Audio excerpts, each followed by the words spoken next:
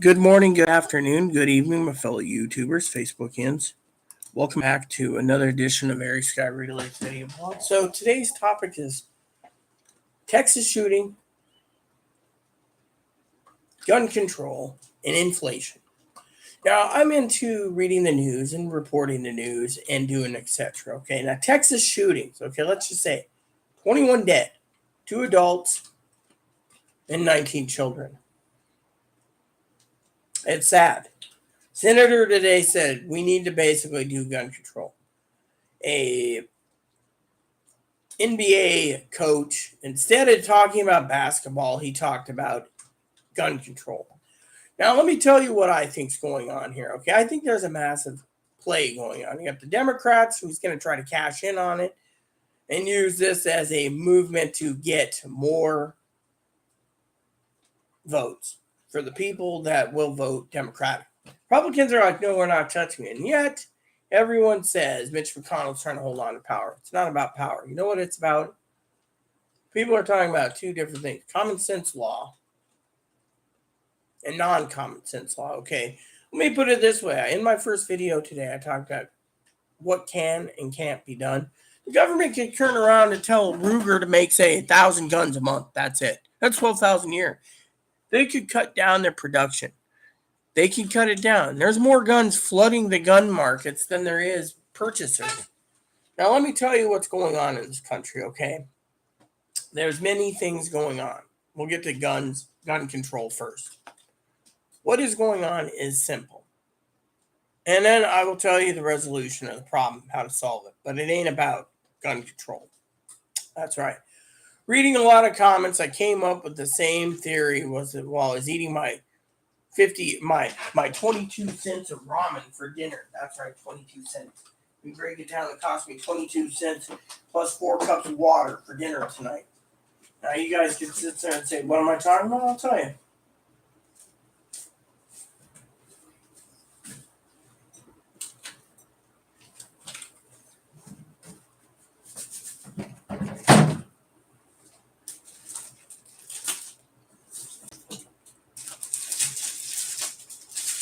My dinners. 22-cent ramen.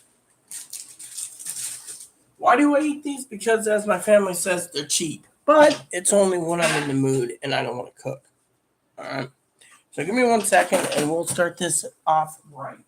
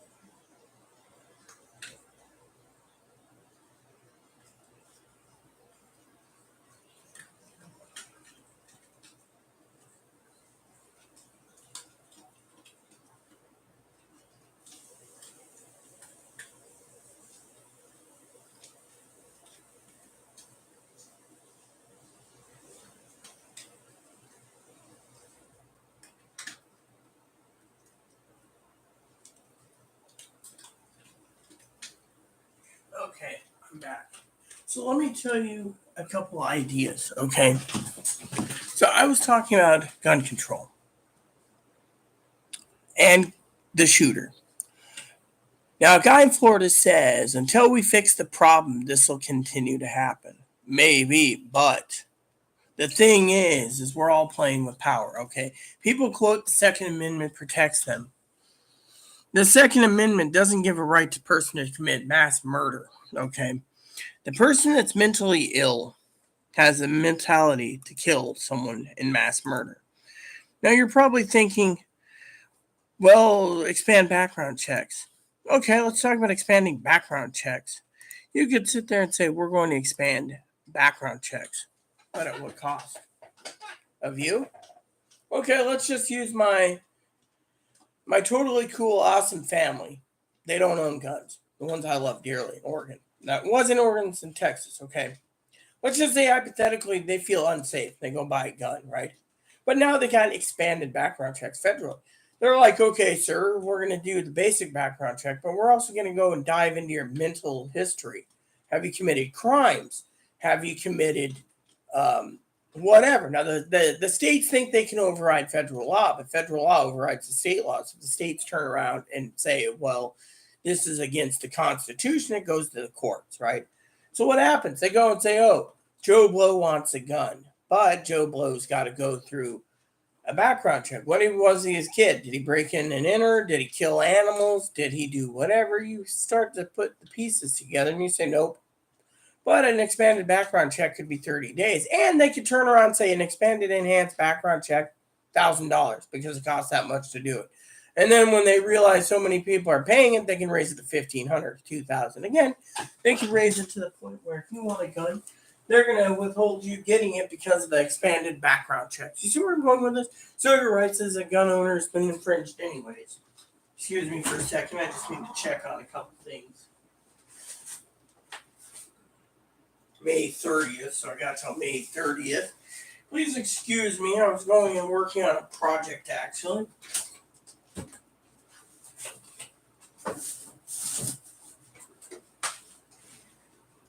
June 7th, May 26th,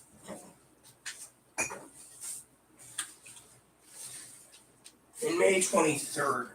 So these eggs are going to have to be used up. So I'm looking at possibly hard boiling 4 dozen eggs. Now you can ask me, what the hell am I doing with 4 dozen eggs? I'll tell you.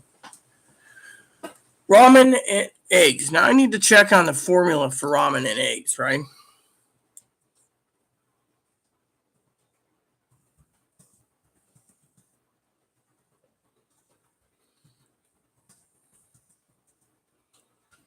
All right, so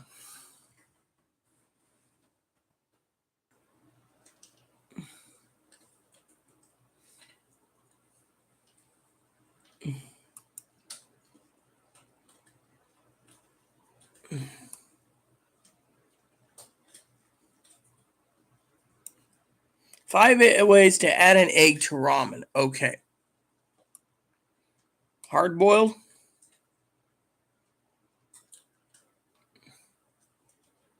Okay, I know hard boiled.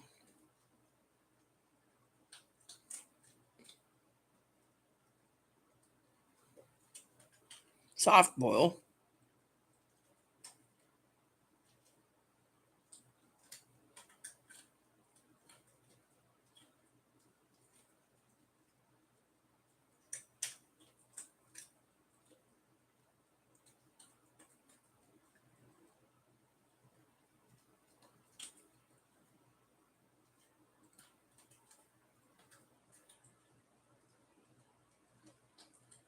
Okay.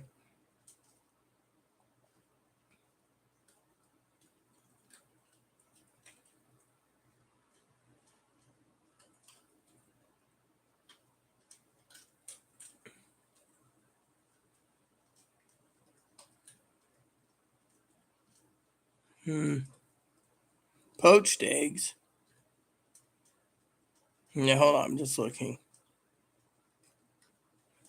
Scrambled eggs.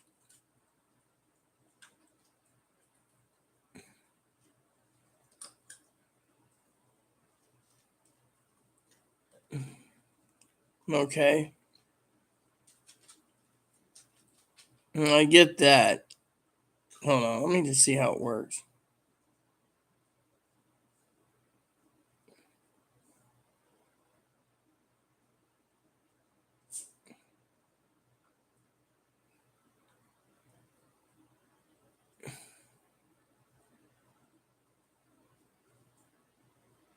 All right, so there you go. Sorry about that. So basically, where was I? Gun control, right? So basically, see, I'm looking at new recipes to make ramen last better, taste better. So I'll tell you a story real quick. So I told Chloe we got eggs we got to use. She's wasted probably $300 in eggs over the years, probably 500 to 600 in the last 2 places we live, food banks, because they stack us with eggs and then she never used them. So I, on the other hand, am talking about the giant soup pot. Mind you, there's a giant soup pot somewhere, I would think. If not, I can have Chloe find it and then I can use it. One of my many skills is you take a giant soup pot and then what you do is you fill it up with the eggs that are going to expire and then you cook them. You hard boil them, right? So Chloe, I was talking about ramen. She's like, I want ramen too. Well, you can do fried eggs, scrambled eggs, boiled eggs, poached eggs, or soft boiled eggs.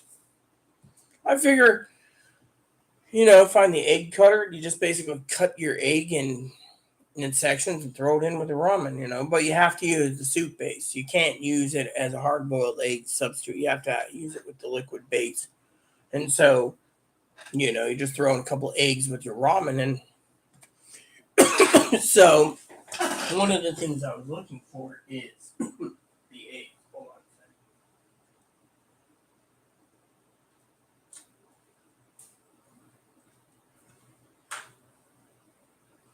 So, first of all, you got to take a pot like this. I got to actually soak it. Chloe's left in the bathroom for so long. And then what you do is, like this, I got to soak it up for a while. Now, for my regular ramen meals, I usually strain the ramen noodles, and then I use a strainer, the pot, the strainer, and that's it. And then, as my trusty pot that I've had for years, I just, but anywho, back to gun control while I get this taken care of today. And shooting.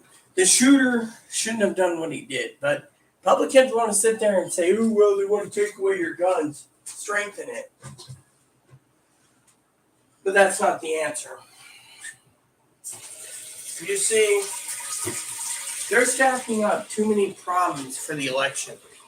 They want to now use gun control as a way of saying we need gun control. The blue states will vote for it. Go ahead and say it's bucks. That's how stupid they are.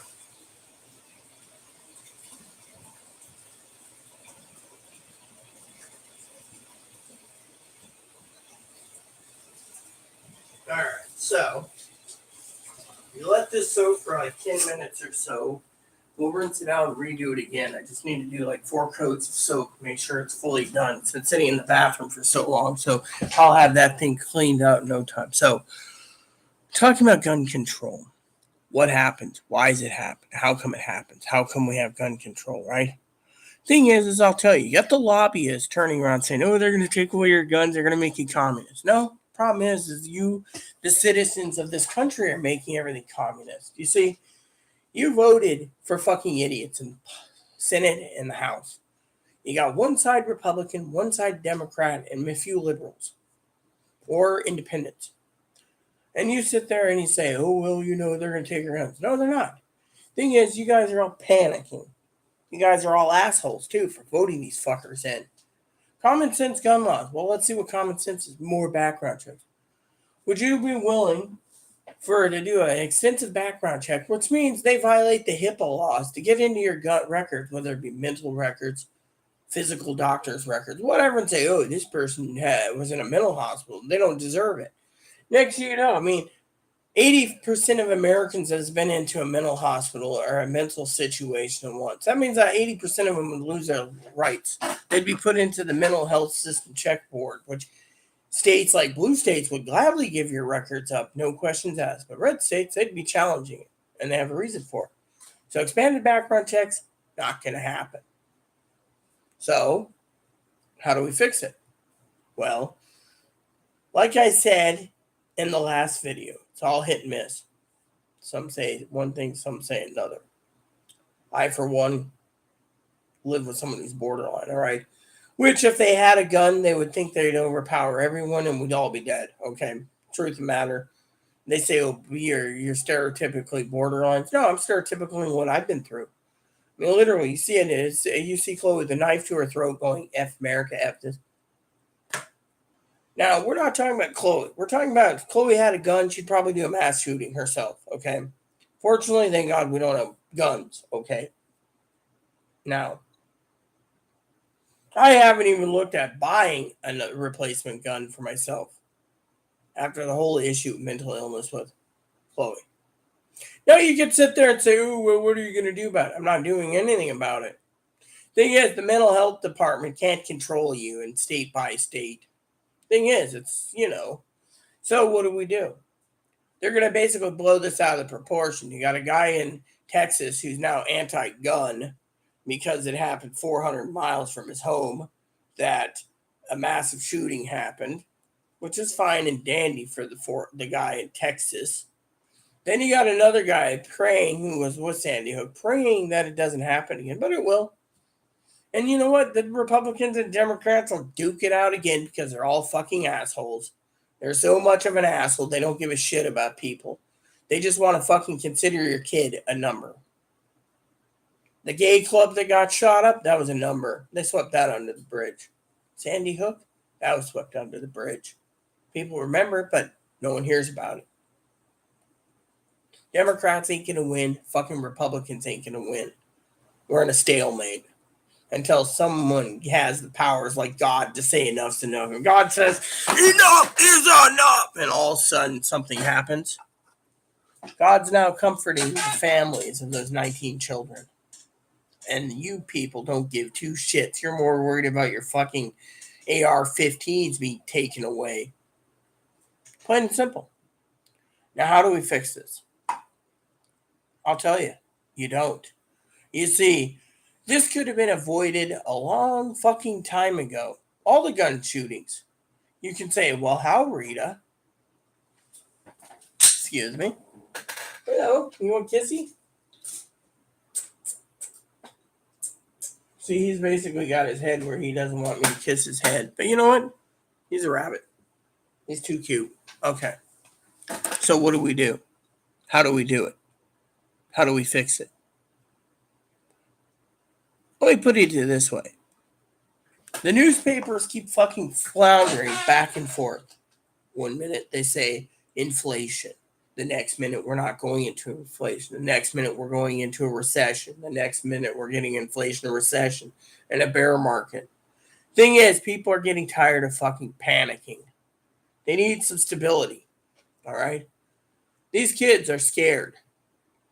A lot of them basically are scared. They saw their friends mowed down by a gun.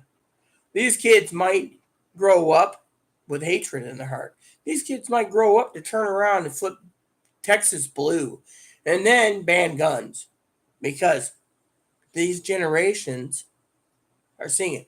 Not in any other country in the world has tighter guns than us. There's more guns in this country now. Rumor has it 500-600 million compared to the 340 million population. There's more guns in this country than there is people. Think about it. Now you're saying to me, how do we fix it? I'll tell you. By two words. Mental health. Now the mental health system's broken. Let me explain that to you as well.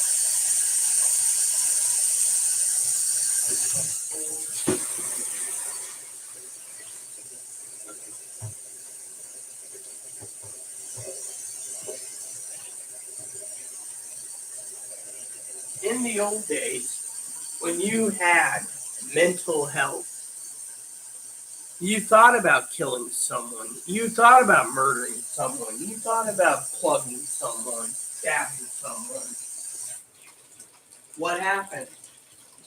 They deemed you a threat to society and an involuntary your ass. But what happened?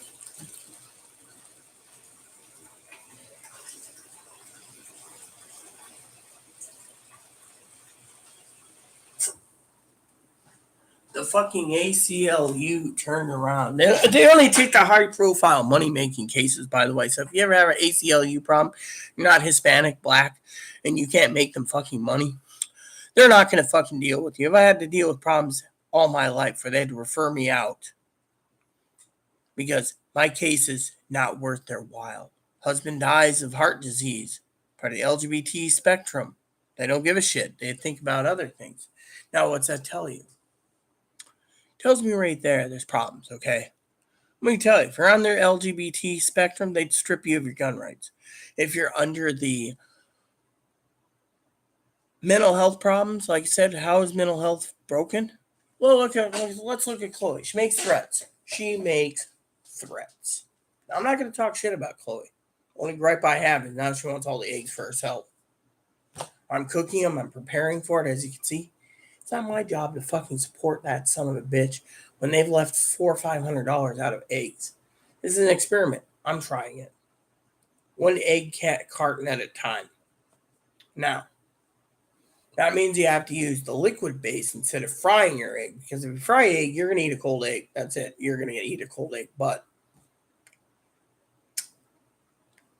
so you sit there and say, "Oh well, Rita, how does not the ACLU detested the state Supreme Courts and federal Supreme Court saying that involuntary treatment by police force is a constitutional crisis alone, taking away the person's ability to vote and to own a gun and to confine them like prison. They're giving the doctors the full authority for electroshock therapy, medication management that you don't want. If you don't get the medication, they force it down your fucking throat. Now Chloe, of course, can use meds, but she won't go back there. Now let's look at the picture of Chloe. Chloe commits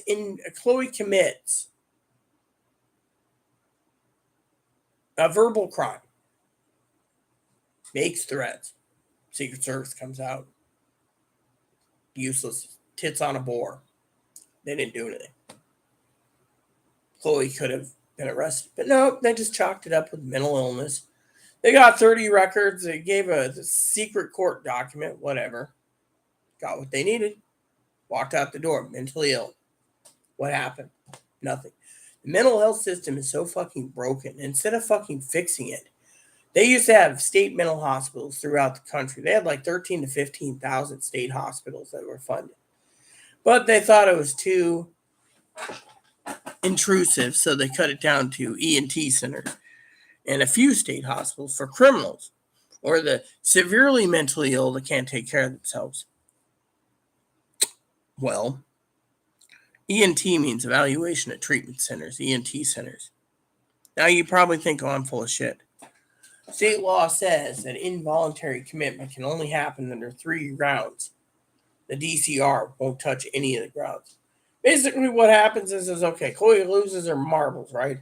Let's just say Chloe loses her marbles in the middle of the night, hypothetically, and she goes and burns down 6 or 7 buildings, right, on our island, my island.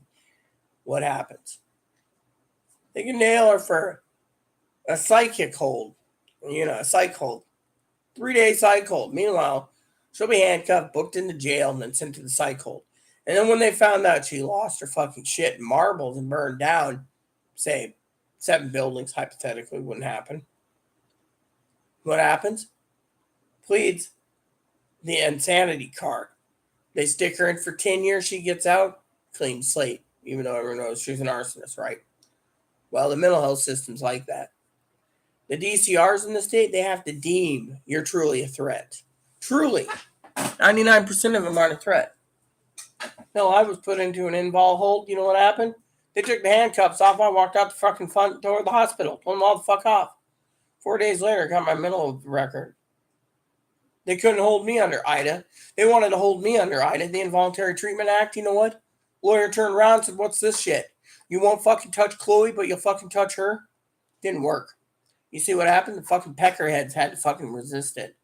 Got a call the next day for this place, and I took it. Tells you right then and there, IDA fucking sucks. They can't IDA anyone in this fucking state. 99% of them they can't touch. Chloe can make threats against fucking advocates. They won't touch her. Can't touch her because Chloe's tranny. So, you're tranny, you're Hispanic, or you're black, more likely they won't touch you unless some white cop with a large, badass dick wants to fucking go after somebody because he hates Hispanics and blacks, and it's a racist crime. But everyone else is different. Yeah, I wanted to share that with you all. You see, mental health could be better if we basically took care of it. What if a kid at Sandy Hook later gets a gun and does the same thing for revenge? Huh?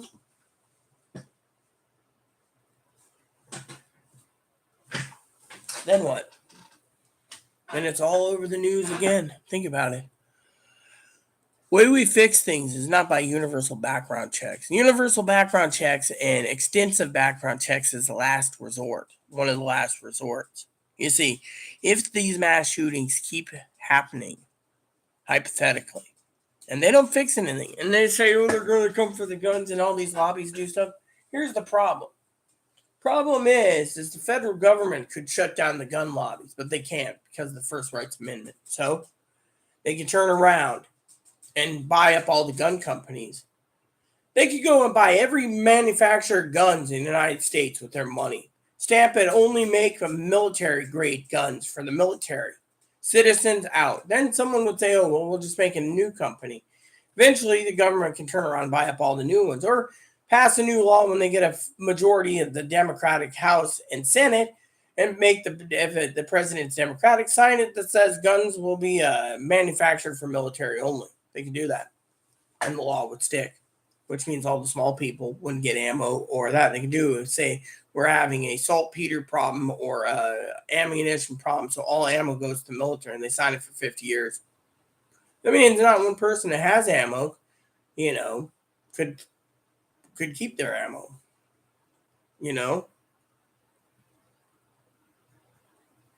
Plain and simple. It is what it is. Which reminds me, I'm missing a box somewhere. Don't know what happened to my box. Anyways, I'll find it later. Anyways, enough's enough. We all have a problem to do. And that problem is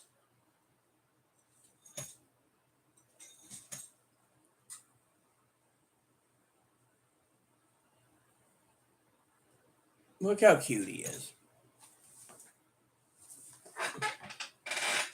He's looking at me like, what are you looking at, mama? So, whereas Higgins would say, what are you talking about, Willis? But honestly, let me just tell you, for the record,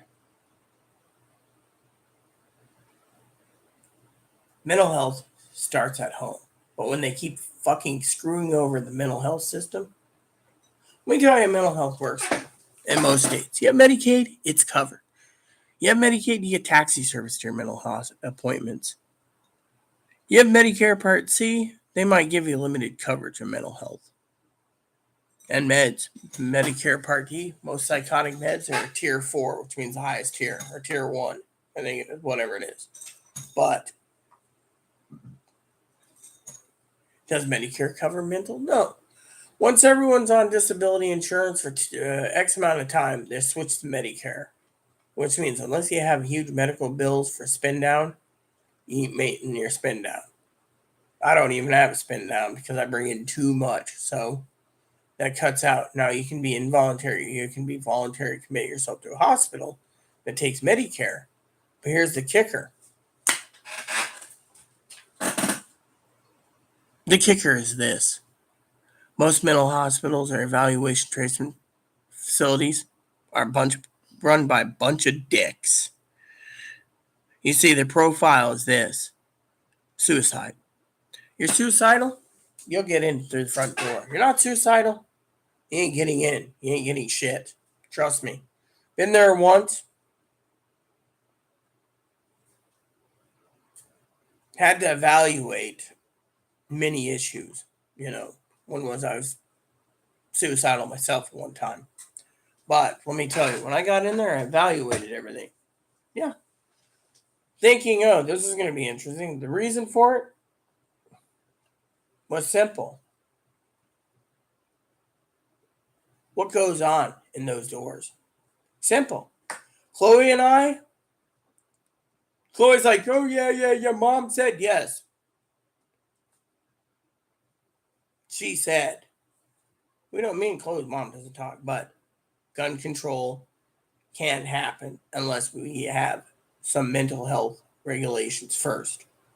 Literally, mental health has to be number one. But you say, oh, well, how do we do that? By going to Congress and the Senate and saying, look at the fucking numbers. I could write a book about this. The mental health system for anyone on Medicare is nil. Basically, you get committed yourself and assume the high bill. Otherwise, you don't get shit. And then Medicare limits you 100 days lifetime. I've already used, 2 weeks out of 100 days? No, 3 weeks? 4 weeks? So if I get hospitalized, I only get X amount of days. See, that's what Medicare does. They don't think you are entitled to more than 100 days. But for mental health, here's the kicker. Unless they start with mental health, it ain't going to work.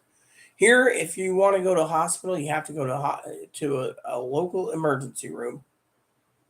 If you're on Medicaid or Medicare, and they give a referral. But if you do an evaluation treatment center and walk in, they can deny you because they think you're not too sick to take a car down to the evaluation room. That's why they think, oh, it's a joke. She gets down there and then tries to get down there and it doesn't work. You see where I'm going with this?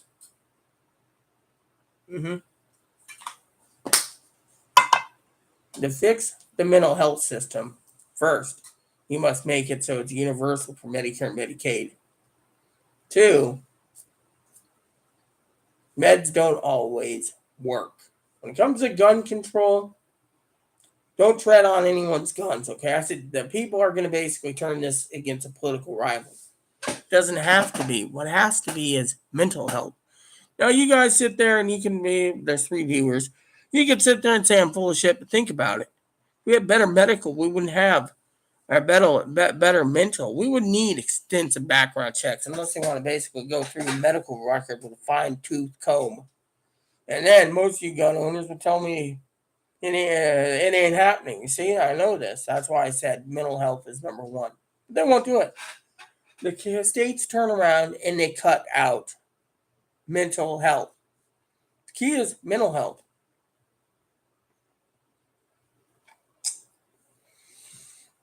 And the key is mental health.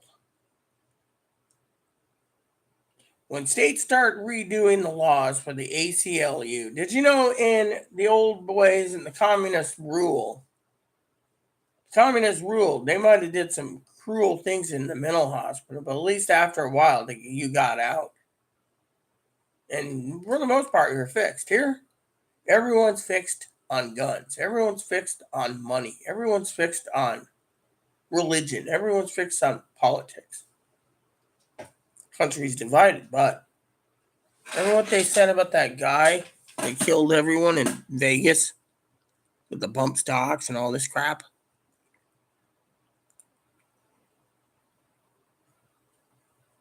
Didn't mean shit to the Republicans, just numbers, dead people. And then they used to empower their base. School's getting out soon for most of these students around the country. They'll be in my opinion, they'll feel a lot safer being out and about. But let's look at what happened last week. Massive shooting in a grocery store. Between you and I, call me a pussy if you wish, being a woman that I am. But I don't feel safe going to grocery stores. Not because of multiple reasons. 1, monkeypox. 2, coronavirus. 3, some son of a bitch might just start opening fire. Why do you think I don't feel comfortable in malls? Why do you think I feel comfortable ordering everything online? Unless I need to get resized for a bra. And Penny said, I won't step foot in stores. Everything can be done online in the safety of my own home. Yeah, you probably called me a pussy because of that movie Surrogates with Bruce Willis. Robotic surrogates you control from your home. I'm sorry to say, but that's a cool idea, but I would still not go out.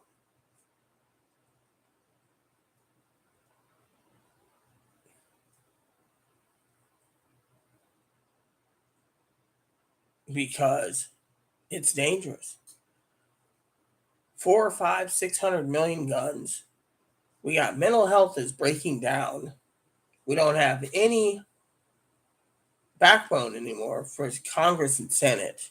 All they want to do is argue about gun control, Roe versus Wade, which we won't even bring up Roe versus Wade in this video, and inflation, recession, deflation, bear markets, and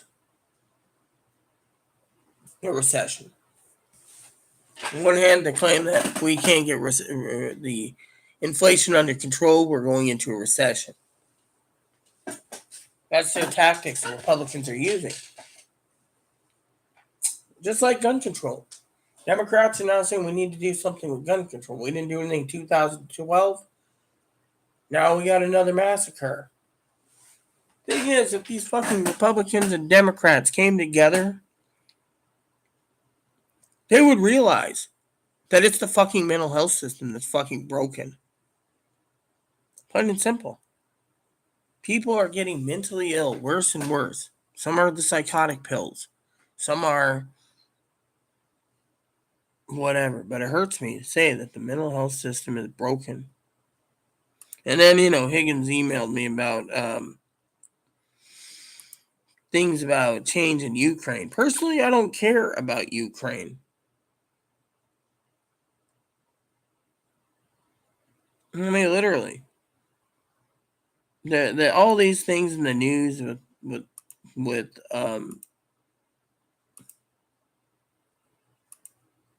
it's like I said, I just wanted to share that with you all, that we as in people have to literally think.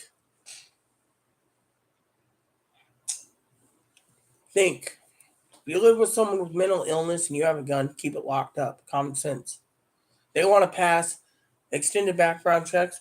Find out what's in the bill before you basically shoot your mouth off. 2, if they want to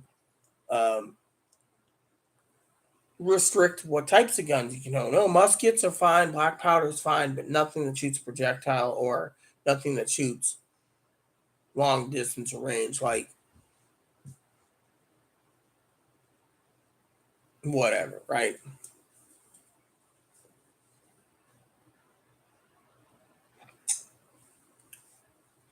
Or what about other things?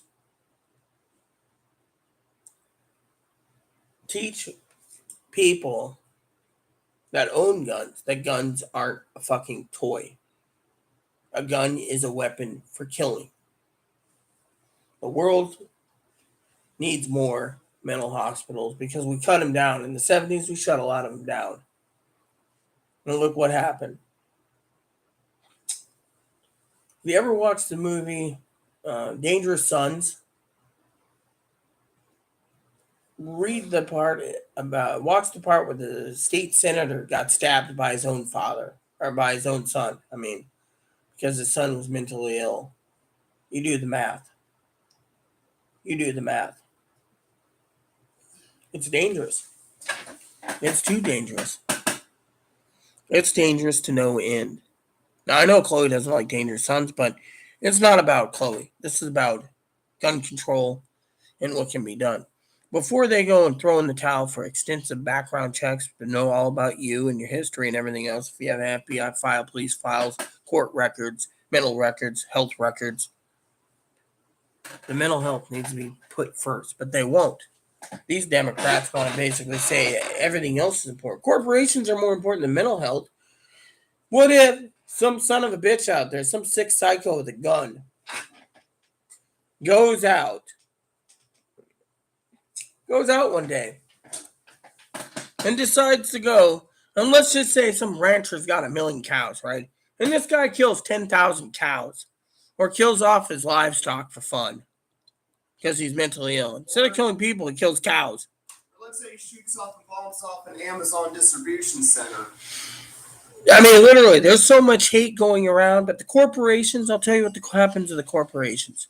Corporations pass bills like it's a federal law that you can't drink raw milk. You could drink raw milk if it's on your own property, but you can't sell it or gift it to people. You can only drink raw milk if you own it on your own property. But I don't even think that works anymore. I mean, literally. If some dipshit wants to drink pure buttermilk that just came from the cow, then let the fucking person do it. If he owns the fucking cow himself. But they got all these fucking laws. And yet, I just gave an example. Mentally ill person goes and shoots up all the farmers' pigs or sheep. What are you going to do, huh? Kid needed mental help, and no one would give it to him. Or down the street, someone says, oh, that kid's mental. And then one day, he shoots up something, and it's big news. And the neighbors and the people around say, yeah, he was mental, but the police wouldn't do anything about it. Till the crime was committed. Now that he's dead, and 30 other people are dead. What's the world coming to? You see where I'm going with this?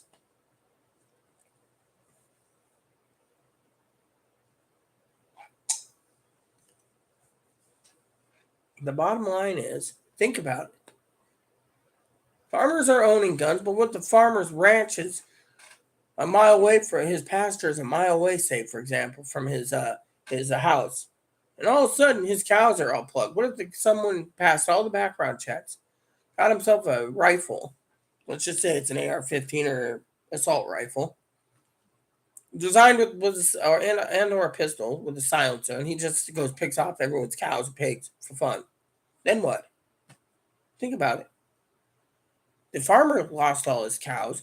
The mentally ill person, he gets charged with animal cruelty, prison time maybe, or 10 years in the mental hospital, gets out after killing X amount of cows, sheep, pigs, chickens, goats, whatever, ox, rams, whatever. Some farmers raise elk and deer and buffalo. Think of it. Farmer loses out. The mentally ill person goes to a mental hospital for 10 years and gets out and he's free. And the way things are looking now, and I'm not saying some of you watching my channel tonight to go and kill cows. I'm not. I'm giving an example. I don't condone violence, but to fix the gun control problem, we must first fix the mental health system. That would be better than fucking banning guns. I mean, literally. Eventually, it might happen. Eventually, all the new Democrats and everyone that likes the free handouts would be willing to give up the Republicans' guns for another 500 food stamps. It's fact of nature. Think of it. Before they decide to do gun buyback programs and restricted ammo and restricted things, it's the mental health system that needs to be fixed. I mean, I've lived with someone with borderline for 5 fucking years. It doesn't get any easier. Always threatening death, always threatening to harm others, always threatening to make phone calls to make their life hell. At the same time, the mental health system's broken. We can fix the mental health system. We wouldn't have to worry about gun control. But now the Democrats are trying to energize their base, not only on Roe versus Wade, but gun control. For all we know, the kid could have been illegally here from Mexico, and he found a way to get guns legally, and he killed people. No one knows. I mean, literally. They could turn around and say anyone who's 21 years and over that anyone who's 18 or older can join the military. 17, right? But what if they turned around and they fucked over the people? It used to be 18 for smoking tobacco products. Now it's 21. What if they turned around and said anyone who wants a rifle, shotgun, or pistol, 21 or over? That would be an easy common sense law. But instead, they want to put in extra crap. Oh, we need insurance for your gun. $1 million or more liability insurance if you get it. $2 million if you got a concealed carry permit. That's just too much infringement. The thing is, if they fix the fucking mental health system, and maybe did a little extra common sense, if you have kids in your home, be a good parent. Lock them up. Have access to it with a fingerprint reader to access it so the kids can't get to it. That's an easy fix. But to turn around and say we need to ban magazine clips to 10 rounds or less. Next, what's it going to be? Any weapon that shoots 10 rounds or more is banned. We got to go with 7 rounds, which means 6 or 7 rounds. 7-round Commander 1911s. 7-round 1911 full size. 5 rounds for The short 3-inch 1911s? Come on. Everyone knows after it gets past the commander size, the 1911s jam. Oh, we need to ban and make new magazines. We got to force Gaston Glock and his corporation to make 10 round 9mm rounds, 10 millimeter, 10 millimeter rounds, 10 round clips. The Glock 45s, 10 round clips. The Glock 45 ACPs, 10 round clips.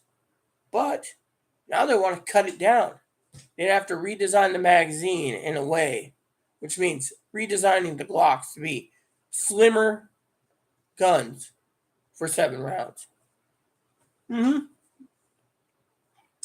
SR9s when they came out, slim guns, 9 rounds, 10 rounds. They could, Thing is, they can't keep basically cutting down and making manufacturers make new weapons for less rounds.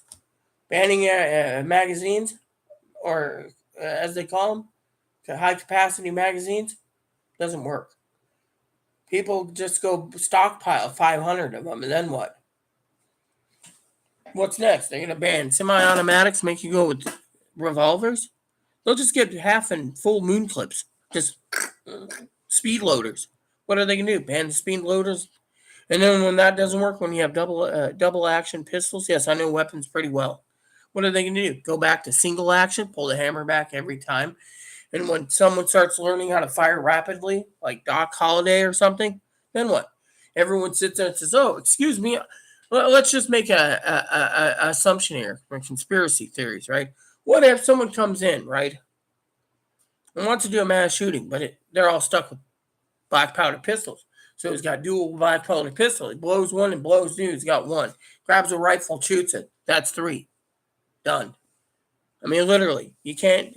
I used to make jokes. Give everyone a musket, one shot. That's all you get. But you know what? That's infringing too. My thought was at the time was, but now looking at all these comments on YouTube, it's all fucking about mental health. People don't see the big picture. Mental health is number one to fix this problem, not restricting the rights of gun owners. The Republicans won't give in. The Democrats won't give in. And you got these jackboots basically crying, trying to energize their base. But eventually, as I said in video 1, there's going to be too many Americans out there. Eventually, the gun owners will all die out. We all die. It's a fact of life. Then what? A new age will come out there. And what happens? Your gun rights will be stripped. Chipped away slowly until everyone will vote against gun control. Its mental health system is the problem. That's all it is. The mental health system's fucking broken. When the 70s came and they shut down the fucking mental health system, took away the mental hospitals, took away the rights to someone committing a threat. Okay, in the state of Washington, there's 3 reasons where you get involuntary committed. You're a threat to yourself, threat to others, or you're planning, or you're in a deemed immediate threat. Immediate threat. They always get out of the card with the immediate threat because you can be planning something big and you can go and lie to the police to get out of it. I've seen it happen many times. I've dealt with people with mental health, and guess what? They get out of it and then they do some stupid shit and we're all fucking screwed. It doesn't get better. And then the ACL gets involved and says involuntary commitments, prison sentence, it's inhumane, blah, blah, blah. Maybe if some people are involuntary committed, we wouldn't have this fucking problem. They'd strip their weapons right away. And then they would get the help they need. Then they'd come out a better person and have a better thought for life. Instead, they go in and get in. Washington State, they've done the Involved Treatment Act down so far, the IDA laws, that 1% a year goes in there. 1% in their own records. The rest do some crazy shit. They did say IDA can be done for alcohol and substance abuse, but then they were overturned on that.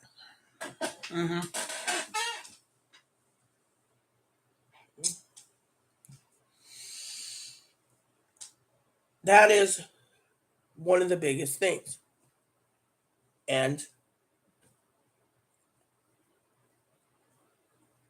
someone posted comments. I'm going to read these.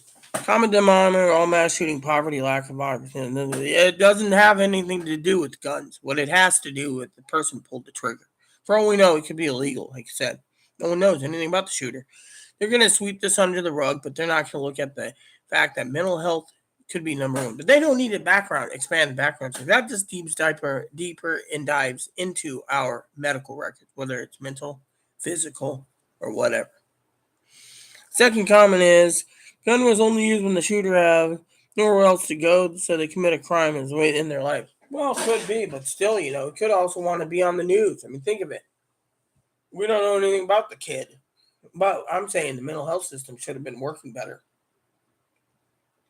But it doesn't anymore. But the person says, bigger problem with poverty. Well, maybe, but the biggest problem right now is pandemic, monkeypox, coronavirus, mass shootings, recession, inflation. They're sweeping the recession and inflation under the rug. Now they got a new base, gun control, which doesn't work. The guns will never, ever leave. They'll just keep making more, and people will keep buying them. But we need mental health first priority. That would help with the education and the poverty. People are born into broken families, and those broken families, some kids end up with rape or neglect, and they fall under the purview of borderline personality disorder. Guess what? Those are the ones that would probably do more damage, and the insane ones, or schizophrenics, for example, hearing voices,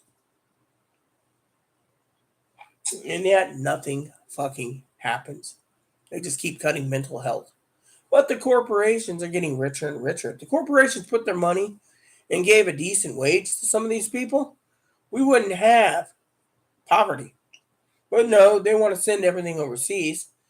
And now the big corporations that sent their factories overseas, mostly in China, are now worried that they're not going to get product out here for us to buy. So the supply and demand goes way up. Could be they're all sitting on the docks in California still too, but that's a different story. Thing is, without the supply and demand, prices go up. Like the other day, telling a story about Pee-wee, my moderator. We're family. Sister Pee-wee turned around the other day, and I was bitching about this. You want poverty? I'll show you something that can put someone into poverty. I went to the store the other day to make club sandwiches and cold sandwiches. $10.59 for this jar of mayonnaise. They said it's an egg shortage. Yet, Pee-wee decided to send me not one, but 3 jars for about $10 of the same size mayonnaise for about $10. Had it shipped. And then one jar exploded in transit. So today, the replacement came. So I got 3 jars of mayonnaise, good for a year, give or take. But people are in poverty because they're paying the fucking high price of fucking mayonnaise. Instead of buying and paying 50 cents or 99 cents for a can of chicken noodle soup where I live, it's $3 per can. $5.99 for a mega bowl. $5.99 for a mega meal by Banquet. $30 for a family-sized thing of mac and cheese. Why? Because they can get away with it. And this is why we have poverty. Food stamps, you can give each family member $250, so unless they go to Walmart and utilize every bit of food, they're just going to keep jacking the price of food up. And people are going to be desperate. So you got not just a food shortage, but a mental health shortage. In the 70s, they cut so much mental health, cutting out the state hospitals. One of our state hospitals in this state was shut down due to abuse.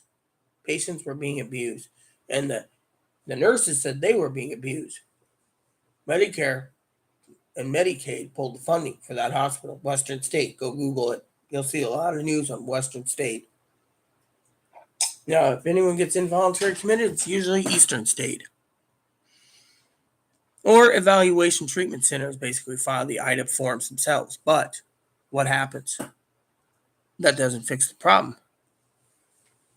Soon as they get out, they don't have to be medicated unless they get a what's that called? An LRA, a less restrictive alternative form, which means outpatient, and they still have to go daily, and they get medicated daily. And if they don't, they go to jail. Well, think of it that way. The states basically have ways, and then the states gave the powers to the involuntary commitment in this country, in this state. They're called DCR. They used to be DMHPs, designated mental health professional. Now they're designated crisis responders, and they are the ones that, unless you're suicidal, they could hear people say, well, someone's homicidal, right? And they'll talk them out of it.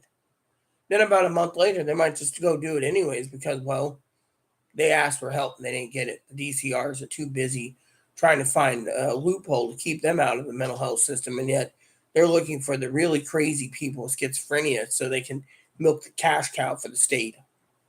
That's how it works. I live with someone with borderline personality. I know the ins and outs, the revolving door of mental health. My family knows it too. Yeah. So when you turn around and you say, oh, we need expanded background checks, no, we don't. What we need is mental health first. But poverty, as this gentleman or lady saying, could be a gentlewoman. I'm a woman after all. Problem is the American people, education. Well, if it wasn't for our greedy institutions wanting so much money for an education, we wouldn't be in this problem. Back then, schools were a lot cheaper. And most countries offered free college. And if you were good enough, you can get into free universities or specialty schools like Harvard and Yale. But nowadays, it's all greed. Greed for the educationers. Greed, even at community college levels. Greed for not giving a person a living wage. Now, I just saw a report today, okay, talking about inflation for a second, part of the discussion tonight. Some places in the nation can't get a living wage and paying all their living wage for gas.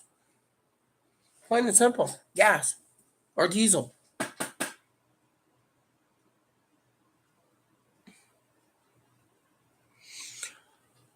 Well, there's a lot of people that have substance abuse or alcohol abuse because they can't take and deal with their own mental health. Plain and simple, everyone knows that. My mom was a drunk. She had a child who was autistic with fetal alcohol spectrum disorder, learning disabled, mildly retarded, semi-deaf, semi-blind.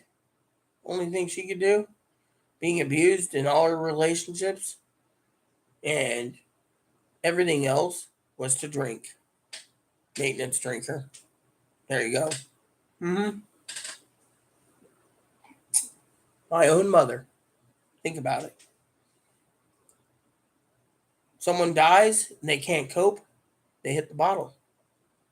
I've been there. I know these things. Too much goes down the list. Drink's easier than drugs.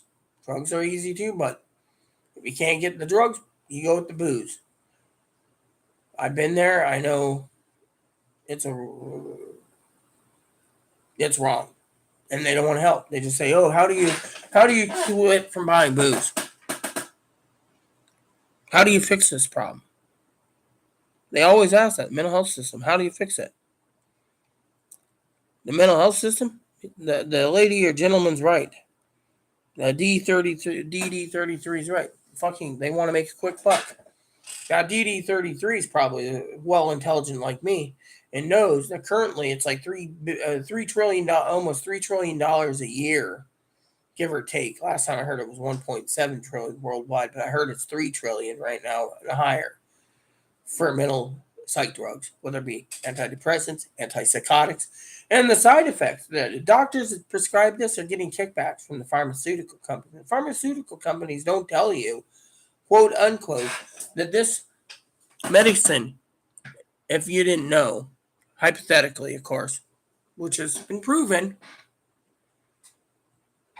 there's a med that they put a kid on, right? I think it was sertraline or Risperdal, one of the two. Boys were growing women's-sized breasts. That was a side effect. How about another side effect? My husband died of heart disease, being on antipsychotics. I sped up heart disease. So if you're on psych meds, your heart will fail faster because of it.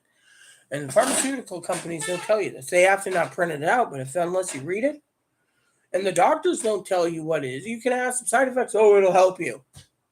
The DD33 is right. They basically want to make a quick buck. They don't tell you the side effects.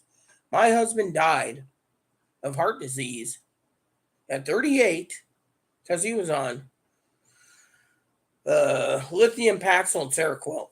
See, I still remember those. I almost forgot it. And then my roommate, who's borderline, her legs went numb for 6 months being on Depakote, sertraline, and Risperdal. You do the math. I don't believe in psych meds, but that's my own thoughts, only because it killed my husband. But some people might need psych meds, like the borderlines or the bipolars, but they need to be educated so they're not falling into the mental health institution of making a quick fucking buck. Again, the Senate and the Congress could fix it together across the aisle by helping with mental health. They can also help with poverty, but they have to basically force the corporations to give a living wage. That fixes that problem. Now, if the corporations wants education, let the corporations help with a fund, since they're making less money on taxes because they don't pay taxes, and put it towards the fund to pay for the people's education. So if people get an education, then the people get a living wage. Then we won't have this problem. A lot of countries are making a living wage. Some countries aren't. We're not one of them. I mean, literally. You see, the government is trying to dictate. No guns. Guns are bad. You're dictating. You'll get fat if you eat too much fast food. Fast food's bad. Well, I stay away from fast food anyways, but still, I do like the occasional pizza. But out here where I live, $30 to $50 for a whole pizza, it's not worth it. I can buy a month's supply of chicken noodle soup, which, by the way, in the inflation terms, the chicken noodle soup, they took out the salt content. No, it doesn't taste good. I can't stand Campbell's chicken noodle soup or chicken and rice soup. Now, Progresso's got a great amount of salt, but it's tasty. But Campbell's, they fucking suck.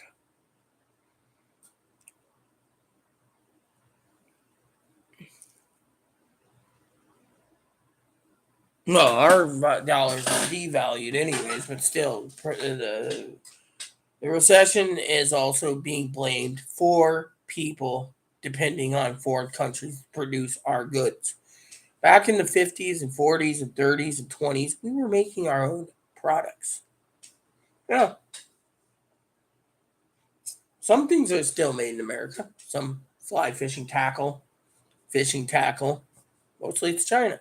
But because China's got everyone under lockdown because of coronavirus and monkeypox, factories aren't producing enough. Warehouses are overflowing. And when they do get it to the harbors are locked down. Then when they do ship stuff out, our harbors are backed up with container ships. So then the supply and demand just goes through the roof. And because we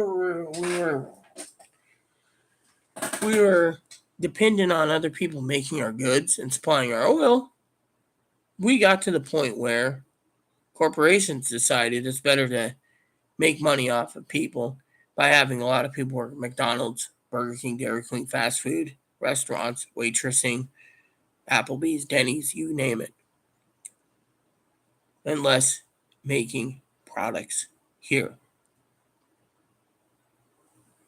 We make cars, but eventually people won't be able to afford cars. Now the government wants to tell us we need electric cars. Each battery's $10,000, they say, or more. Motorhome can be more, but eventually only the higher echelon will be able to buy these luxury items. What does the rest of the people do? Flood the market with bicycles? Live in proximity in small towns for use of bicycles? We're in a world where things happen in our country. It's getting worse. And me and Pee Wee warned you it was going to get worse. We told you guys in December of 2021, or no, sorry, December of 2020,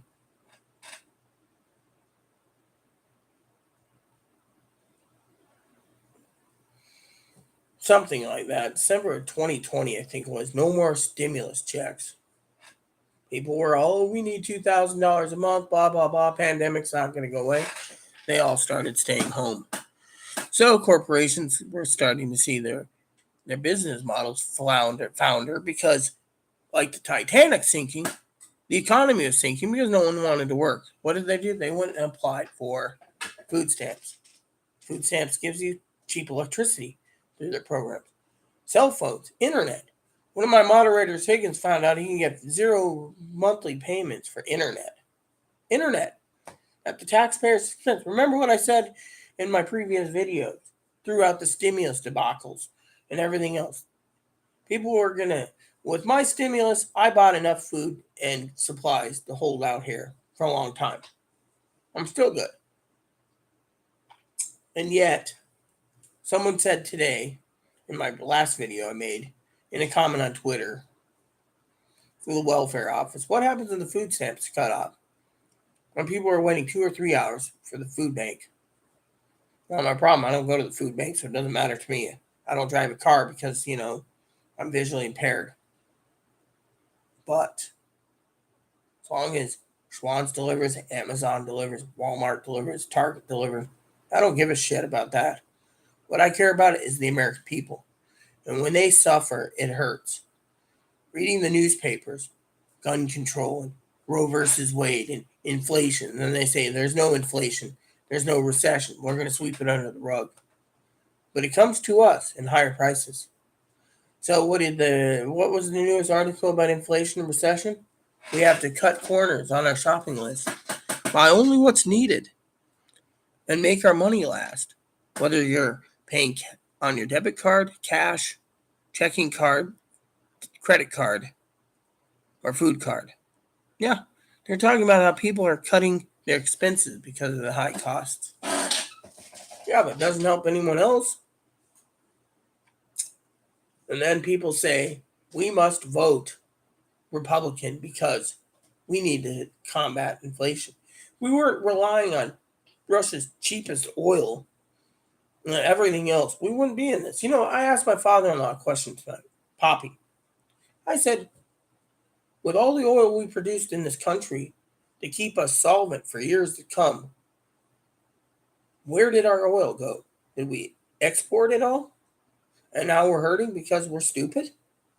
We could make this country so great by basically manufacturing everything in this country that we need. We wouldn't need China. China's got it locked down. We can build factories in certain areas, put in factories for can openers, make X amount of can openers a year, put in factories and make bottle openers and silverware and plates and everything else. We don't have to rely and then look on the back of a shaving cream can for our legs and say, oh, made in China. Trash. I support anything that's American made. And people call me a communist because I support American made stuff, or a socialist, or a fascist, or whatever else. I support patriotism. The way we fix things is we take care of mental health, we don't touch guns, and we fucking don't like a senator or congressperson, we vote him out of office. And we start over. Plain and simple. The American people are entitled to a living wage, better education, and not having corporations screw over everyone else. And then having CEOs at grocery store companies like Kroger, Walmart, the Safeway, Albertsons Corporation say, we're going to raise our prices because we can, and people will pay it. Or, what is it people doing? They're revolting. They're saying, we're not going to buy this crap. They found out they can get stuff that local stores sell on Walmart. Give it a couple days. Buy a week's worth of ramen, wait for your food to come in from shipments, canned goods from other shops, Target, Walmart, Amazon, Google Shopping, whatever, Fred Meyer's. But no, my thing is for surviving a pandemic, surviving everything, first you put yourself first. If you're mentally ill, get help. Make your voice heard. Instead of going and saying, oh, well, we need extended background checks where we can check your mental records and give you a gun. And then challenge the laws that's on the books in your states. Some states say, you want to conceal carry, you better have a valid reason for it. No. If you want to conceal carry, you should fucking conceal carry without a fucking permit. You can just walk down the street with it. As long as you're legally able to buy that gun, you're legally able to carry it to defend yourself. Switzerland, everyone owns a gun. That's why the crime's so low. But here,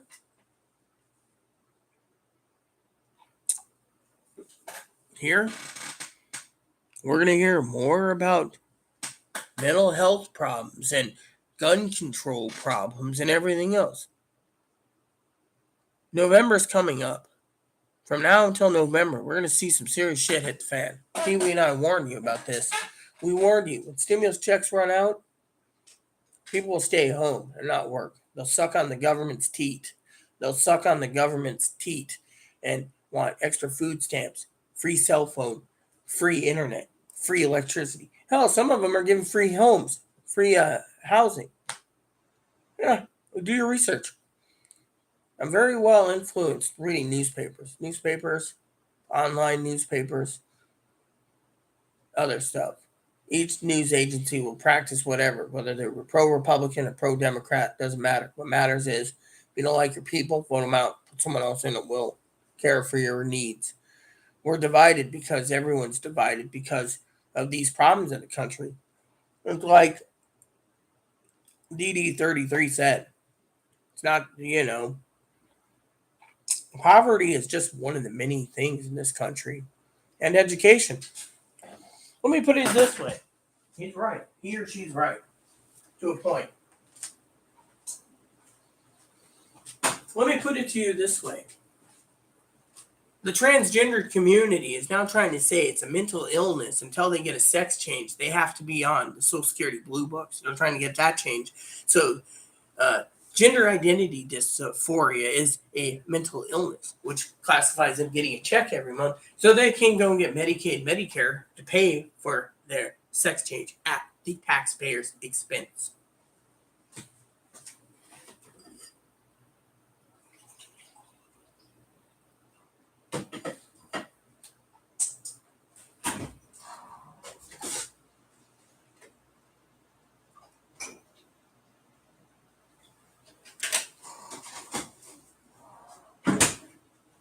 Plain and simple.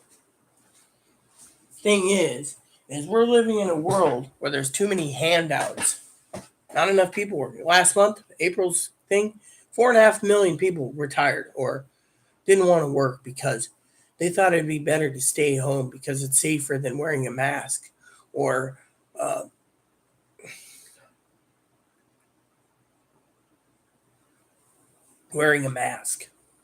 or safer to stay away from the virus, safer to stay away from monkeypox, whatever, safer to stay home than to go to the grocery store because they're afraid that they may be shot. I mean, come on. Only fear you have is fear itself.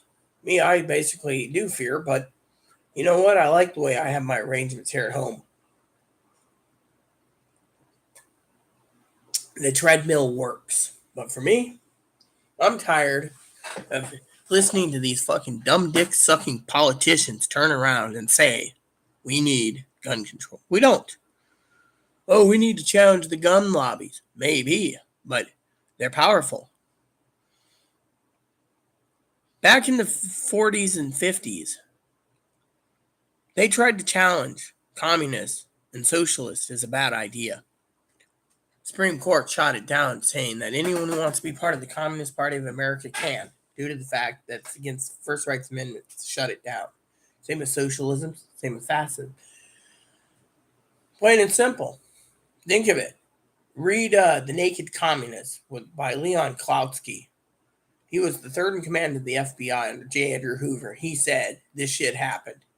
And literally it did happen. People say, oh, we're going communist. First, you got to go socialist before you go communist.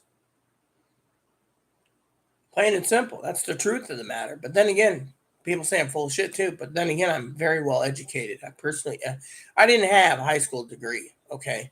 But I've personally educated myself for 30 years. I'm ordained as a minister. I know the book of God pretty well. Simply, you ain't going to hell. People say, oh, I'm transgender, I'm going to hell. No, you won't. Jesus never talked about transgenderism in the New Testament. He said as long as you believed in him, you go to heaven. Plain and simple. Simple as simple can be. But there's a lot of people out there. I mean, literally look at the economy. Look at how bad it is. I don't drive, so people say to me, oh, well, I don't have a say in it. My sister used to say, you can't talk politics unless you're a registered voter. I went out and voted. I'm registered. But you know what? I vote with my heart. If I believe something's wrong, I'll basically speak it. But as Pee Wee and I both said, this shit was going to happen. I said 6 months before Biden called his vice presidential nomination, I said it's Kamala Harris. Everyone on this YouTube channel challenged me. When Kamala Harris got it, they started saying Biden won't get in. I said, watch. He's going to get in. Afterwards, they didn't want to talk about the 2020 elections. 4 or 5 moderators were Trumpers. Big fucking deal. Who cares? You know what the problem was? Problem is, they all wanted that stimulus check. Most people flooded the market buying game systems, TVs, computers, laptops, junk.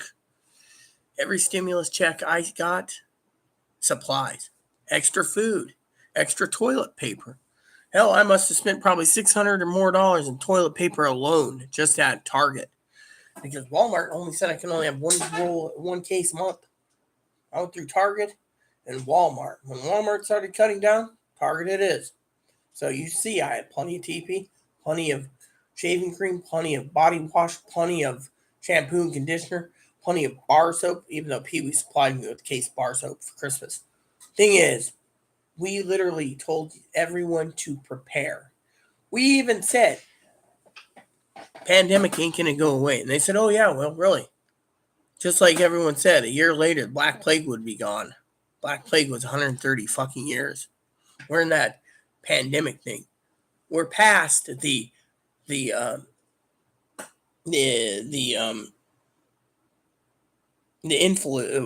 Spanish flu. We're past the time when everyone wore masks in the Spanish flu. We're done past that. We're done past that. And yet, we're still here.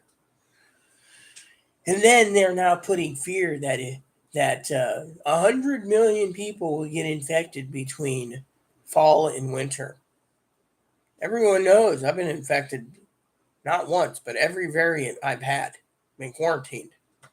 You know what? That's one reason why I don't go out. We live on an island, okay? A tourist destination. Currently, as of last Friday, we had, in 1 week's total, 1,600 cases of the new variant. Oh, well, 1,600. What's next? It goes away, and then we move on. Or another variant comes out, and then another variant comes out. Doesn't matter. You'll get sick. Unless it kills you, you're fine. I got mild cases, by the way. Mostly it was stomach issues. But you know what? I still get it from time to time. And then these dumb jackasses, no offense to DD33, very intelligent, by the way, he or she, they say, oh, well, you could prevent that if you get vaccinated. I know a lot of people on this island that's been fucking vaccinated and boosted, both boosts, and they ended up with the next variant. My aunt wrote me a letter the other day from Texas. Some of her family member was vax boosted and got it. One was almost on their deathbed. I think they were under 18. I don't know. The rest, well, think about it. She got vax and boosted.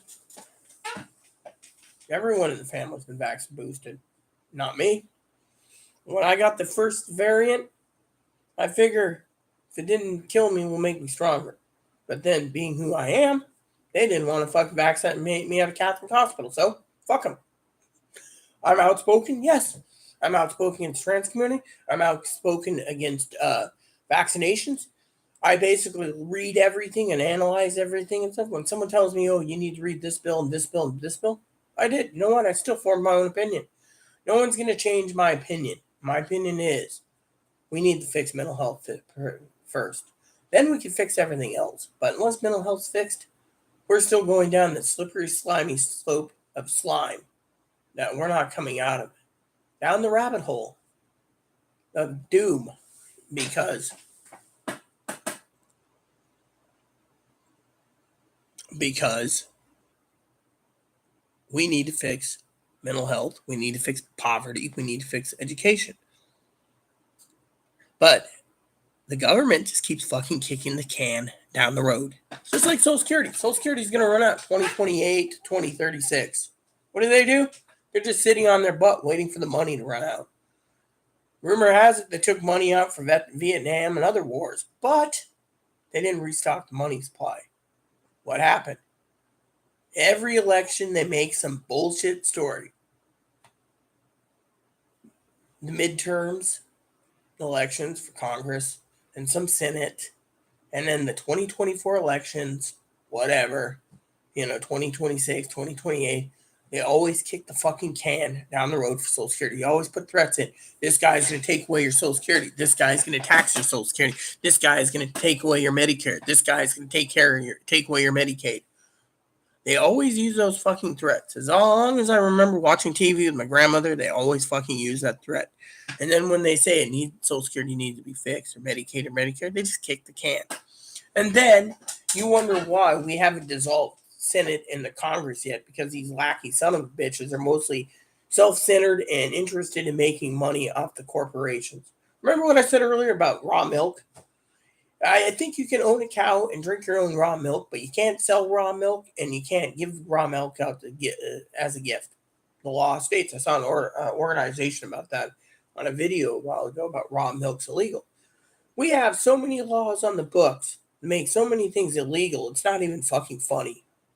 What's next? Banning substance abuse is now going to be including coffee because caffeine's a drug.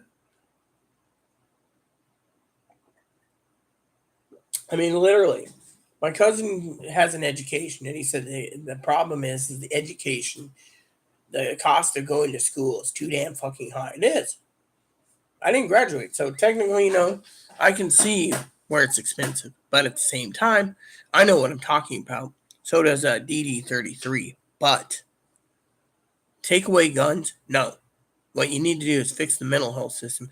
And if DD33 is correct, which most likely I'm giving a 70% chance it is. That's the best highest I can give you, by the way, sir, buddy, or ma'am, is because 70% chance. That means my expectation of his or her answer is pretty high, because you got to fix the poverty too. My mother lived in poverty, but you know what? My mother worked her ass off. She didn't believe in food stamps. Now, let's talk about the education.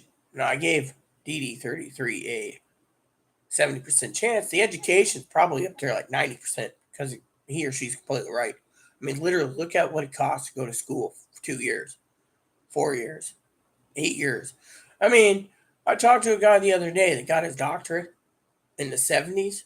He got a scholarship, but without a scholarship, it would have been about $200,000 back then. Now, specialists and everything else, once you get your doctorate, you want to go into a specialty field. It's more money. Time you get out. I mean, I got a family member through my sister's side. I say family member. I'm not going to give them the derogatory term. They're not black or Hispanic. I call them it's. Long story short, dad married my half sister. My half sister had kids, so they're like half niece, half nephew. So half brother, half sister, whatever. It's.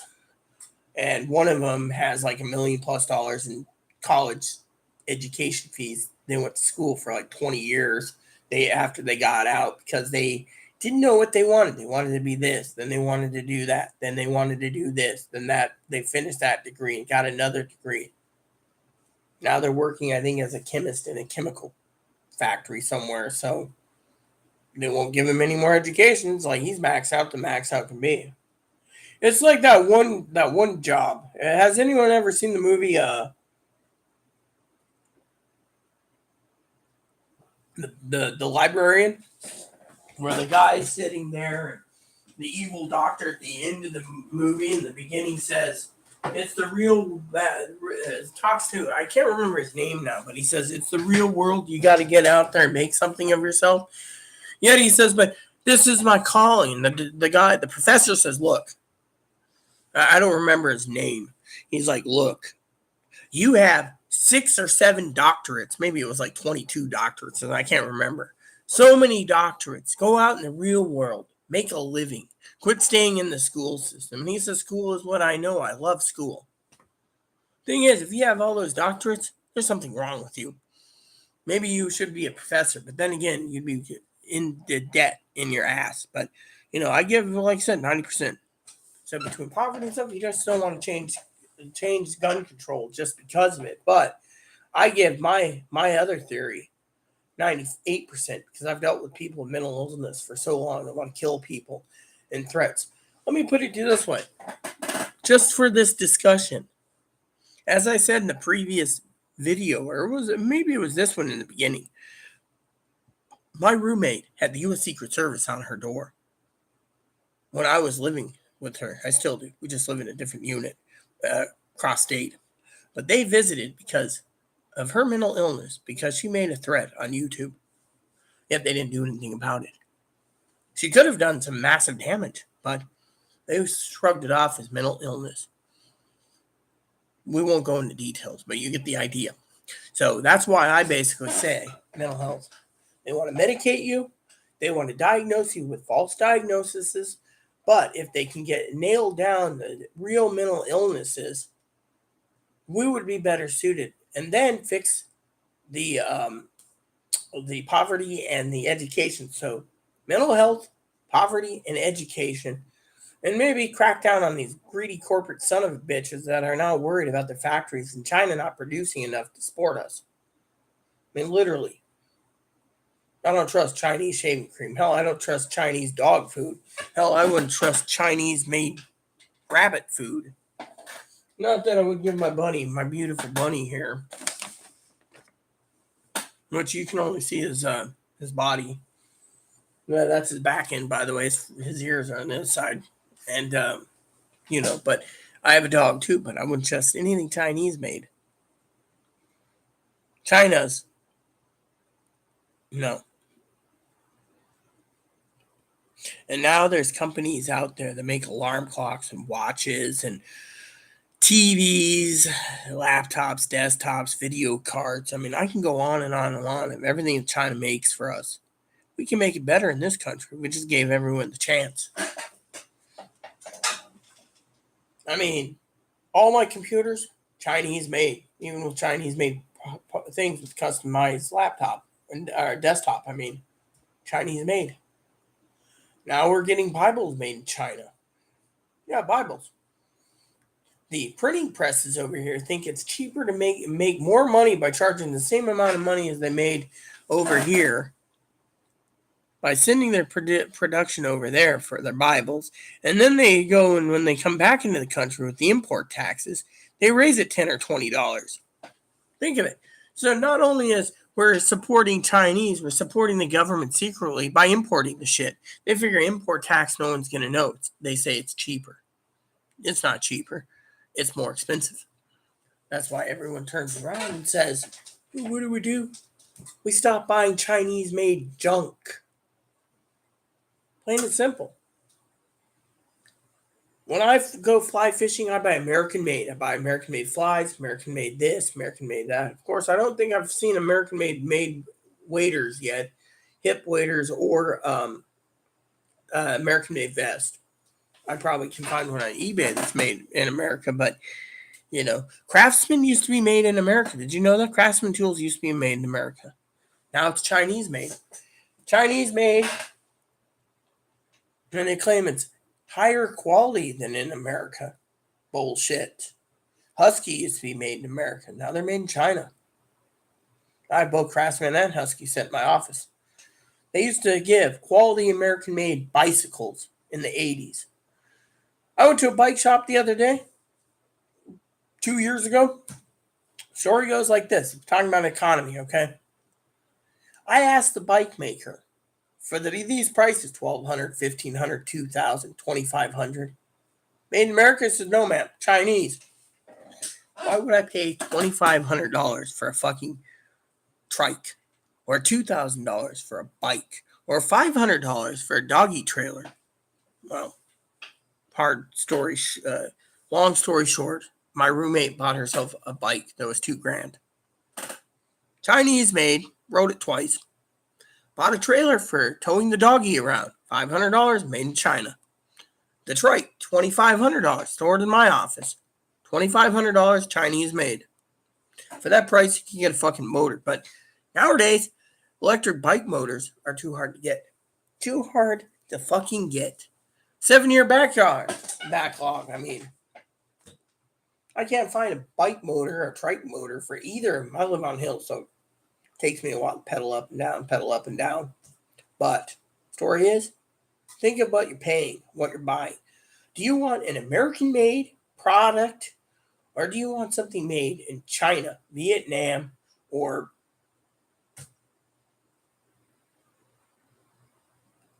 back in the day, radios were all made in the Philippines and Taiwan.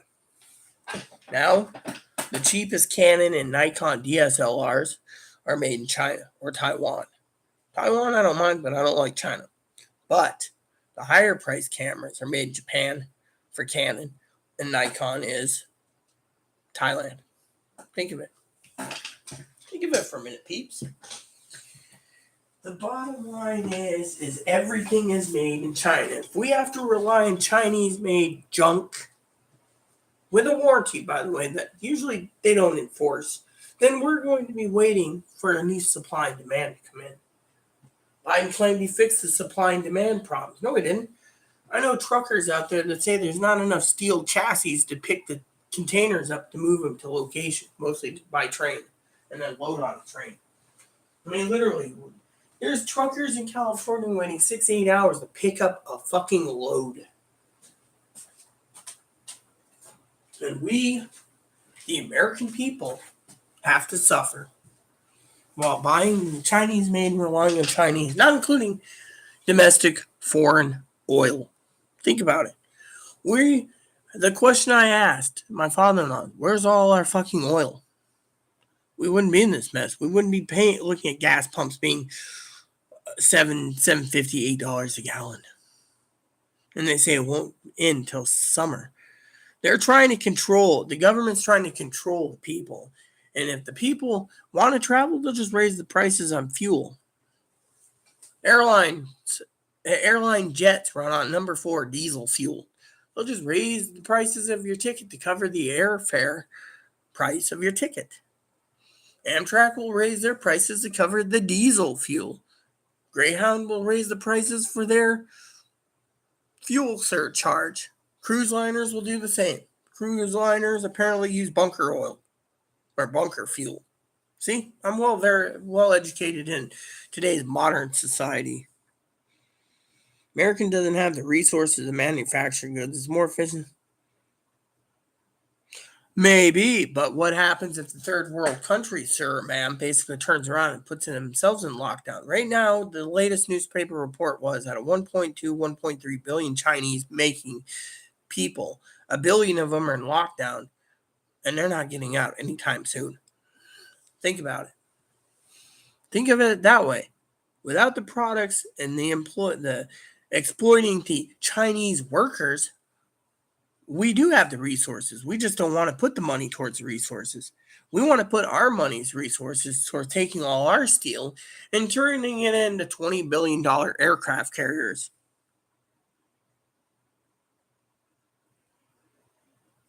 Yeah, well, sorry to say, but you think well, let's just put it to this way. With recession, inflation, whatever they call it, stagnation. I heard the word stagnation recently, so I can't figure that out.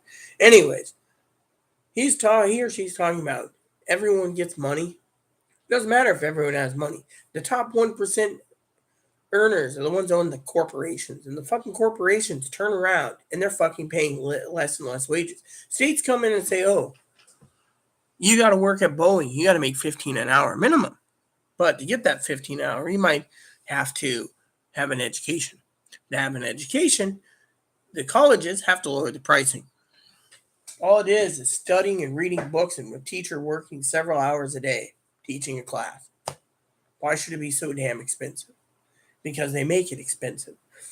Colleges make it expensive. Oh, not to mention, the United States citizens get shit on, okay? My cousin and I were having a discussion one night. We were both drinking bourbon. Yeah, I'm a bourbon drinker. He turned around and he says he has a friend. He's from China.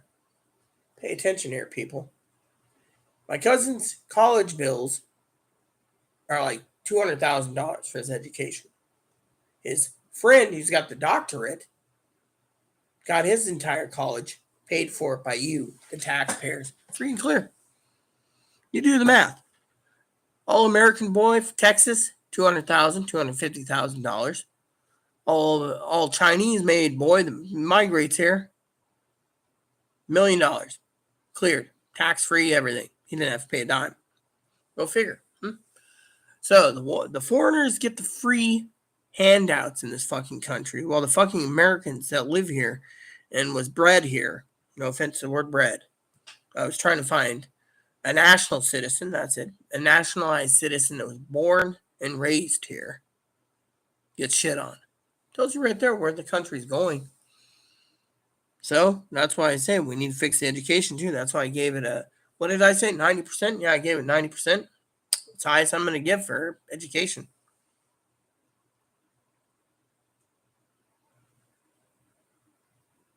No, there, you know what? You can agree and disagree there, but I agree with you completely on that aspect. You're right. My adopted brother, who's Argentinian, by the way, loves conspiracies, by the way, turned around and said most of the world's controlled by either the upper echelons of the Rothschilds or the upper echelons of the royal families or the upper echelon billionaires. We don't get a say in it. So you're completely right in that aspect, but there's more than just the upper elite. There's the royal families. President doesn't matter who's the president.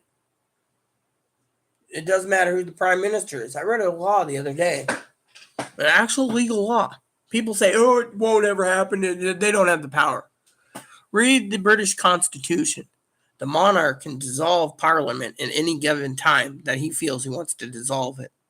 Yeah, I was watching a movie the other day, a TV show, Royals. Let me tell you, episode 10, season 4 sucked. They should have overthrown the monarch and got rid of it. Instead, this king comes in, manipulates, cons, lies, cheats, and steals, makes himself a round table, and dissolves Parliament. So he's got the feudal lords back, the loyal feudal lords. To me, I wouldn't want to be in that kind of system because they might just tax you all your income, which means you're just a peasant supporting the king. And DD 33 is right. Doesn't matter who your president, doesn't matter who your prime minister is. It's the upper echelon controls the world, basically. That's all it is. So as long as there's civil unrest, low wages, revolts, etc., they're just going to cash in on the cash cow anyways. They'll find a way to make money. I mean, DD33 sounds intelligent too, so DD33 probably understands when I tell you all this. The economy was fine before the pandemic. Economy isn't fine after the pandemic or during the pandemic. But who benefited the most from the pandemic? Well, Amazon, Walmart, Target, Schwann's, you name it, for deliveries. They're making a killing. But the pharmaceutical companies, governments all around the world funneled in trillions of dollars to make vaccination boosters and then more vaxes and more vaxes, more therapies and aromas just to fix. You see where I'm going with this? The pharmaceutical companies made out like a fucking bandit at you, the taxpayers' expense. One reason why I don't get vaccinated, because I don't believe in the fucking pharmaceutical companies. They can go suck a big old stinky toe with foot rot and fungus, or even gangrene before. Yeah, plain and simple.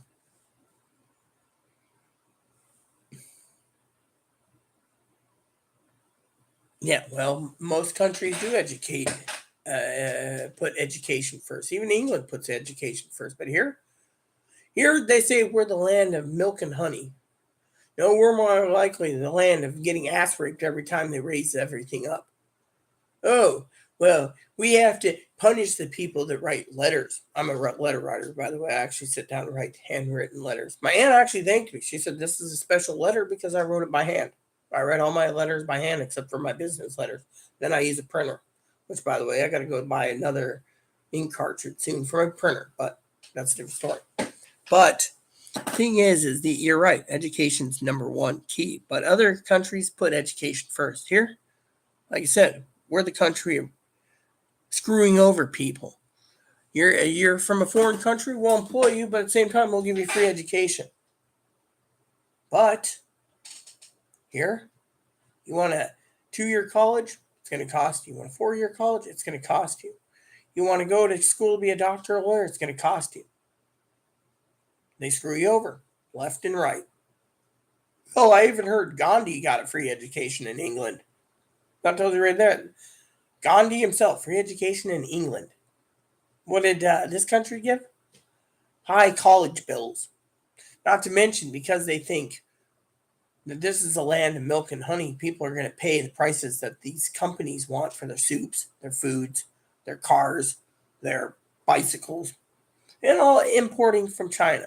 Now, we do have the resources to make factories. They just don't want higher taxes.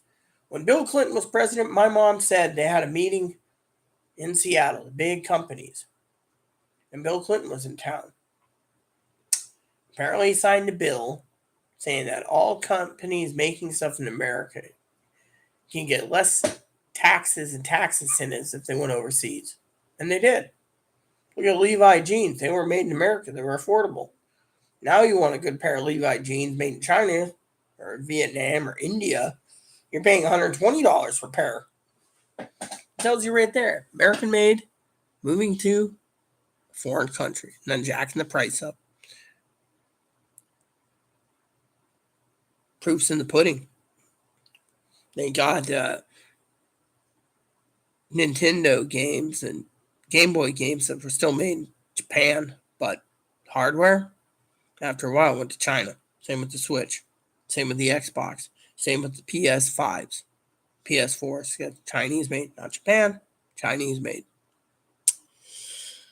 And that is how the wheel on the bus goes round and round. King James Bible is outdated. I prefer the NLT Bible, chronological Bible, and then the NLT Illustrated Bible. I'm an NLT gal myself. I don't believe in King James is outdated. Hell, I've read the original King James in the original tongue, where you can't even read it properly. I spent a good several thousand hours reading Middle English in the 1611 format with a replica. And I have even read the 1830s Book of Mormon in its original format before they put chapters in. And then I've read books before the 1611, the way earlier versions, Heaven. And I'm telling you, the old Bible didn't even have chapters and verses. If you go back to the Matthew Bible, yes, I'm very educated in religion. The Matthew Bible, the Tyndale Bible. Tyndale is before the Matthew Bible, the Wycliffe Bible, the Coverdale Bible. Go look at Bible Gateway, I think. I don't know, Bible Museum. Just put in like Bible Museum and replicas and click on, I'll pull up the link for you. You can see what I'm talking about. It'll be easier. I'll put in a comment for you. right?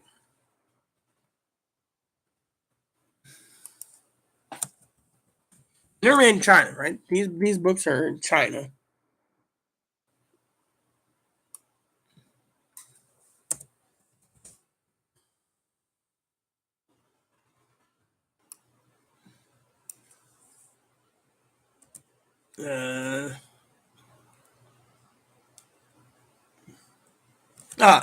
I guess I had the Google search. Here we go, right?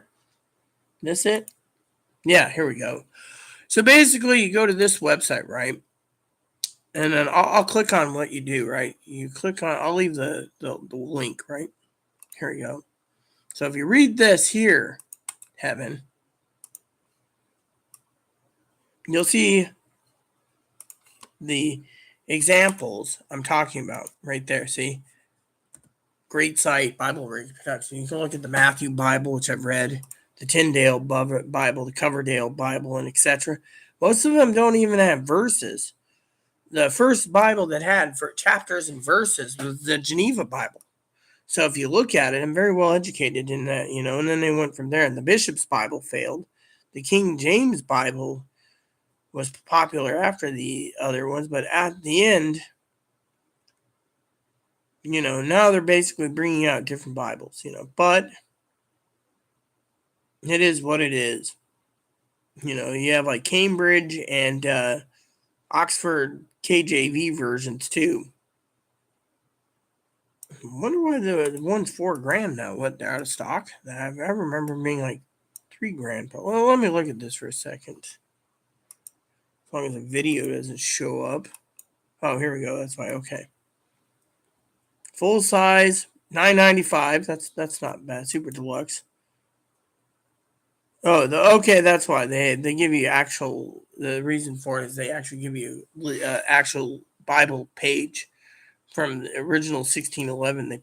They get damaged Bibles, so they just throw in an actual original authentic one.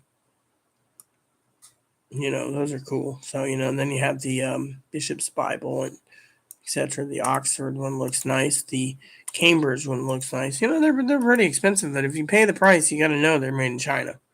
That's the thing. They're made in China. $8.95 for the deluxe version. Oh, okay, that's why. That's the deluxe version right there. And they have the Apocrypha in it still, so.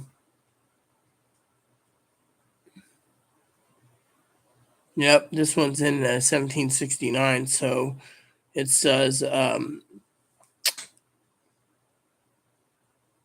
belong to the people say aphorissis.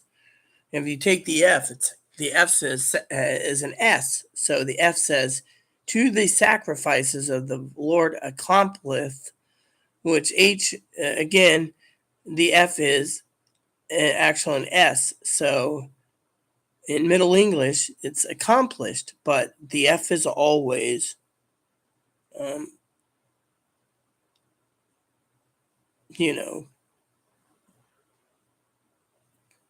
it looks like an F, but it's really, or an arrow point, but it's really an S. So when you look at these, you know that it is what it is.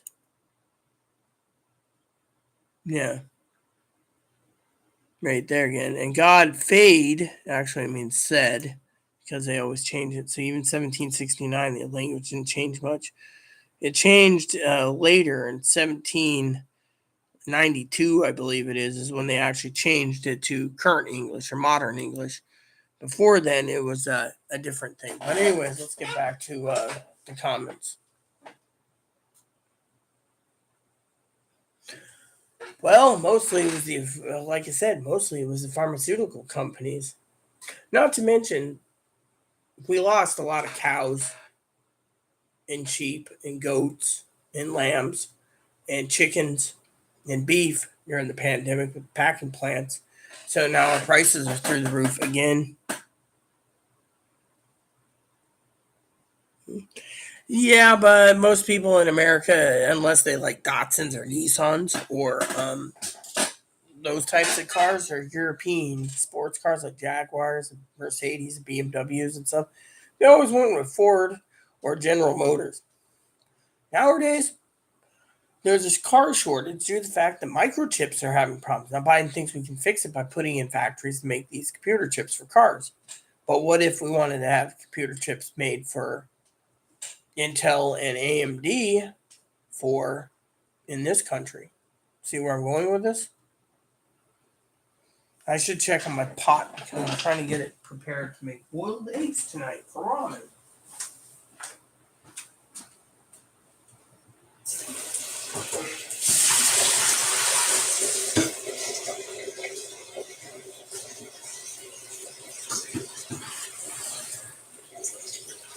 There we go.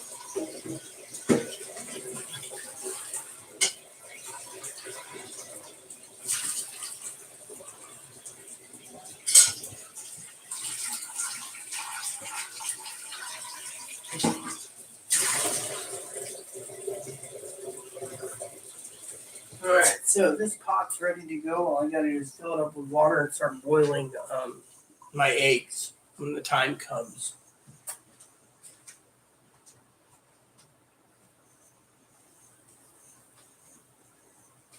There we go. Let this dry and then I'll be ready to go. I'll do a dozen eggs at a time, and then I'll clean the egg pot later and do another dozen eggs at a time. I'll do it in 4 sections due to the fact that it is easier to do that way. And then I can enjoy ramen. Well, see, there you go. But even so, it doesn't matter. Those factories won't be up and running for a while anyway. So, a few factories are going to not make a difference unless they put them in every state and make sure we have plenty of computers. I mean, there's not just a computer shortage or a car chip shortage.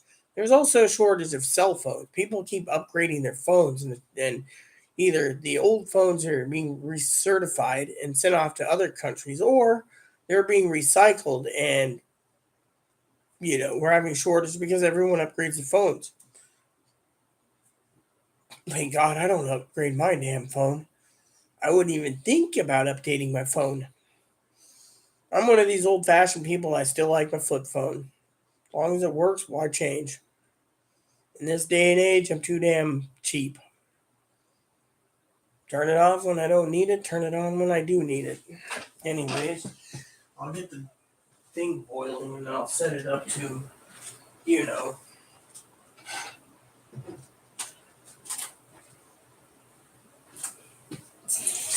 I'll get the water set up though. Slowly but surely. Intel making factories is a big deal. Eventually, the government's going to have to probably, I understand, reading my information correctly, they're going to start to control factories. And that's something we have to look into too. Economy goes down the shitter, no one's going to be working because they all think you're fine people are retiring and they want to live on food stamps. Then the problem is they're going to live on food stamps and get everything free, making it more of a social problem because they're all afraid of the virus. Think of it that way. They're afraid of the virus. Plain and simple.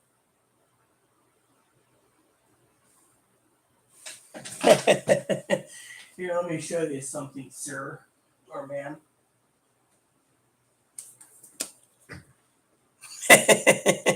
See? Doesn't even have apps in it. I have it turned off now. But the thing is let me tell you, he or she's completely right. And there's a reason for that.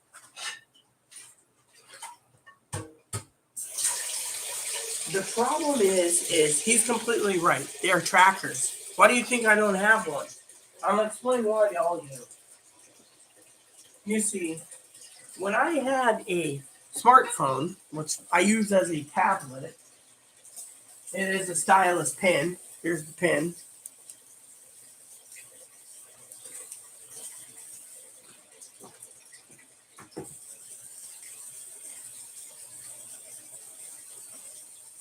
Okay.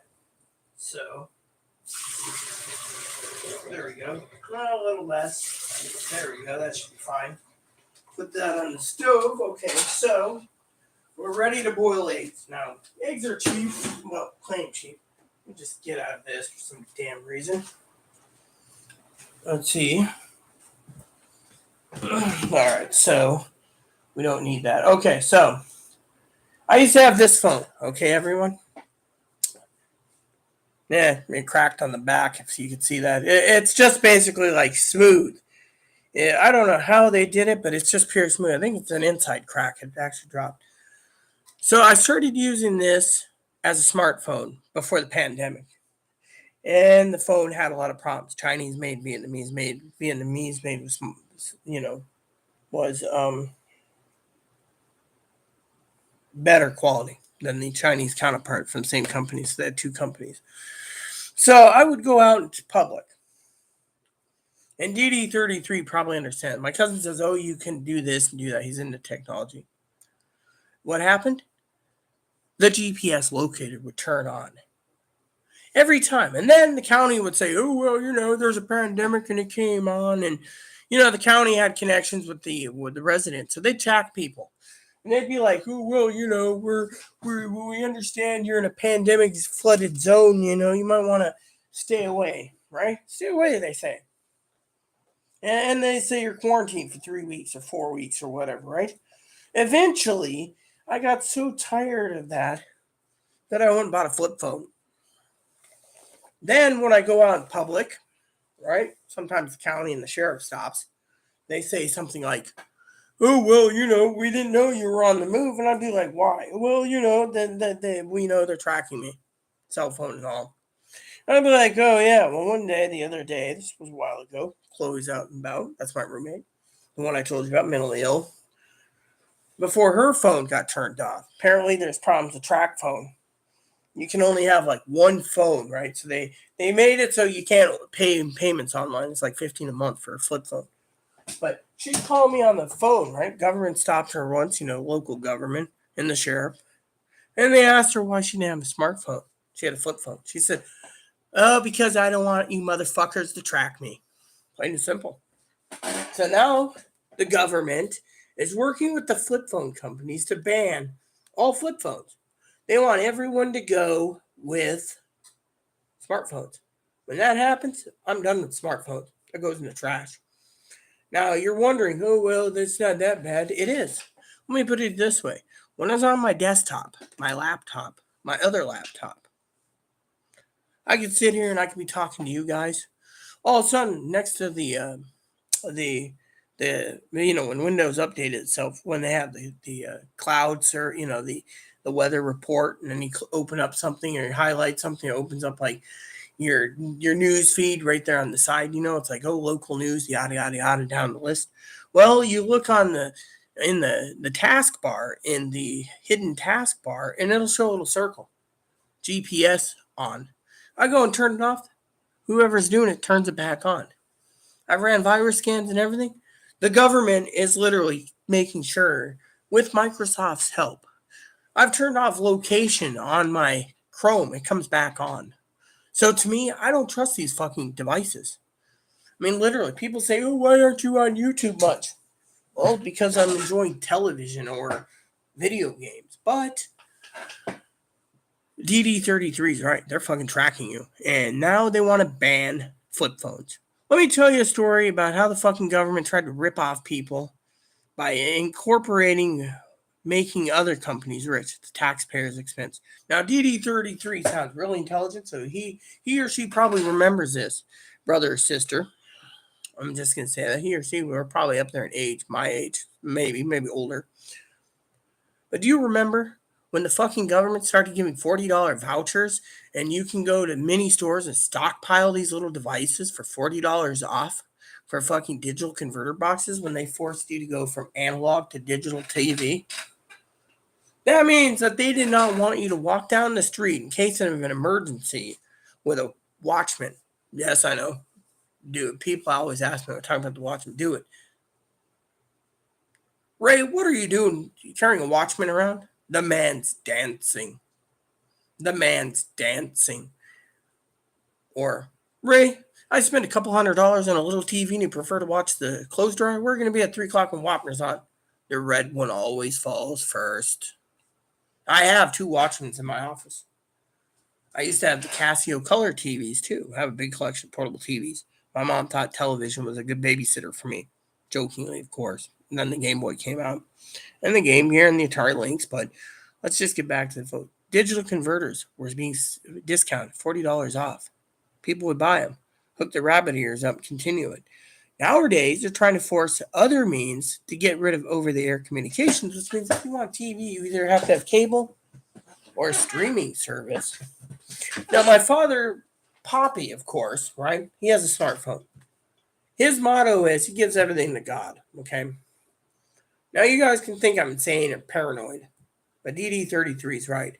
He thinks that if the government's tracking us and they built a file on us, a social media presence on us, and an FBI and NSA and PRISM, I know PRISM, by the way, the Utah factory, military factory, I call it, that houses all our information and digital footprints, world global communications, that he said if they were tracking us, quote unquote, I must be the most boringest person in the world to track. What do?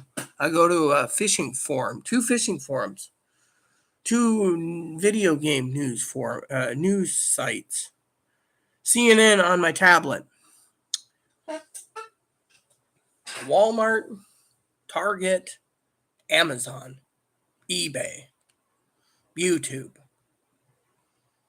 He said they'd get pretty damn boring to track me. So tell me, DD33, I may be having a good conversation with you and you're actually giving some good answers, but is he right or wrong? Is the government interested in all the boring people, or are they tracking all of us just because? I think they're just tracking all of us. So if they do have a file on me that's probably got there in big letters and square block, boring.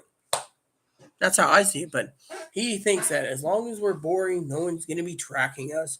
We have no life.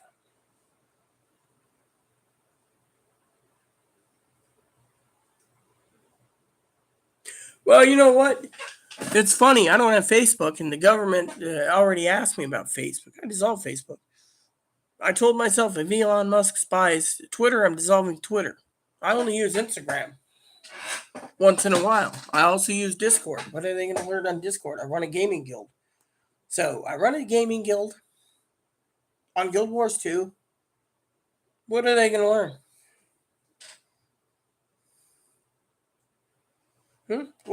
Sorry, I was just seeing if there's any news. What are they going to learn, Mr. and Mrs. DD33? Government might want control, but they can't control me. What are they going to learn? Like I said, you tell me about the whole boring thing. I'm going to get the eggs prepared real quick. If you want to comment, go ahead. Okay, so...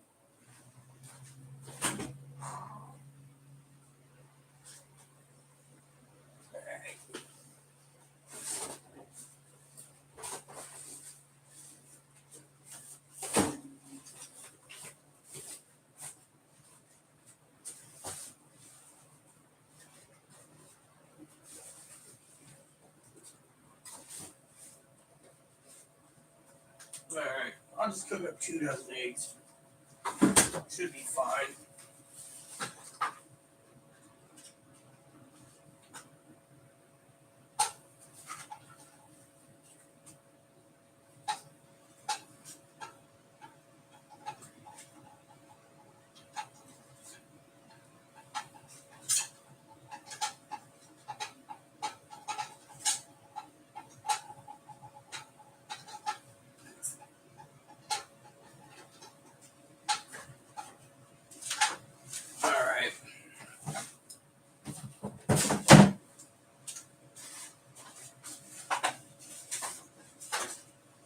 I guess I'm 1 shy of a dozen eggs.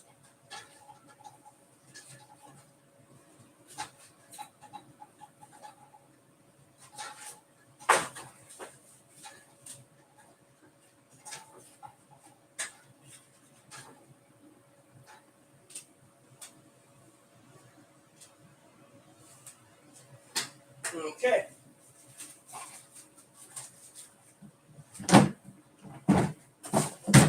cook on medium. I'm gonna check these eggs real quick. I think I got shafted an egg.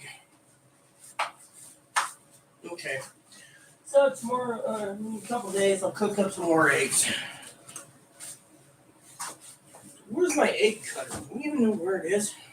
I know I had an egg cutter one time.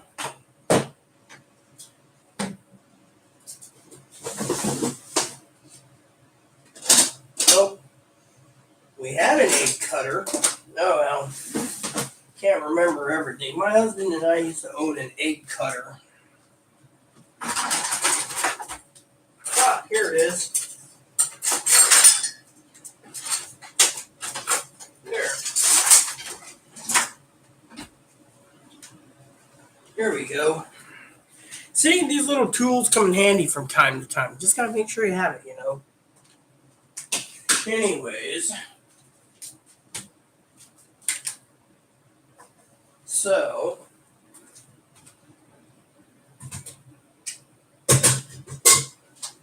There. So when the water cools, I will start to drain them one by one once the eggs are cooked. So anyways, like I said, he said it himself. He or she said it. So government wants to track you. That's why I have a smartphone. The government keeps turning on my GPS on my computer.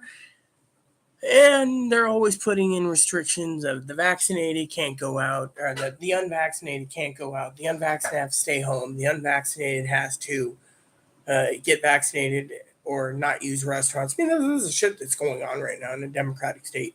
And then they say you're free to go anywhere. But I had the manager in my apartment over the other day with an advocate. And both of those shits were wearing masks. Oh, you're not vaccinated, so we have to wear them. And I said to them, it's my God-given rights not to be vaccinated. If I've already had every variant there is, why should I be fucking vaccinated again? Now, my spending, the government, I have a bank account. I used to have the government green card, but when the government started fucking not listening to me, I finally got a hold of Social Security and canceled the damn thing. After I got my money out of the bank off the damn government green card, Direct Express, went with fucking Key Bank. I've had no trouble with Key Bank, but the government thing? Yeah, and I have that all the time. You know, which reminds me, do we have access to that website? I'm gonna look. I think it's this, right? Let me see. Is this it? Oh, hate when I go to the wrong one.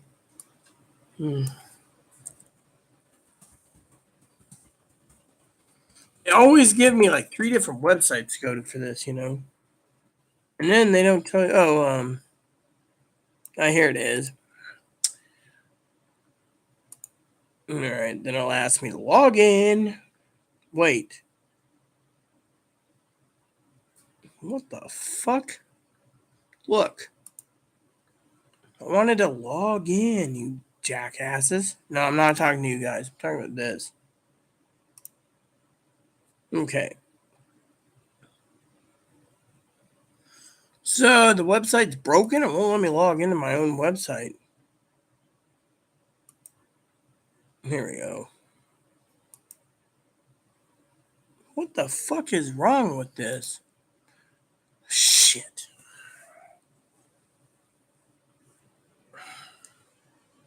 Let me do it this way. Either the website's down, but I know how to do this. Give me a second. So apparently it's not letting me check, so I'm going to go check on my other computer real quick. Won't take long to load this one. It's an SSD.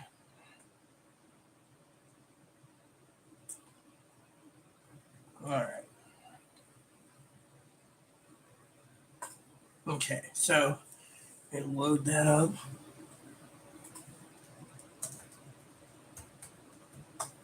So apparently it won't let me log into my own account. There you go. Look, I don't need a current password, you son of a bitch. So apparently the website's broken now. More information? What the fuck?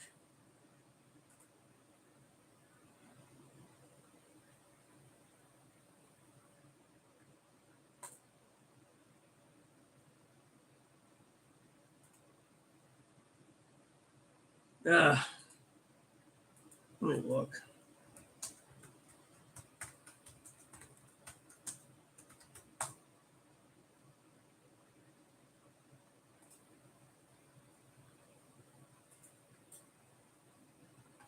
You gotta be fucking kidding me. So it's not letting me connect up at all. Even after what I did. It says go to help.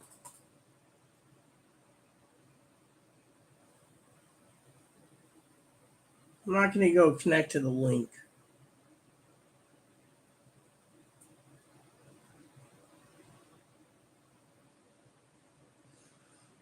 Yeah, son of a fucking bitch.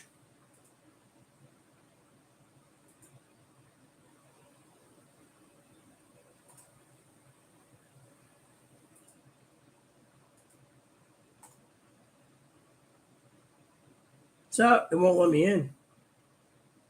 Connection reset.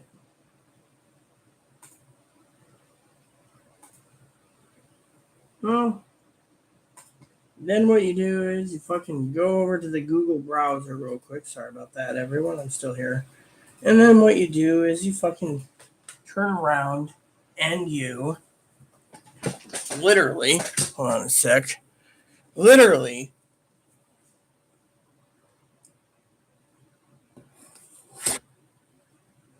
server errors. That's what it is. I was going to check on something, can't do it.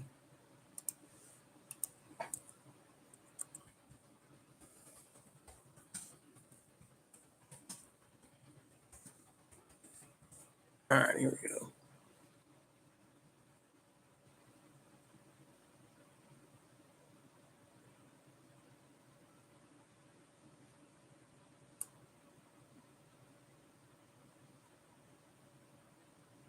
Okay.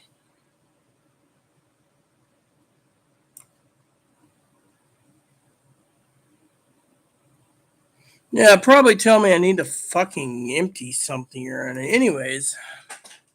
You see, this is funny. We're having a conversation right now. The comments clam up.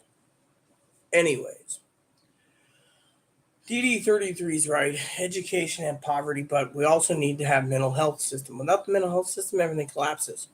People are going to be ramming in and dividing the country into wrong answers.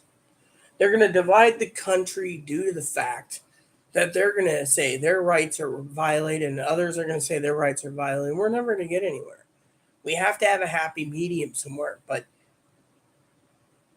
restricting guns, no. Mental health, yes. Now, do you think that do you think the corporations give a shit about the people? No, they care about money.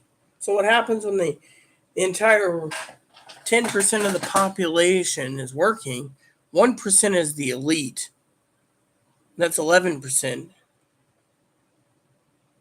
And the other 89% are sitting at home doing jack shit. Has anyone thought of that?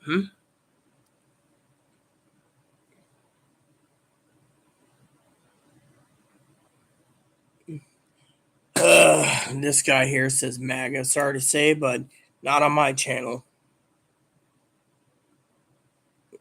Not on my channel. There you go. Sorry, dude, but you just come in here and you say MAGA.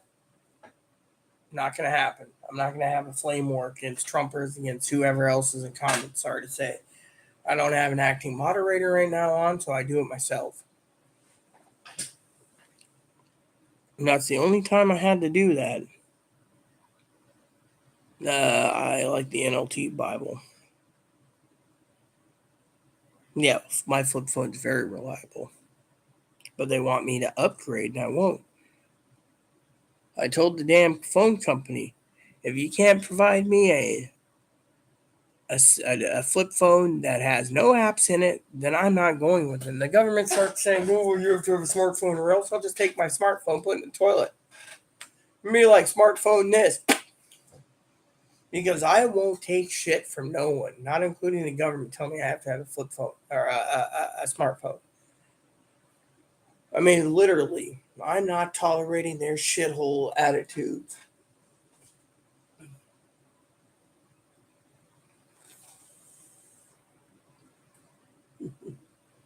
Oh, look at it. Sorry, I was looking at my bunny. Hey there, what a day, crazy times. Yeah, I know, it's been very crazy. I woke up this morning, or this evening, I sleep days, night owl. And my roommate helped me to the bathroom because, I was having some hand-eye coordinations this morning. And before I got out of bed, she came and she's like, I got some news for you. And I was like, staggering. She grabbed me and she says, can I tell you the news? I said, no, not unless it's about 19 kids being killed. She said, yeah, that's what it was. Then I thought, gotta wash up, do a YouTube vid. Part one was, just talking about certain, but then I was having my first meal of the day, ramen. And I was thinking about eggs to put in my ramen. That's why I'm boiling some eggs. And then after my watching a couple videos where one guy's like, enough's enough, we need background checks. I thought, we don't really need extended background checks. What we need is mental health. First and foremost, Mr. or Mrs. Ben. And then after that, DD33 was talking about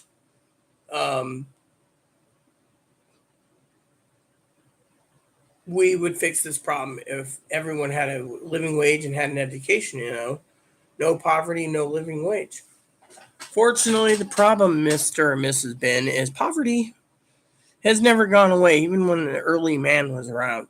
And then when the Industrial Revolution happened in the 17 or 1800s, I think it was the 1800s, when the Industrial Revolution came about, that's when Marxism came out. I'm a history person, so I know a lot.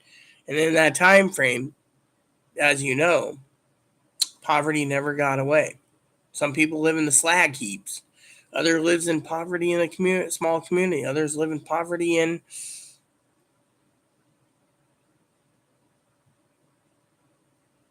other places, Hell, you play Elder Scrolls 4, your first house, you're living in a poverty-infected waterfront district.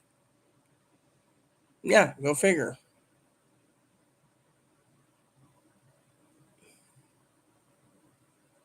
Your name's Benny. All right, Benny. Nice to meet you.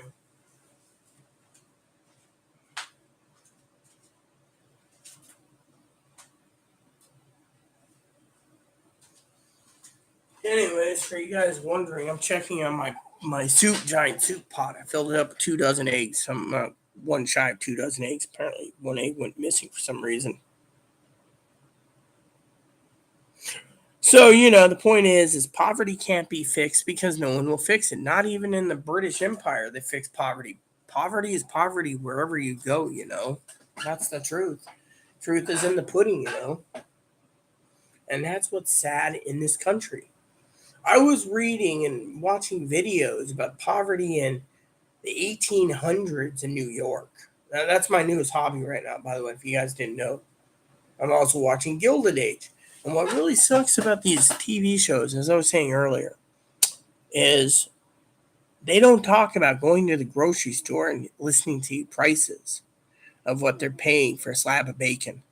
Now, slab of bacon, my cousin and I was going to send her a birthday present. Her birthday was the 20th. Hold on a sec. I got you. I got you. Hello, everyone. My name is Moppy. I'm on video again. Today's topic is going to be about inflation and how mommy can't afford dog treats. Actually, I can. You just have to learn your lesson and be a good doggy. Actually, he's a really good doggy. Yes. So this is my child. This is my son right here, by the way, if anyone needs to know. His name's Moppin. Moppy. Moppins? Oh, what's wrong? Huh? What's wrong? Well, you went down again. You came out here, so I assume you wanted to see your mama. Woot woot. Hee. Come here. Grumping again, huh? Let's clean those eyes. Yes, I know. This is my service dog. Actually, I'm legally blind, and without my glasses, can't see that well. And my glasses are failing, so I have a doggy for couple of disabilities that I have, and he goes everywhere I go. When I do leave my house, which is very rare, but I do go to the store from time to time. When I do, I take him with. And everyone gives him treats. And I was at the bank the other day, and they said, "Can we give your doggy a treat?" When I was in the bank. And it tells you right there how much love I love him. He's been on airplanes and trains. And you want down? Okay. There you go. His breed's a large Shih Tzu. Sometimes I think he's having ease. Hey, what's up, Fluffy? Half the time he wants to eat his brother right there. Oh, you see? There's his ears. You can see the full bird. Hi, Bun Bun. The full view, I mean.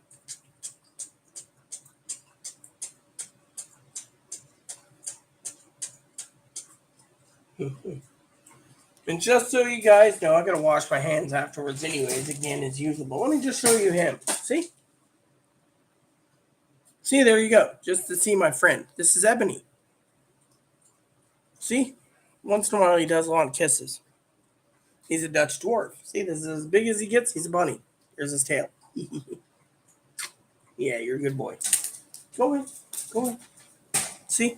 Anyways, back to this problem at hand.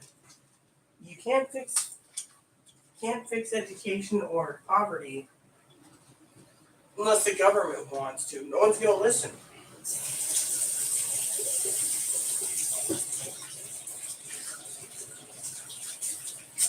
You see,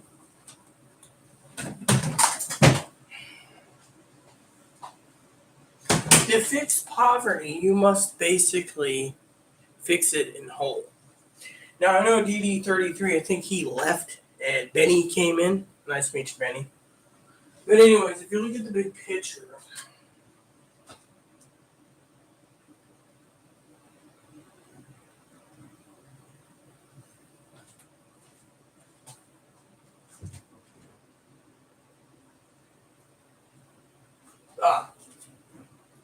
if you look at the big picture, Benny, and DD33, you can't fix poverty education until you get it fully fixed in a bill. Won't work. Now, let me tell you how they tried to fix poverty.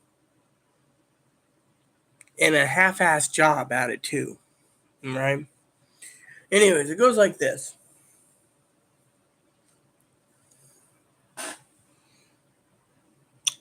They decided a long time ago to start a program, HUD and the USDA, for poverty-stricken people. But then people heard about it, and then it flooded, and then, well, everyone wanted in, and then they had to do an orphan program of HUD, rural assistance and rural development. Guess hard drives are on sale today on Amazon. Yeah, I've been meaning to get an SSD drive. I'm going to ask Higgins about it, my moderator. If Chloe finishes cleaning up the apartment like I told her to, she'd get a new hard drive. But currently she's playing ESO and not giving a damn, but we won't talk about Chloe. So anyways, it goes like this. Then they decided the Rural Assistance Rural Development Program. So what happened? Another program. So you got HUD and the USDA, RARD. Then the states decided to come in with state housing, Section 8 HUD of their own, or the county housing authorities, which they control houses and rental properties, etc. I almost rented a house, by the way, at Moses Lake, but we were collecting, hubby and I were looking at a house. I don't remember what happened. I think it was like a 2 years you can rent, and then they kick you out, and that's it. You have to go find another place. So, I mean, hubby didn't want to spend 2 years in our own rented little house. So, as my husband was alive, he said, fuck it. But anyways, let's get back to it. So then what did they do? Later in life, they decided to put in the Lifeline program, free phone service for landlines. I love landlines. The landlines, they have to put the track you, you'd have to basically have a wiretap. I like these newfangled devices, you know. Then what happened?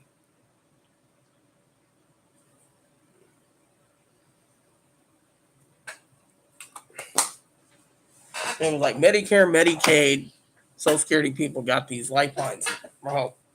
Free phones. Then what happened? Well, in between that and that, they put in electricity subsidy.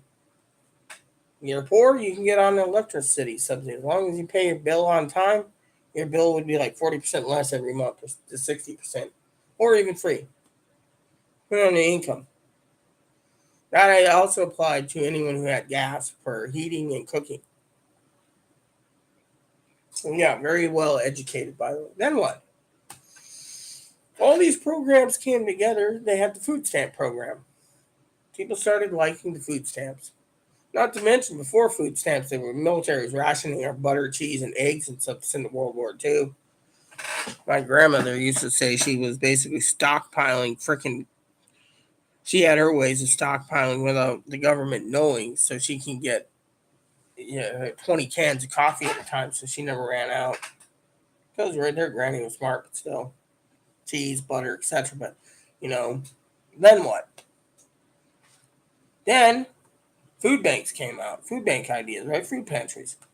Nowadays, the food pantries get only what the stores give them, or the government. The government has warehouses that are fine. But the grocery stores, they usually give stuff that's nearly expired, or it is expired, or going to be expired, like eggs.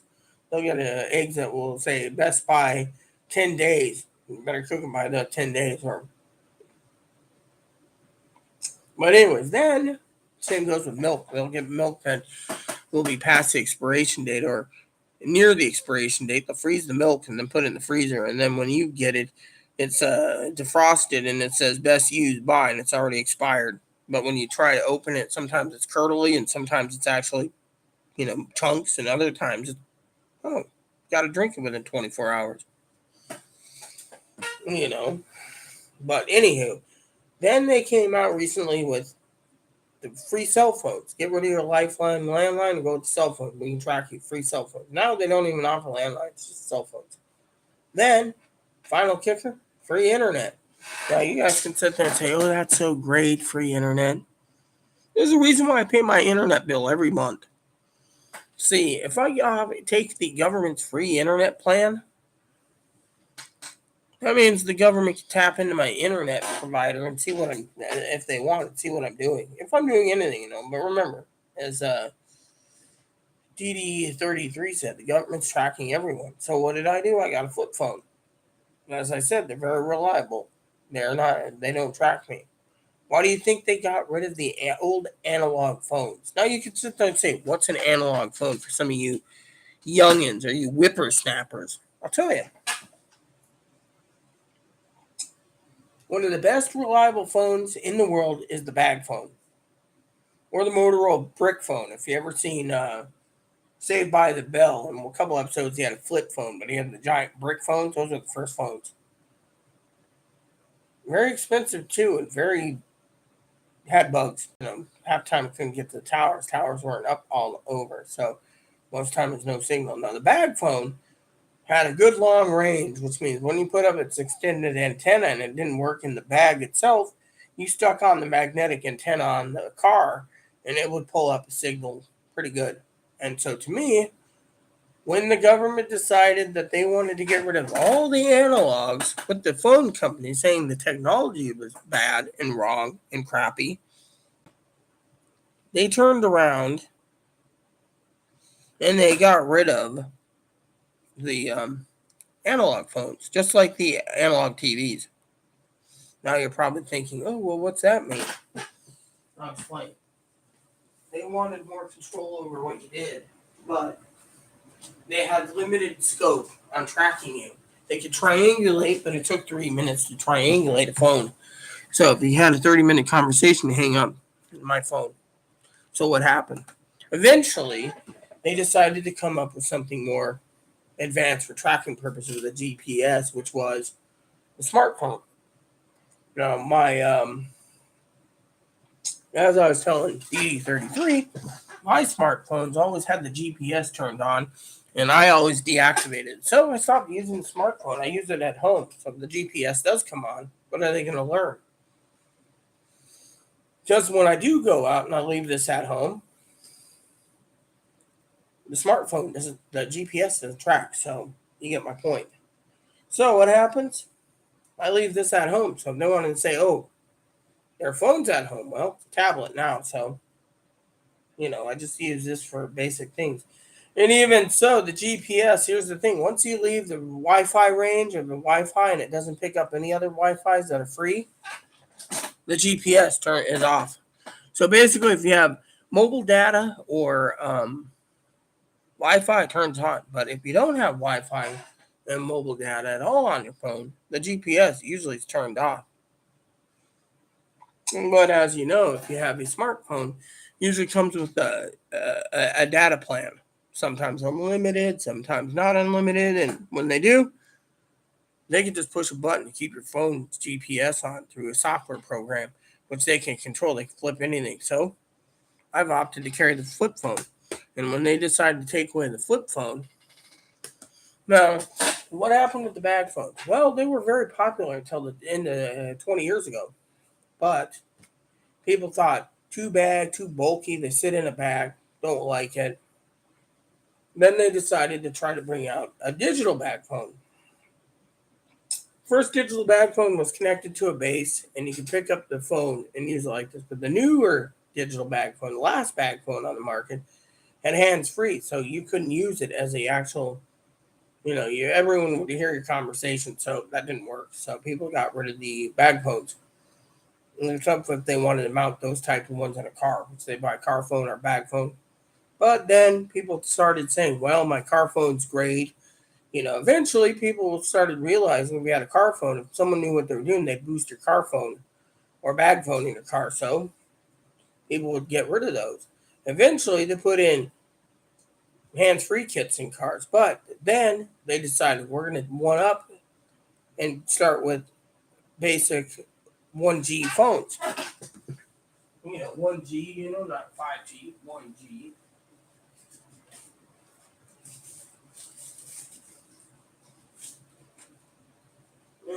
Never mind. Somewhere in my house, in my little museum, I have two phones that are 1G and 2G.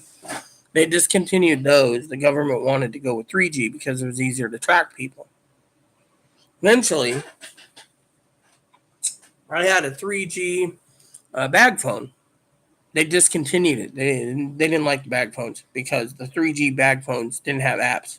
You couldn't be tracked. So they discontinued anything that couldn't be tracked. So now you have 4G, 4LT, and 5G, which means they can track you. So what did I do?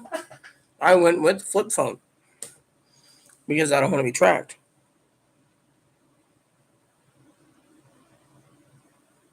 Now, I would like to know if DD33 is still here listening because I'd like to hear his or her opinion when he says, they all, government loves the control. Yeah, they do. That's the thing. I agree 100% with you there.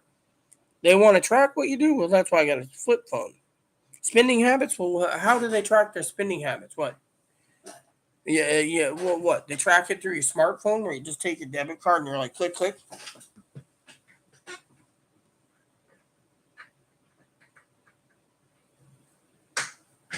Damn wheel. One of these days, I got to buy a new chair. Anyways, so basically, how do they track your spending habits? How do they track your personal activities? With a smartphone. How do they track your personal data? Well, let's see. I'm not on the Twitter and Instagram. Got rid of Facebook. I don't use Photo Bucket or any of those other apps. I do have what do you call it? Some of those other photo places, where you can actually put some more sexier pictures out there, but I don't use those either. So those pictures are 10 years old. So technically, as a woman, I don't even bother with it. I only use Twitter once in a while. I use various websites, maybe 6 or 7 websites a day. So to me, like I said, if the government has a file on me, it's probably got in big bold letters, like in the Shawshank Redemption when they clicked in released, or paroled, like read. That's probably got a little thing on my file that says boring.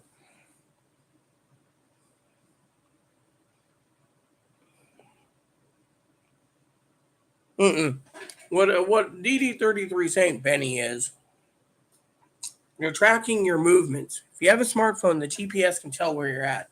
I mean, hell, I was in I deactivated the tracking thing, and it told me I was in a bar in Portland once. So me telling me I'm in a bar in Portland when the GPS is turned off is tracking you.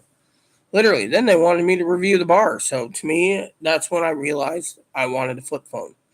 Yeah, trying to get a hold of one back then is different. But now, the government wants to ban flip phones because they don't think grandma and grandpa should have a flip phone. They should think grandma and grandpa should have the latest iPhone or Samsung or Motorola or whatever. Me, I don't.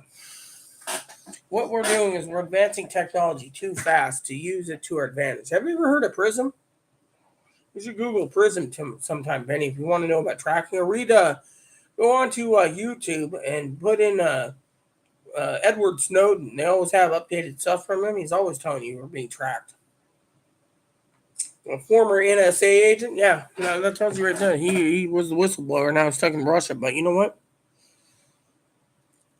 The NSA is tracking everyone in the world to Prism. Your phone calls, your emails.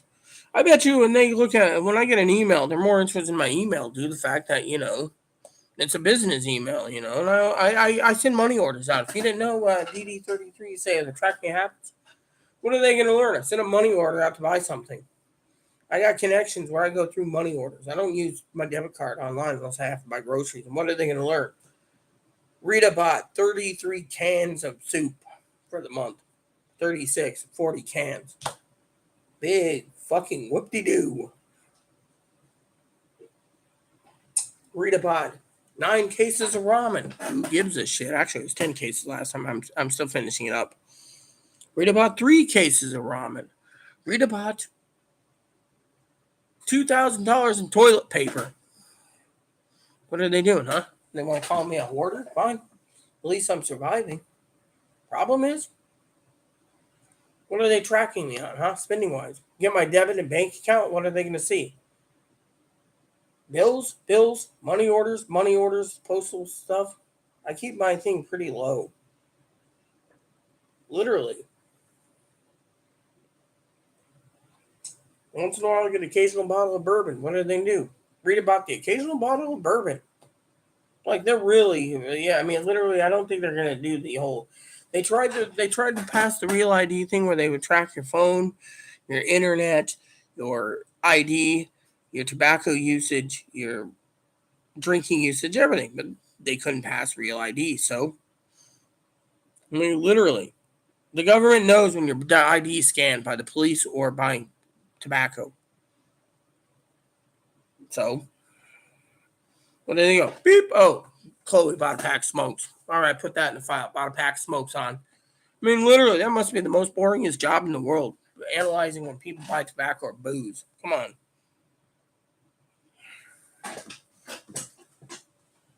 I use Mary Uchan. I usually get creamy chicken or piquant chicken. Right now, I'm living on creamy chicken. And I'm boiling eggs to put in my ramen.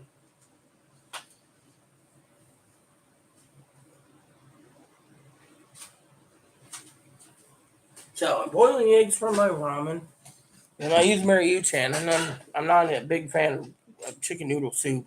And no, I won't eat rabbits. Rabbits are our friend. I use Mary Uchan only. Chloe's a Nissan person. I'm a Mary Uchan, so I like Mary Uchan. That's why I buy it in a case. But now you can't buy it in a case. I mean, you can, but you're limited on 3 cases a month. Most grocery stores tell you can have 3 cases. That's like, what, 72 bags of ramen for the month? It's not bad if you live on ramen. Me, I try to conserve my ramen because it's when I don't want to cook. And I haven't defrosted a ham out of the freezer yet. So, that's another thing. I buy my foods on sale. Someone has asked me the other day, food stamps versus buying steak. I said I paid cash for my steaks. I didn't pay food stamps. Which reminds me, I still got 2 steaks in the fridge. Maybe at the end of the month I'll eat those. But yeah, anywho. I have steaks in the fridge. I got, my freezer. I got some giant pretzels still I can eat for a dinner. Dip it in cheese sauce. I got the cheese sauce in the pantry. So I got what? 3 cans of no, yeah, 3 cans of chicken noodle soup, 3 large cans of chicken noodle soup, and my other meat is bacon. I got 3 pounds of bacon.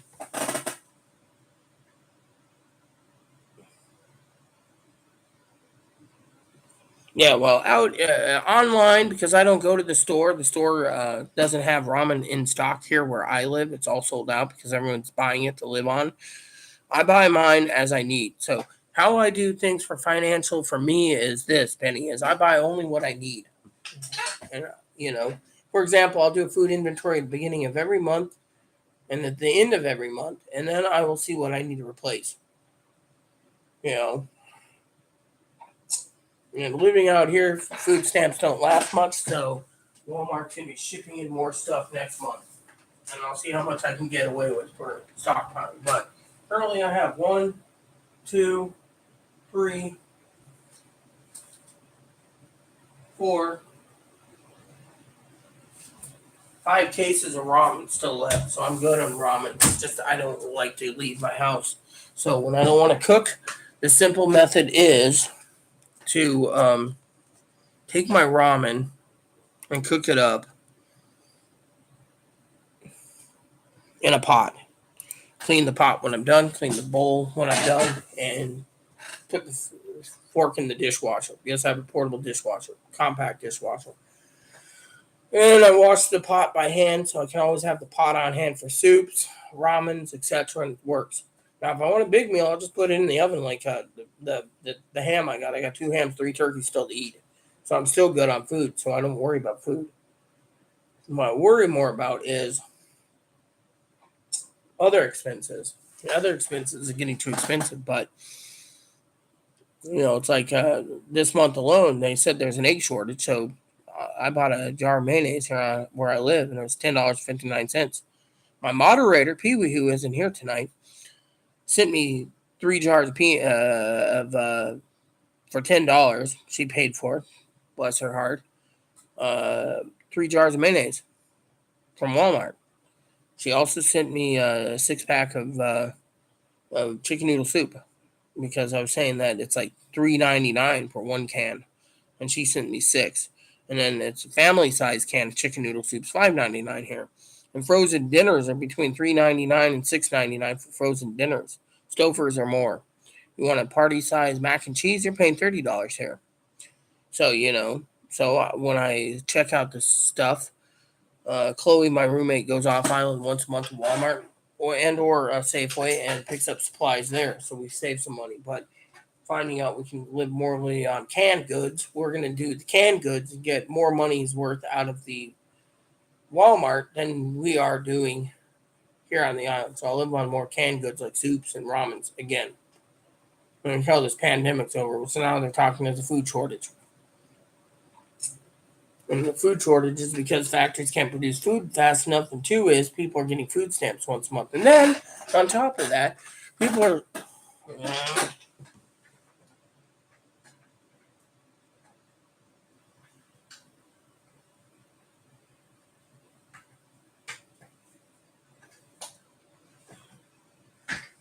then people complain that they need more stimulus checks. The thing is every person in this state of Washington gets $250 on food stamps, around disability insurance, retirement, Social Security, etc. $250 per person in a household. So if you have $250 and you have a family of 6, that's $1,500. You have a family of 9, that's $1,750. If you have a family of 10, that's $2,000. Just use it at Walmart and you get all your foods once, plus more.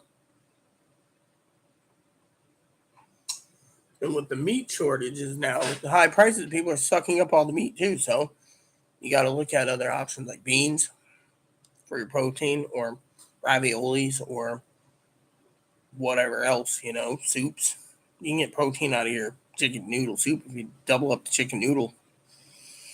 Well, it's me. I eat 1 meal a day, but today I might be 2 because ramen's simple. Thought about doing eggs, like I said.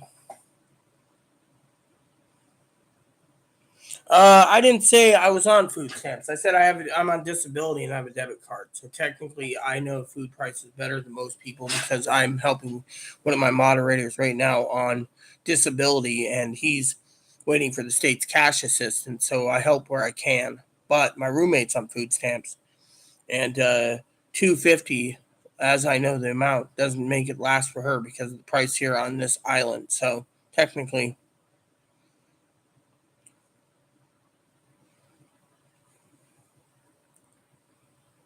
well, prime rib's too expensive in my opinion. Last prime rib I got was at Easter, and I ate 11 pounds for myself over 4 days. Turned the rest into soup, so I was quite happy.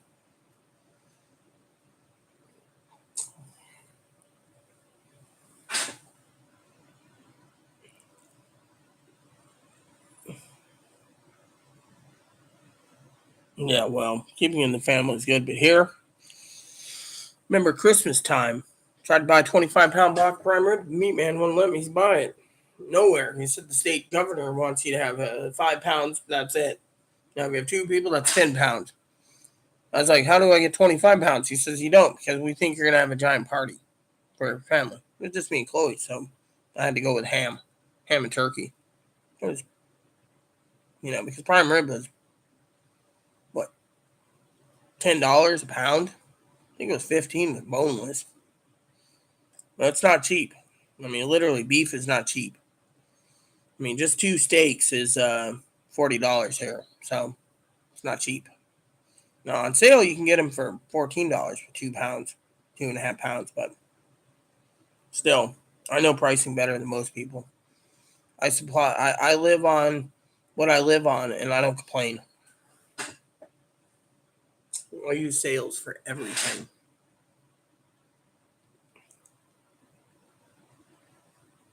Well, good that you're a housewife. Me, I'm disabled, so I survive where I can, live where I can, and I don't complain. But I do know I have my own complaints, and it mostly is government's wasting of money, plain and simple. 4.5 million people last month quit their jobs. That means 4.5 million jobs are open, and yet they're on food stamps. Yeah, think about it. Food stamps, Medicaid, free medical, free electricity. Some places pay their rent. Some places pay all their electricity or they get free electricity. Now, as my moderator said, he's getting free internet. Taxpayers pay. I pay full price for internet. I don't complain. It's up to me. My thing is the taxpayers are seeing their money going down the drain faster and faster due to the fact of these things. And then, if companies were to allocate steel instead of $20 billion for an aircraft carrier, we can spend $20 billion on truck chassis. That's the trailer chassis that you could stick on the cargo trucks. We would have a non-backlog of cargo containers in Los Angeles. So you do the math, and those truckers, they're not working because they don't have enough truck chassis. So you got 4.5 million that retired, so many jobs. The restaurant and hotel industry is failing. You got high costs of groceries because factories can't produce fast enough because we're consuming it more and more. We got a computer chip shortage because everyone's updating the phone every year or 2 years. Whatever happened to buying stuff until it breaks? I don't know anymore. I got a list of stuff I got to purchase for winter time, but I'm basically being frugal.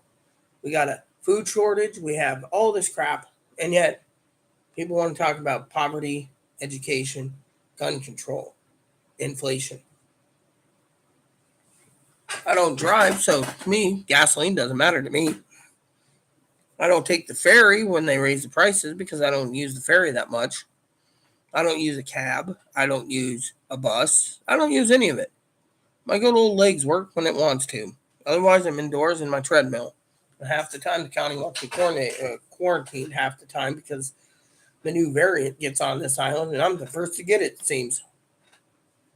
But I'm still alive, so.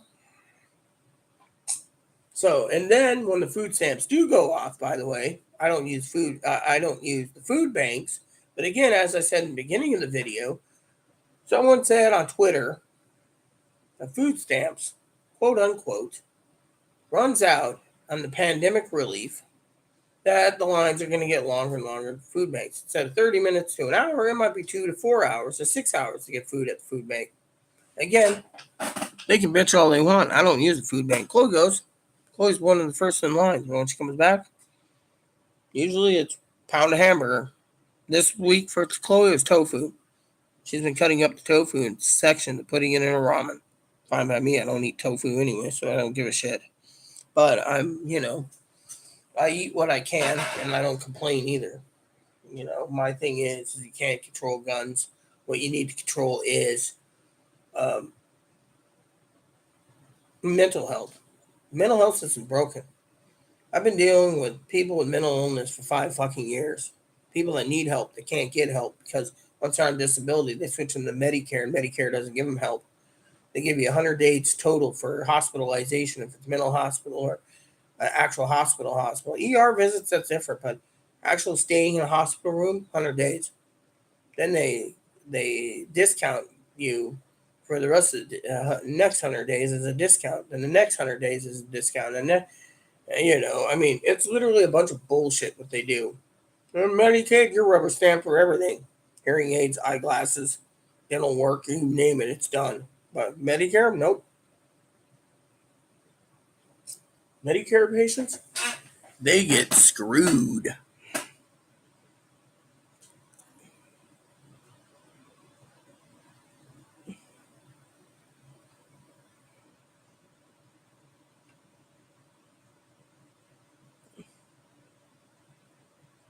Prime rib is never cheap, even if it's a farmer's market. Trust me, I have a farmer's market here, and prime rib is not cheap. Our farmer's market, not cheap. So when you say everything's cheap, in this economy, nothing's cheap. Trust me. Nothing is fucking cheap.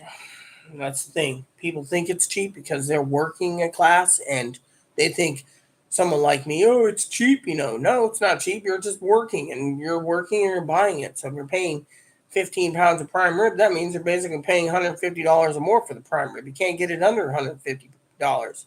More likely, it's $200 to $300 for 15 pounds. Hell, you can buy prime rib online, but you're going to get the shittiest quality prime rib in the world. And it's not really prime rib, it's called rib roast. The real prime rib, you're paying $100 a pound. The government has that signed as USDA prime rib, which means that is the highest quality meat, and you're paying the highest quality price. You're not paying cheap price. Trust me, my husband is a meat cooker. He was a 5-star chef. He knows what he was talking about. So what you're getting is prime rib roast, which means basically rib steaks on a bone. You just slow cook it and you're done. Trust me, I'm a cook myself. I know how to cook better than most people. Now, T-bones, they're not cheap either. So nothing is cheap. I mean, look, we've had to kill so many pigs, so many cows, so many chickens, so many goats, so many lambs. And the price of meat's gone through the fucking roof. Most people can't even afford a slab of meat. What I do, it's the working class. Poor? Mm-mm. And then now everyone's afraid of eating beef because of E. coli. There's that hamburger recall. Then people are bitching about peanut butter, and they're not touching peanut butter right now. That the peanut butter stocks are gone down because of the salmonella. The recalling is the chicken breasts are now on the market, and the government basically says throw it out, buy new stuff, and the stores do the same. Why? Because they want to fucking rip you off. I got salmonella. Could be. I got peanut butter. They could have salmonella, but I finished the entire jar of peanut butter. I didn't have any stomach problems. So me, it's bullshit. Voluntarily throw your peanut butter away and buy new stuff. Yeah, it's because they fucking want you to spend more money because the economy's hurting. But they'll demand you to pay the fucking price for peanut butter at the rate that they requested. So you're just throwing away peanut butter. It could be good. What's next? Salmonella or Campylobacter and eggs?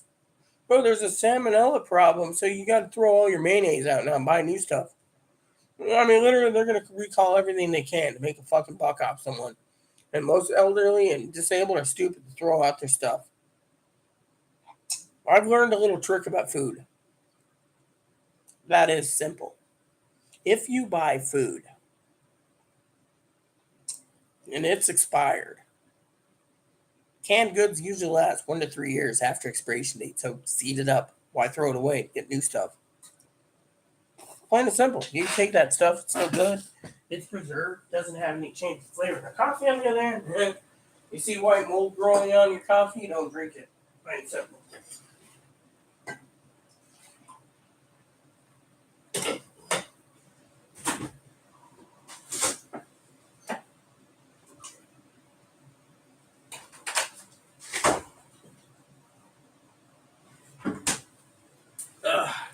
Got my jumbo cup. I'm good to go.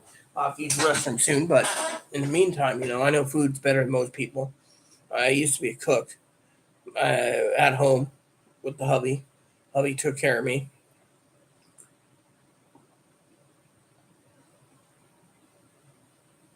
Before doctors didn't say that antipsychotics, quote unquote, can cause someone to have expedited or sped up heart disease.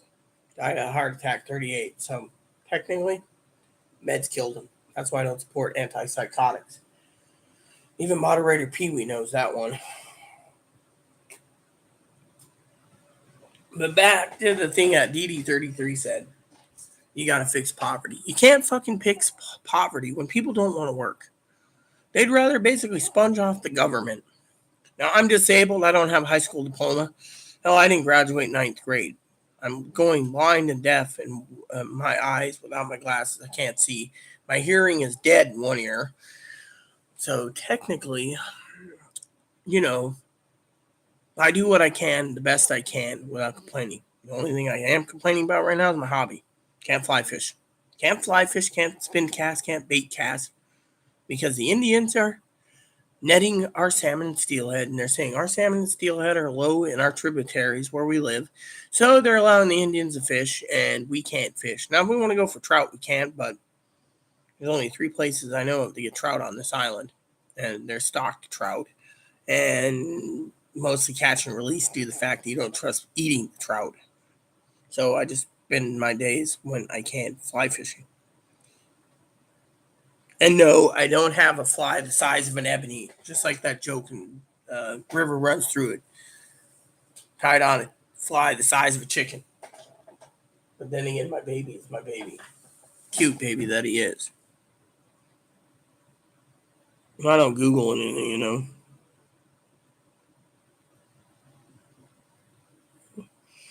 The USDA is $100 a pound, so technically you'd be paying $1,500 just for USDA, and I'm talking about the prime USDA, the government certified. Most stuff is USDA certified, but it's not prime. When it says USDA and then in parentheses certified prime rib, that means the government certifying that as the highest cut. Everything else below that in the grocery stores is prime rib roast. Basically, you're getting a rib roast. That's basically rib steaks on 3 to 7 bones, and that is what they call a prime rib roast. It's not really true prime rib. True prime rib is USDA primed rib, and that prime rib is either the stuff the stores sell you. That's why they charge you $40 for 12 ounces or $60 for 1 pound.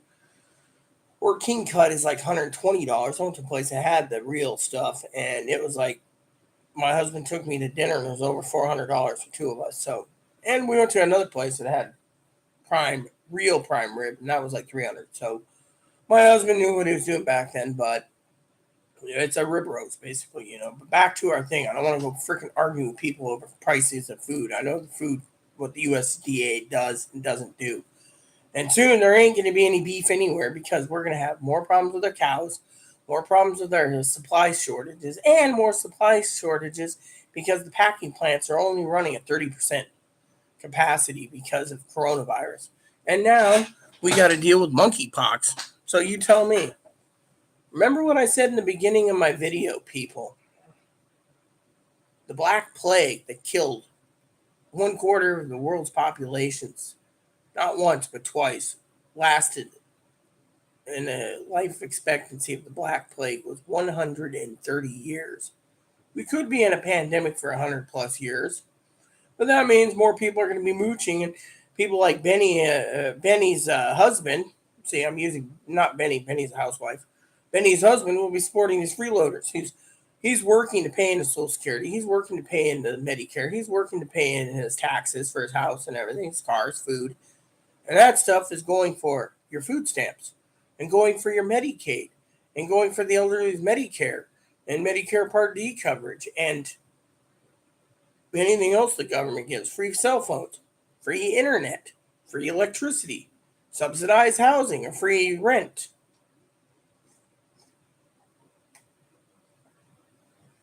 Excuse me for a second, I need to check on my eggs. It's been cooking for so long, it's not coming to boil yet.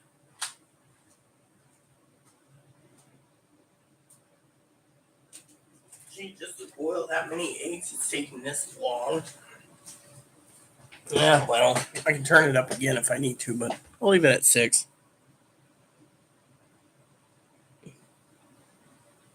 Yeah, and you know what's going to happen to you eating that many T-bones because you want to sit there and brag? Good Lord's going to strike you down with heart disease. You're supposed to eat steak once a week, otherwise you're gonna end up with heart disease. Same goes with bacon. You eat 3 pounds of bacon or more a month, you're more likely to get 50% more heart disease on bacon. Now, if you eat 3 pounds of bacon a week, that moves it to 60% chance of heart disease. Why do you think I don't touch bacon that much? When I cook 3 pounds of bacon, it lasts me maybe 4 or 5 days because I use it for sandwiches. And the bacon's like $13 a pound. So, we're talking about something funny. In the 1860s, bacon was 12 cents a pound. In the 1880s, bacon was 15 cents a pound. So, to buy a 3-pound slab of bacon back in 1880 was approximately 45 cents. Think of the mathematical equation of 3 pounds of bacon. I paid $11 for 3 pounds. Now it's $12 a pound. This would be $36 for a slab of bacon. Do the math. Economy is getting ripped off. And with jobs going overseas more and more, cost of living is going up. Cost of living going up, people are going to be starving and going hungry and suffering. So they'll buy what they can cheap. So you're going to see all the cheap stuff go first. Cheap mayonnaise, cheap soups, cheap ramen. And then when everything is sucked up and they can't replenish it fast enough, they will start raising the prices and everything else that you have to buy in brand names. Banquet mega meals, banquet bowls, steaks, T-bones, etc. And they'll raise it to the point where even the working class can't buy anything. And that's where the inflation might hit. And that eventually will hit us into socialism, which then will counter into communism when the country has to turn every factory over to the state or the federal government to work it, because every month people are staying home. And every month you're seeing companies fail. Restaurants are shutting down. We had when you take the island ferry over to the mainland, the first town you go through, KFC, Taco Bell was closed down. The McDonald's is barely hanging on by a thread. The fast food chains are barely holding on by a thread. Apparently, Little Caesars is doing well, but McDonald's isn't, or Burger King. Go to the main land where the Walmart is, where I live. They're struggling. Every fast food place is struggling. Why? Because no one can afford fast food.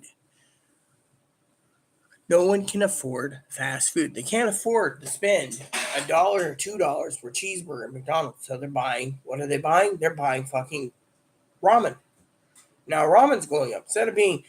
Instead of being like 5 cents a pack, they're not, it's like 33, it went from 33 to 50 cents a pack at times. Now if you get a deal and you can get 24 for $6, do it. But the point is everything's going up in price. As long as they know people are not working and food stamps are coming in for some people, they're just going to freaking let Walmart and Amazon make the most money off the food stamps. Why do you think Amazon and Walmart accepts food stamps? Because they got a government contract to take it. So Amazon and Walmart are getting richer. Now, every store you go to will say EBT or not, like Target, Walmart, Fred Meyer's, Kroger, etc. But you go online to Walmart and Amazon, they're the only two takes EBT right now online. Everyone else doesn't. So,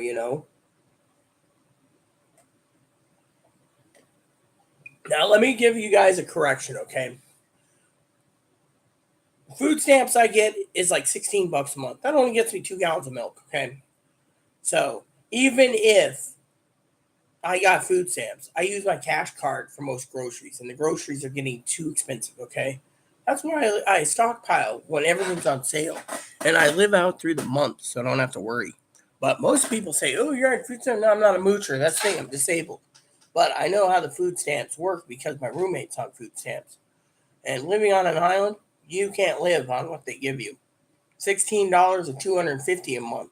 So I told my roommate to check in with Walmart because Amazon, a lot of stuff has been sold out. Why? Because everyone believes in Amazon free shipping. You can get free shipping if you get your canned goods through Walmart.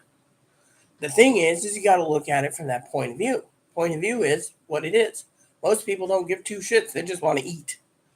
So, as long as people know there's free internet, free cell phone, free rent, free electricity, free food stamps, the socialism is going to continue, and the hardworking Americans are going to get fewer and fewer. So most Americans are going to give up, just be on the dole, because they have no reason to work. Look at the fishing industry, for example. I fly fish.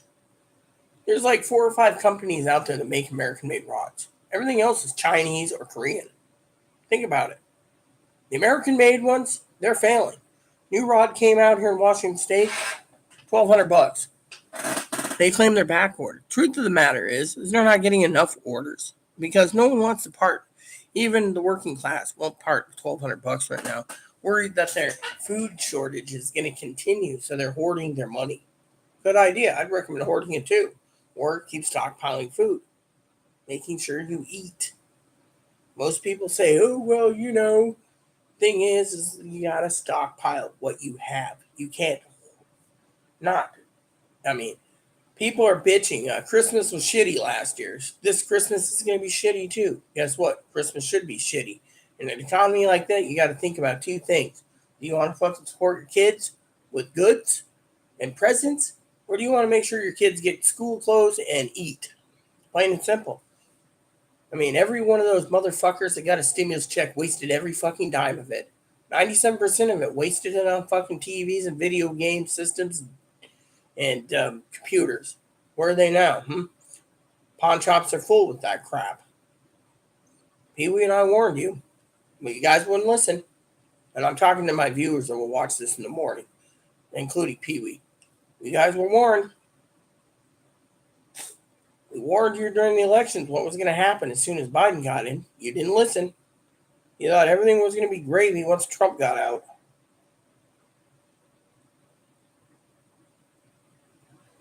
And now we got a Ukrainian war, which, by the way, Mrs. Benny's husband is paying $40 billion plus an extra 60, give or take $130 billion that him and Benny's kids, grandkids, great grandkids, great grandnephews, nieces, etc., etc., etc., 10 generations over is being paid for his tax dollars to go and pay for a war that we're not supposed to be in. Which, by the way, a dipshit turned around, and I'm saying this with love, turned around and put sanctions on Russia, which is where we're getting our oil. And now the gas prices are so high, which people bitched me, "Oh, gas prices are so high." Not my fucking problem.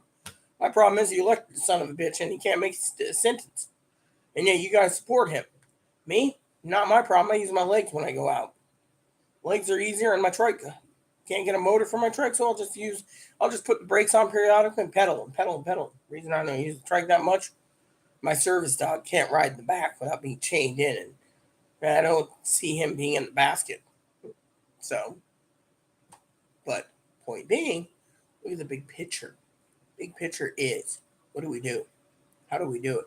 How do we handle things? Simple. We warned you this was coming. We said you're going to give the economy a severe boost. And once the economy gets their boost with all the junk you bought, the economy's going to go. And it did, like an A-bomb. And now everyone's panicking, blaming the president. Well, maybe he's partially to blame, but you know what partial blame is? People not getting off their ass and going back to work, wearing masks if they have to, and fighting the government saying masks is illegal. Fine and dandy. I don't give a shit. I don't wear a mask. I'm here all the time. One reason why I'm in here and I use a treadmill, I won't fucking wear a mask. The other day, manager and advocate came to see me. They were wearing masks. So why are you wearing masks? Well, you're not vaccinated. I don't give a shit about your opinion. I ain't wearing a fucking mask. You tell me to wear a mask, there's the door. They wore the mask. I didn't have to deal with it. As soon as they left, I went to bed. They were really disturbing me that day. I was just staying up for them, and I wanted to sleep. You see, I'm a night owl. So when I go to bed, I go to bed.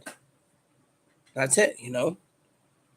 And now they're talking about subsidizing more services for people on food stamps and welfare to get lower cost on streaming services, HBO, Showtime, Cinemax, whatever. They just want everyone that's, another social program. If you can't afford a streaming service, you don't get a streaming service. Hell, I found out if you want to watch NBC News free, just freaking put on the 24-hour channel on YouTube. Watch it. You can watch it for free. Catch up on your news and laugh all the way to the bathroom. But some people, they need everything. And then others like me, I complain when they give you Crackle for free. And you're like, oh, give me a deal where I can pay $5 and get no commercials like Peacock. Peacock, it's 10 commercial free.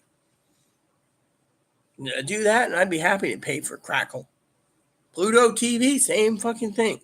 Tubi, get rid of the commercials. I don't want 6 commercials every 15 minutes. I'll pay for it. $5 or $10. You got my business. Why do you think I avoid Crackle, Tubi, and Pluto commercials? When I signed up for my streaming services, I checked off the box. No, I don't want commercials. I'll pay a little more. I've had nothing but good luck. When I finish one program I'm watching on a streaming service, TV show binge I'm watching, I'll go to another one from a different one. So say I'm paying $50 a month to streaming services, I make sure I'm getting my money's worth. In between Poppy, myself, Dinky, Chloe, Trish is my neighbor. I'm the person that's got the kind heart. When I'm not watching one streaming service, they're watching it for me. So I'm getting my money's worth any way I look at it. When I'm done, I always switch to a different streaming. So currently, I'm on HBO. Why? Because I can't. Now, I'm going to go binge watch Cartoon President and eventually because I think it's funny. And I'm going to watch that first Wives or First Ladies show on Showtime soon. But you know what? It's downright great. Thing is people have to cut their expenses. I'm going to use the restroom. I'll be right back. If you have any comments, let me know. I'll answer what Benny said in a second.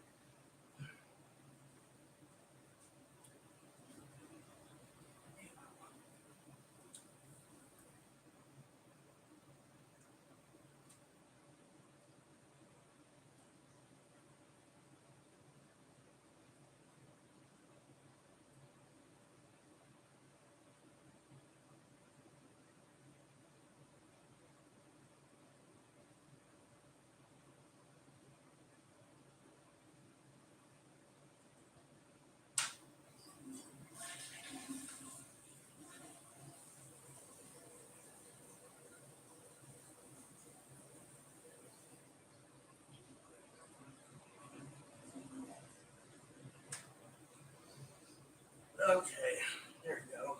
Sorry about that.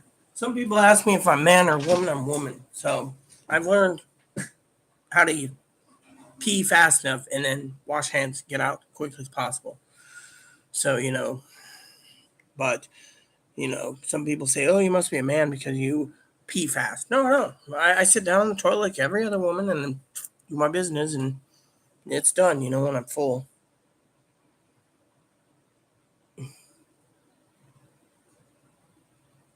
Alexis? What the fuck is an Alexis? Oh, a car. Well, whatever. If he's basically a millionaire, that's fine and dandy. I guess we're talking to a millionaire. Lexus is what, $80,000? Yeah, well, we must be talking to a millionaire. Yeah. Thank God my moderators wouldn't be here. You know what my moderators would do about this story? Prime rib, T-bones 3 days a week, prime rib, scallops, Lexus. They would turn around and literally accuse them being a troll and a Joe Gill, and then they'd ban them. Usually I do the banning, but I'm not in the mood tonight. Now, if Chris was around, he wouldn't take any shit. He'd be like, and Higgins, he'd just look the other way. And Pee-wee would just give them the ban stick.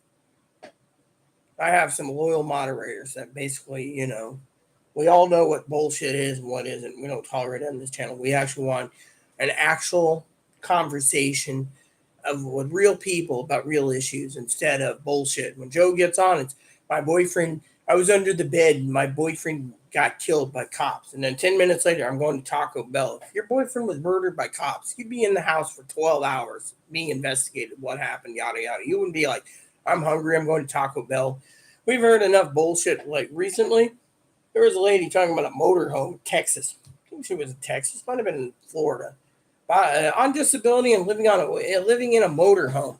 Well, let's talk about the bullshit here for a minute, okay? We're not going to talk about Benny. I don't give a shit about Benny. The conversation, Benny wants to sit here and say everything she has. That's fine and dandy. I don't give a shit. Lexus, that's fine and dandy. Lexus, whatever. My opinion is this. When someone's on disability and they find a way to screw the government over, those fuckers need to be fucking punished. My opinion is you don't fucking screw over the government by having your house in some other name, and then you sell it, and you go buy a motorhome, and you put the motorhome in someone else's name, and then you drive around in the motorhome while being on disability, paying $500 to $1,000 every time you need to tank the damn thing up. Think about it. That's where I don't tolerate the shit and the trolling. When you come to my channel, we want real people discussing real issues, like DD33, great conversation.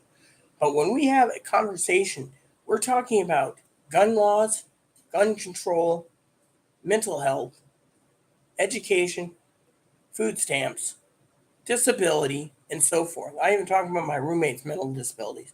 But the point being,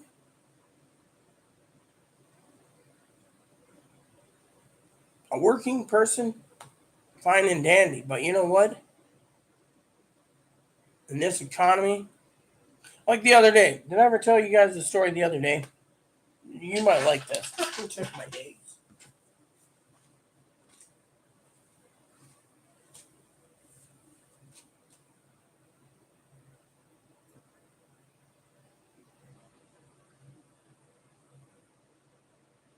There we go. That should be good. It's so boiling. Let me tell you a story the other day, ladies and gents who's watching. So the other day, I was talking about mental illness. And my roommate, who's in the next room, checks in from time to time. She always wants to make sure I'm not talking shit about her. Well, we had a trolling the other day, and she went in and just banned the fucker. Literally banned the fucker and said, get out of here. Don't come back. She usually does that when she gets irritated at people. She's transgendered, so people call her sir. Oh, that's a man. That's a man, a tall man trying to be a woman, yada, yada. Well, someone brought up the fact about my roommate being derogatory. I only want the comments to be nice, by the way. And said to me, how do I like sucking my roommate's dick? Well, my roommate was watching and banned the fucker. I don't even touch my roommate with a 20-foot pole. My roommate's answer is this. She leaves me alone, I leave her alone. She starts in on me, she goes to her room and stays there. I won't tolerate her shit. And I won't tolerate anyone's shit. My point is I'm not tolerating anyone's shit. I mean, literally, we're in a country where the 1% earners can afford anything. The middle class is being whittled down to the poverty stricken, and the really poverty stricken is getting whittled down where they can't afford anything. So everyone is struggling. So you're gonna have 99% of the country hurting soon, and that 1% laughing their ass off as they go to the bank. So to me, it doesn't matter. You know what? It doesn't fucking matter to me. I'm here to discuss gun control, education, politics, religion. If someone asks me, like, what was that one person that asked me something? What was it? Heaven? King James? Don't like King James. Won't touch King James. No, I actually do other things. You know, my life is my business, but I do more than just sleep. I look after a disabled person with borderline personality. I exercise on my treadmill twice a day. When I get up, I have my coffee, wait an hour, and then I run on the treadmill. Then before bed, I run on the treadmill once, then take a shower.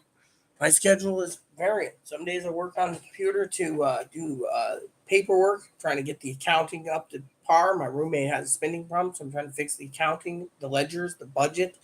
You name it, I'm basically a jack of all trades. I'm disabled, but I know what I'm doing because my grandmother was wealthier than most people, and I had to do her damn with my first computer when I was young. When it first came out with Windows, I was using spreadsheets and doing the accounting information for her. Plain and simple. Hell, I had an 8086 and an 8088. Then I had a 286 and a Windows. I had Windows. I even played DOS games on my computer. And then my Windows. My grandmother made sure everything was good. But at the same time, no, I don't just sit there and be on the computer and sleep. No, I have other things I do. I take care of someone who's autistic, who's borderline, who's mentally ill. I take care of a rabbit. I take care of my service dog. I share my internet with my neighbor who's poor, Jehovah's Witness who's poor. I share my streaming service with another Jehovah's Witness who's poor. I do a lot for people. I have a gold heart. I don't talk about it. But I do know my shit. Because I have nothing better to do for the last 2 years being locked up here because of the fucking government. So while you live in a red state and you can fucking walk anywhere, I'm in a blue state where they fucking tell you when you can fucking shit, when you can fucking piss, like being in prison. And when you can go out, when you can come in, and when you can go to the grocery store, and when you can't go to the grocery, and when you have to wear a mask, and when you don't. Plain and simple. Basically a prisoner in this house. To me, it's fine. As long as everything gets delivered, I don't give a shit. So when I get done with YouTube, which is a lot longer than I should have done because part 1 was short, part 2 is longer, then I will go and put on HBO and watch The Gilded Age because I want to educate myself on New York etiquette between 1880 and 1920. And by the way, everyone knows 1913 wasn't, or no, 1912 during the Gilded Age and when the Titanic sank. Funny thing is, the Lusitania and Mauritania still was running till 1934. Go figure. See, I know history pretty damn well. So I educate myself in religion, politics. I spend my mornings when I get up after my treadmill or before my treadmill with my morning coffee. I read the newspapers to educate myself in everyday topics.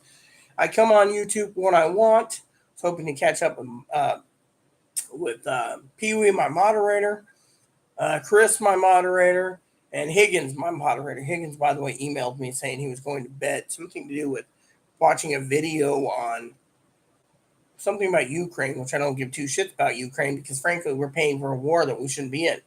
We shouldn't be supplying $120 billion for Ukraine when that $120 billion could have gone to people that need it. Or they could just funnel in, let's see,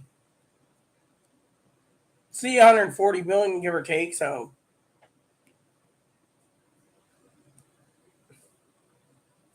they could buy like 7 new aircraft carriers for what we're paying for Ukraine. 7 new Ford class carriers. Each Ford class is $20 billion, by the way. So technically, you can do the math. Not to mention, it's costing $6 billion for the new ballistic subs we have. So we're spending trillions of dollars in war, and yet we can't take care of our poverty-stricken people and get them back to work and get them in the education we need when the fucking institutions are racking up the fucking bills for schooling. Back in other countries, school is cheap. You can go to school and be a doctor in the Philippines cheaper than you can do it here. How do I know? Well, I was married to a Filipino once, so trust me. Filipinos, when you make them mad, they won't talk to you for months or years. That's what happened with me. Have surgery, lose your wife. Being a lesbian, oh, well, I had a husband because, well, he was trying to be a woman. Couldn't go through with it after 6 years, stayed a man. And, well, he was a great cook. We weren't sexually active or anything, but he was great in every detail. He was a saint. I did videos on my travels in Oregon, videos on my travels on Nebraska, video travels in Ohio. I even traveled and didn't know about YouTube back then, but I was in Australia for 5 years. So to me, I've seen the world many times over on a lot of adventures, but I'm tired, I'm wore out, and I don't like to travel. Hell, I don't like to go out. Why do you think my roommate basically gets away with a little more than she should? When her borderline acts up, I send her to her room like a kid. She's like a child. What does she do? Send her with my phone. She calls me on Google Voice, which is free, by the way, everyone. I love Google Voice. And what does she do? She asks me what I need at the grocery store. Or if she goes off island to look up pricing and stuff at Walmart. She gets groceries there. Takes the cooler, does what she needs. She picks up the groceries. If I don't want to go out, I have it delivered. Plain and simple. Easy peasy Japanesey. And when I don't eat, when I'm done, see, I watched the first episode of Gilded Ages while I was eating dinner, and then, or lunch, breakfast, whatever you want to call it. And then I got on here when I saw some comments about something I was toying with when the basketball coach for one of those Texas things said, enough's enough, we need gun control. And expanded background check. Well, that's when they hack into your medical records and they know everything. If your family's wealthy, they're still going to deny you a gun because maybe your daughter is mentally ill, or your son, or your grandson, or your kid's autistic, or someone in your family is borderline personality. They're going to cross-check this, and they can charge as much as they want for that background check.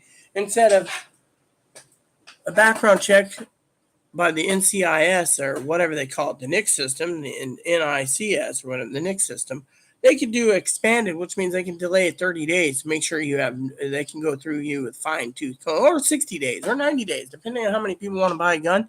Then they could say, oh, that background check's $1,500. So you just paid $1,500 to buy your gun. And then say you want to buy another gun, you got to pay another $1,500, hypothetically.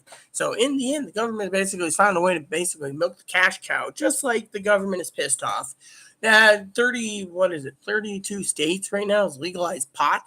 And the reason they legalize it is they can make more money off the taxes than they can listen to the federal government. Recreation, big fucking deal. Pot's going to kill you. It's going to kill you. It's not going to kill you. Who cares? Other states don't want to do it. Federal government, they won't make a legalization of pot because they know if they do, which they should, they can make money on they can have a state tax and a federal tax pot. They're not going to do a state or federal tax pot. Why? Because think of it. They're scared of pot. I mean, other countries have semi-legalized heroin and cocaine only because it's a way to get them off of it. And they give you meds, and they slowly whittle you off of it, and then eventually you're clean. But here, you have, if you do coke or crack, you were either going to prison, or you're going to prison. Or they put you in a mental hospital, clean you up, and say, don't do it again. Or you go to jail. Substance abuse. You see where I'm going with this? Poverty causes substance abuse and booze drinking, not including other shit. And people these days, they're not getting a wage. I mean, look at the news article today. $7 plus for a gallon of gas. The living wage is going down the toilet. And this is in California. Now California's thinking of raising the living wage. So they'll counter the gas. But what if they basically pass the law and the companies pull out of California, go somewhere else because California's tax law is expensive, California's living wage is expensive, and slowly, once they figure a way to whittle down the fuel problem, our fuel prices will stabilize after summer. You see, the reason they're basically causing everyone to try to panic right now, it's starting to boil now. Good. So, give it about 10 or 15 minutes, and I'll just basically, let's cut it down slowly. But anyways, the point is they're panicking. They're panicking worse than worse can be. See, once summer goes away, fall comes. And that's where the 100 million people are going to get infected. So what are they doing? They're trying to rush out now. And while they're rushing out, like our tourist trap that we live in, 1,600 cases in one fucking week. And by the way, before you sit there and say, look at where I live in Washington State, let's just say we're the highest zone in the county and in the fucking state for coronavirus. People are bringing it all over the state to us. And our citizens are getting infected. Then they're quarantined. Until they're better and it's a negative outcome, they're just a number. And that number is used to control the people. Like DD33 said. Control the fucking people. Plain and simple. You do the math. I'm not stupid. I keep up on all this. Pee-wee keeps up on it. The way we're looking at it, this shit ain't going to be over anytime soon. So most people are panicking and not working. And they're trying to dictate to their bosses that they want to stay home. And their bosses want them at work. So what do? They quit. Then they stay on the fucking public dole. And because there's so many resources for the people in the blue states, the red states are paying for it right now. The working class are paying for it. Well, the fucking freeloaders stay home. Food banks are backed up. Not to mention, everyone, the waiting line for fucking to get a hold of someone at the welfare office, which, by the way, like I said, I get $16 a month. So just to get recerted took me 4 hours on hold, then 3 hours on hold the second time, and then 2 hours on hold the third time because they had an error in my application, recert application. You do the math. And housing applications are getting worse and worse.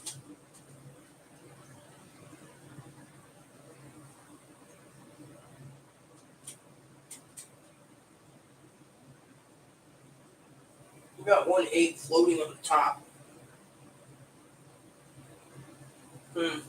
Okay. Let me get my key real quick. No, I don't put cooked keys. I hear the creator of Gilded Ages is the same one that did Downton Abbey, which was a good show. Just checking something. Okay, good there. So, the bottom line is for all of you out there, look at the big picture here. We're going socialism. People don't like it. People need to basically fight back, but no one's fighting back because they're getting handouts. Long lists of wait lines for welfare office because everyone's waiting to get their benefits. Social Security is backlogged 12 to 24 months or longer because no one's working. Social Security agents, only 20% are working in the call centers. The rest are at home still. You do the fucking math. It ain't going to get better. It's going to get worse before it gets better. When someone finally wakes up and knows what the fuck's going on in this country. Me, I told you this in 2020, right before Biden took an oath. Told you right before Biden took the oath in 2021. You're going to see some serious shit. And we did. Last of the stimulus checks. People are bitching about how they needed more money every month. Monthly stimulus checks. Yeah, because they're fucking freeloaders. Who's got to pay for it? Did you know I did the math, right? The math, by the way, for all you out there think I'm dumb, stupid shit. And I don't know anything. It would have costed between $36 and $56 trillion to give everyone a stimulus check for approximately 2 years plus. Give or take. And what happened? They stopped. Now people, see, like I said, the economy got the boost with everyone buying the junk. But once the junk ran out, the economy started slowly cooling down rapidly. Like the movie Day After Tomorrow, when the planet cooled down and we had the ice age and then half of the planet. Think of it that way. Cooled down so fast, like tornadoes, special blizzards, that now people are talking recession. Oh, we can get out of it if. Thing is they're basically telling the newspapers to print there is no recession when there is. Look at the gas prices. Look at when you go down to certain stores that say we have 100 TVs in stock, 70-inch TVs, and they're not moving them. Look at my buddy, for example. My buddy basically has been selling a lot of used fly rods lately. Not new fly rods, used. He said he couldn't even make a sale for an $800 fly rod, let alone $1,200, because no one's buying. The fly fishers are worried about the economy to no end. Literally no end. He's basically barely making ends meet. And he's a working class. Companies keep pushing him to get people to buy higher rods, and they won't.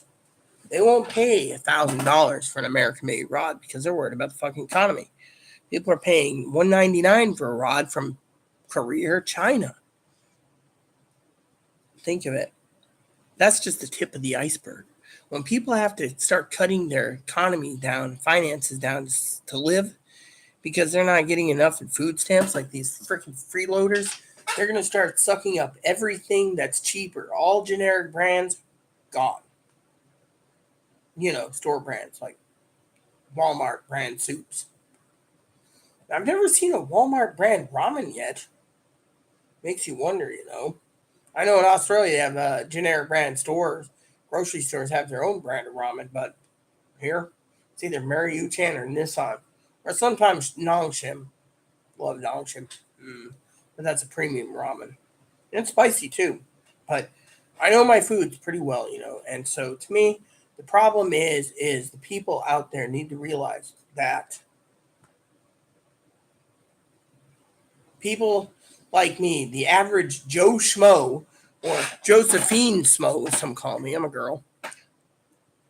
Need to realize that if I was running for president, Congress, or Senate, I would be speaking for the fucking people, not fucking thinking for getting rich off of the fucking corporations. Corporations are the ones causing this problem. They keep raising prices, knowing that no one can fucking afford it. Eventually, who's going to be affording it? The working class. And when the working class can't afford it, they'll keep raising it to the point where the working class goes broke and the 1% gets everything. And then we're back to slavery. Think about it. They cut corners. What did they do? They got rid of the old analog cell phones. Went with digital. When digital they couldn't track, they went with the G system where they could track you better.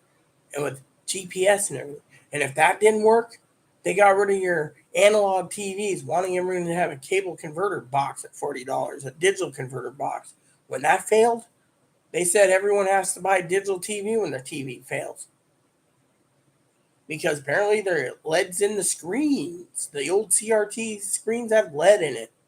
Wow. And now they're telling us that, most cable companies are failing because of streaming services. Some people want news. So there's a place on Roku where you can get fucking free news without even paying for it. You can go to YouTube and watch NBC every day for free. There's ways around it. As long as you pay your internet bill, you can fucking watch TV all you want through your streaming service. That's what I do with Roku. Then I have subscriptions I use. Amazon Prime. I have like 3 channels on Amazon, 4 channels. The rest of my channels I use is other channels. Netflix, Hulu, HBO, Showtime. I have Cinemax on Amazon. Pokemon channel. Got rid of like 4 channels. Saved me $40 by cutting out a few channels I don't use. But you know what? I have Paramount Plus. Am I happy? Yeah, I can use YouTube too. Good entertainment thing when I watch video game reviews with my little checkbox on my clipboard and connect to my clipboard. I can use YouTube and watch all the video reviews I want for free. I'm already paying the fucking internet bill, so might as well utilize it. The other day, the internet company sent me a message. Usually I get unlimited bandwidth, but they always check to make sure I'm not using it over the bandwidth. Now, when I'm streaming movies, that's fine. But when it comes to the internet, the actual internet, they sometimes message and say, well, you use a lot of bandwidth overnight. Well, I'm sorry. I had to update my video games on Steam. Yeah. So I'm a gamer. So when I get tired of YouTube and the comments peter out or no one wants to listen when me and Pee Wee works together as a team, I just go and do something else. Now, some say, oh, you sleep and you eat, you sleep and you eat. No, I was spending 18 hours a day before I got back into YouTube fucking playing Guild Wars 2. But when my moderating team, for my own guild, by the way, I run 4 guilds, decided to fucking pack up and leave after I bought their expansions for their games, just packed up and left me like I felt like I was being used and abused and financially exploited. They left. One guy left because one of my guild co-leaders left because he didn't get his digital sword he put in the fucking guild vault. He was going to make a legendary weapon out of it. What did I do? I sent it to him 3 weeks later, but you know what? I have a fucking life, so I don't need to fucking cater to any son of a bitch anymore. That's the thing.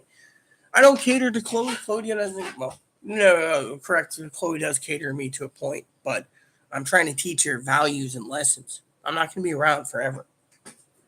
And the wheel fell again. Gotta watch that wheel.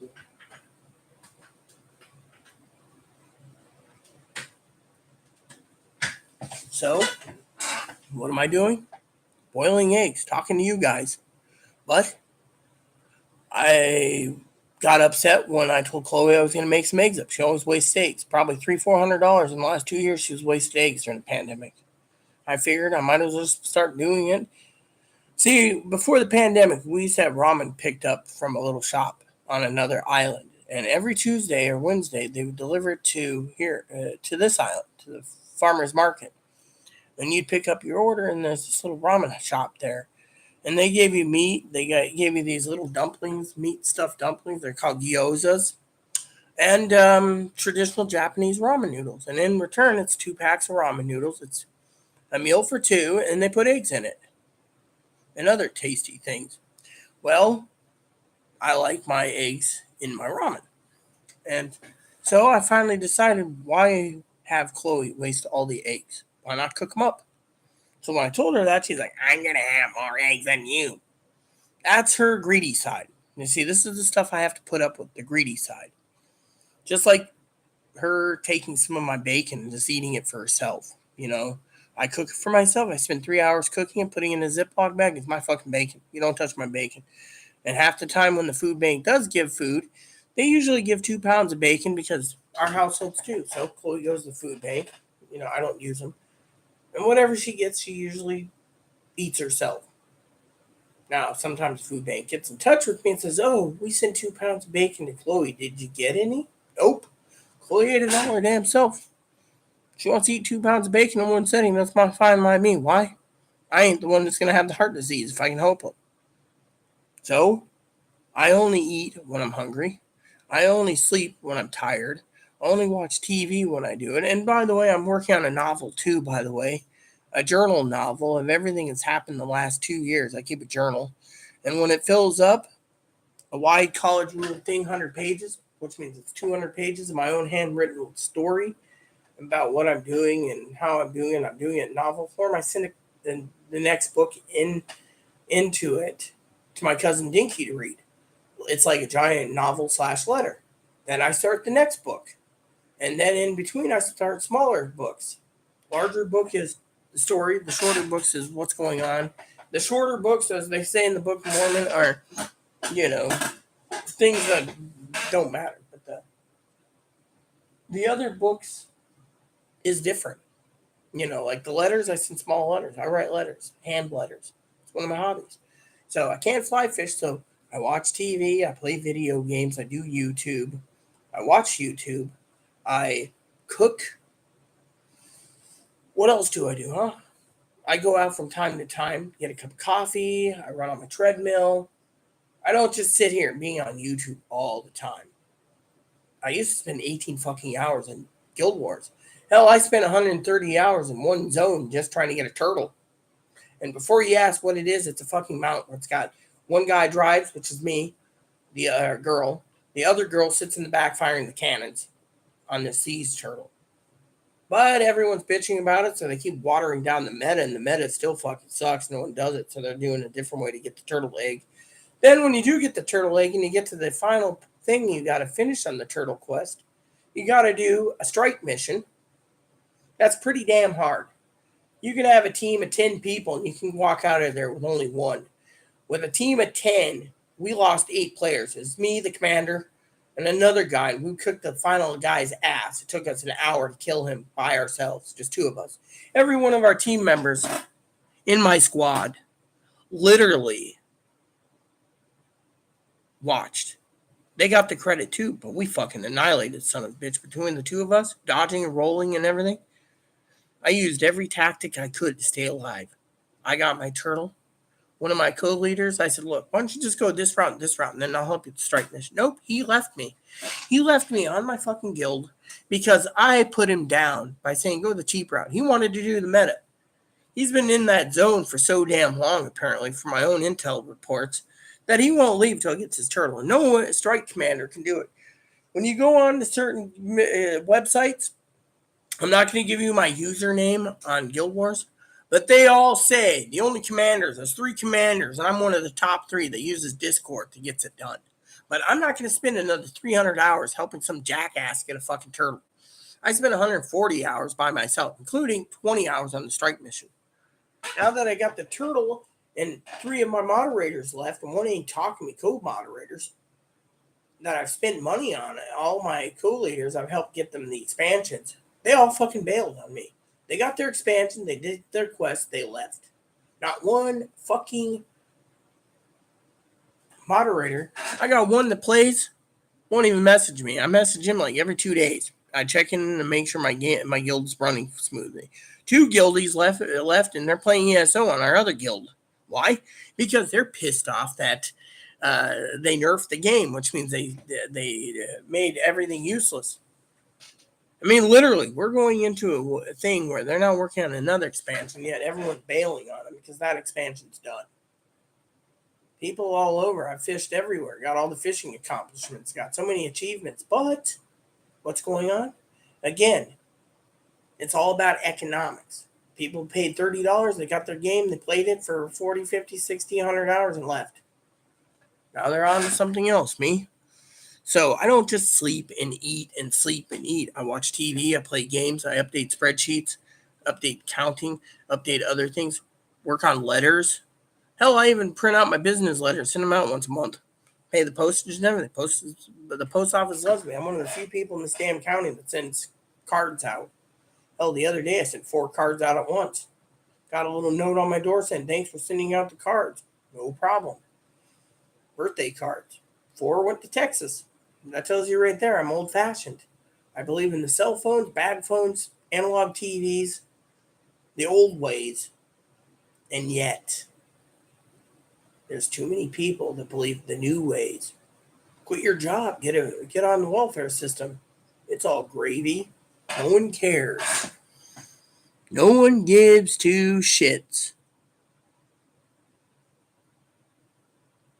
Look, my roommate and I, if you want to say I'm contradicting myself, I'm not fucking contradicting myself. My roommate comes out in the mornings.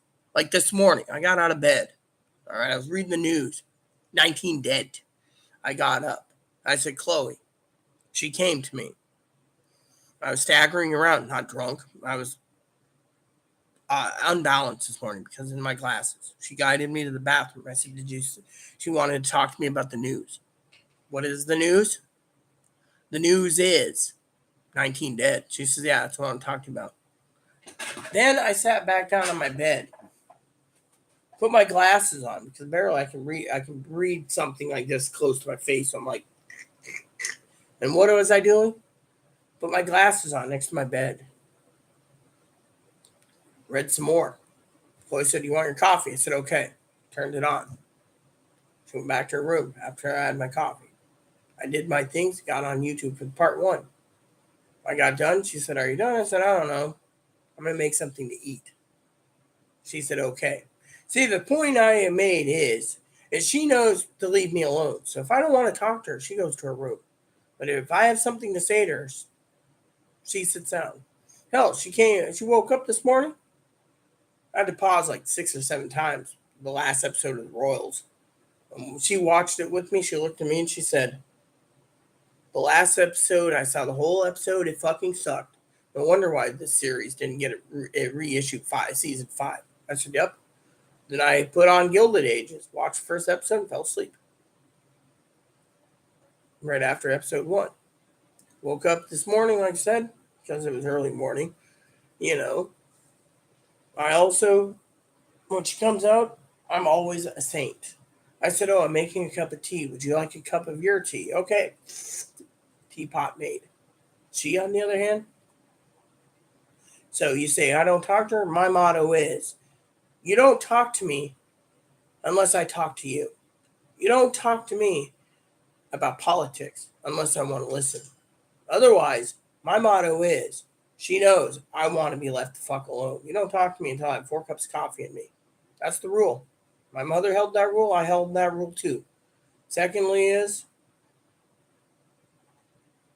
she also is learning not to fucking wake me up 3 hours into my sleep cycle going, all right.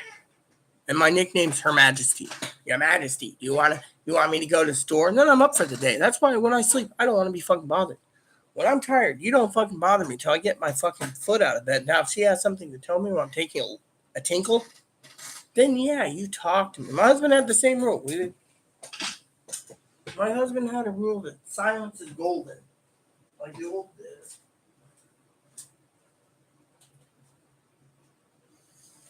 My husband's motto was silence is golden, like in the Elder Scrolls Oblivion. Silence is golden with the Dark Brotherhood. The thing is we had a system.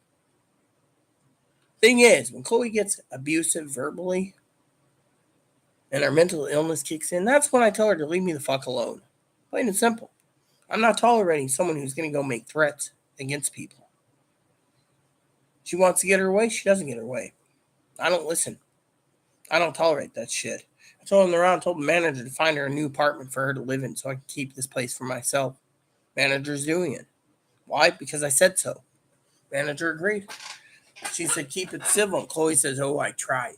The thing is, I'm not the abuser, but I know my shit, and I put my shit together, and I get my shit together, and I don't tolerate shit. So if someone starts making threats against the neighbors or former president or whatever, we have the Secret Service on our door. Yeah. So you get the point. The point is, I don't take shit anymore. That's my motto, my own boundaries. It says, leave me the fuck alone. I'm a hermit. If I need something, I'll ask. If I don't need anything, play your damn game. Do your chores, clean up your own damn mess. Because she claims that because she's disabled, she doesn't want to clean up her damn mess. You see where I'm going with this? She thinks it's my job to do everything. The world owes her. The world owes her food stamps. The world owes her disability. The world owes her. It's like that guy said in the Royals. The world doesn't owe me shit. I earned my watch. And that's the way it is.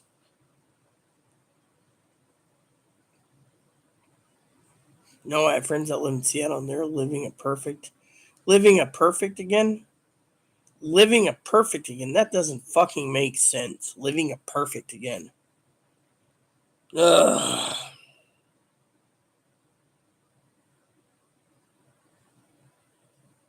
Oh, why don't you marry a Filipino woman? Why don't you go marry a Filipino woman? I was married to a Filipino woman. You know what happened? You go in for surgery, she stopped talking to me. First surgery, she accepted it. Second surgery, took her about a month. Third surgery, that was it. Done. Signed, sealed, delivered, gone. I haven't heard from Annie in 4 years. She's in Saudi Arabia working as a maid. I've messaged her many times. She doesn't reply back. She's pissed. Pissed. So not all Filipinos are loving and caring. So if you want to say your ex is loving and caring, that's fine and dandy. But my ex, she was mad as a... I can't even describe how mad she was. I still have her picture. But you know what? It's her loss, not mine. And she knew who I was. She just thought she can change me, and I wasn't going to tolerate it. First surgery, she accepted. Second surgery, she accepted. Third surgery, that was it. No thanks. She wants to be mad at me, let her be mad at me. She can stay in Saudi Arabia as far as I'm concerned and be a maid. She was in Dubai. She was in United Arab Emirates. She was in Kuwait. You know what? It's fine and dandy with me. I don't give a shit.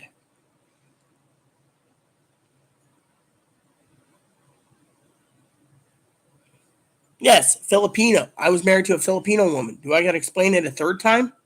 Filipino woman. She wasn't loving.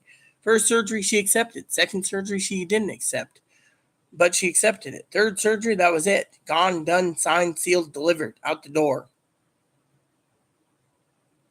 I still love her dearly. She holds a special place in my heart. If she could get past the religion and the Catholicism, it would have worked. But to her, the Catholic Church brainwashed her. So I don't talk about Annie much.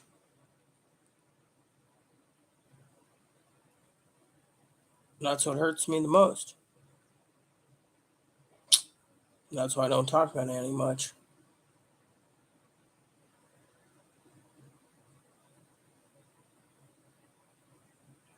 Actually, it was about surgery, and I was not changing my sex, okay? I was born hermaphroditic. You know what that means? I had both male and female chromosomes. I'm 3 X's and 1 Y. So technically, I don't consider myself male. I don't consider myself female. I just went with what I was more comfortable with was female because that's me.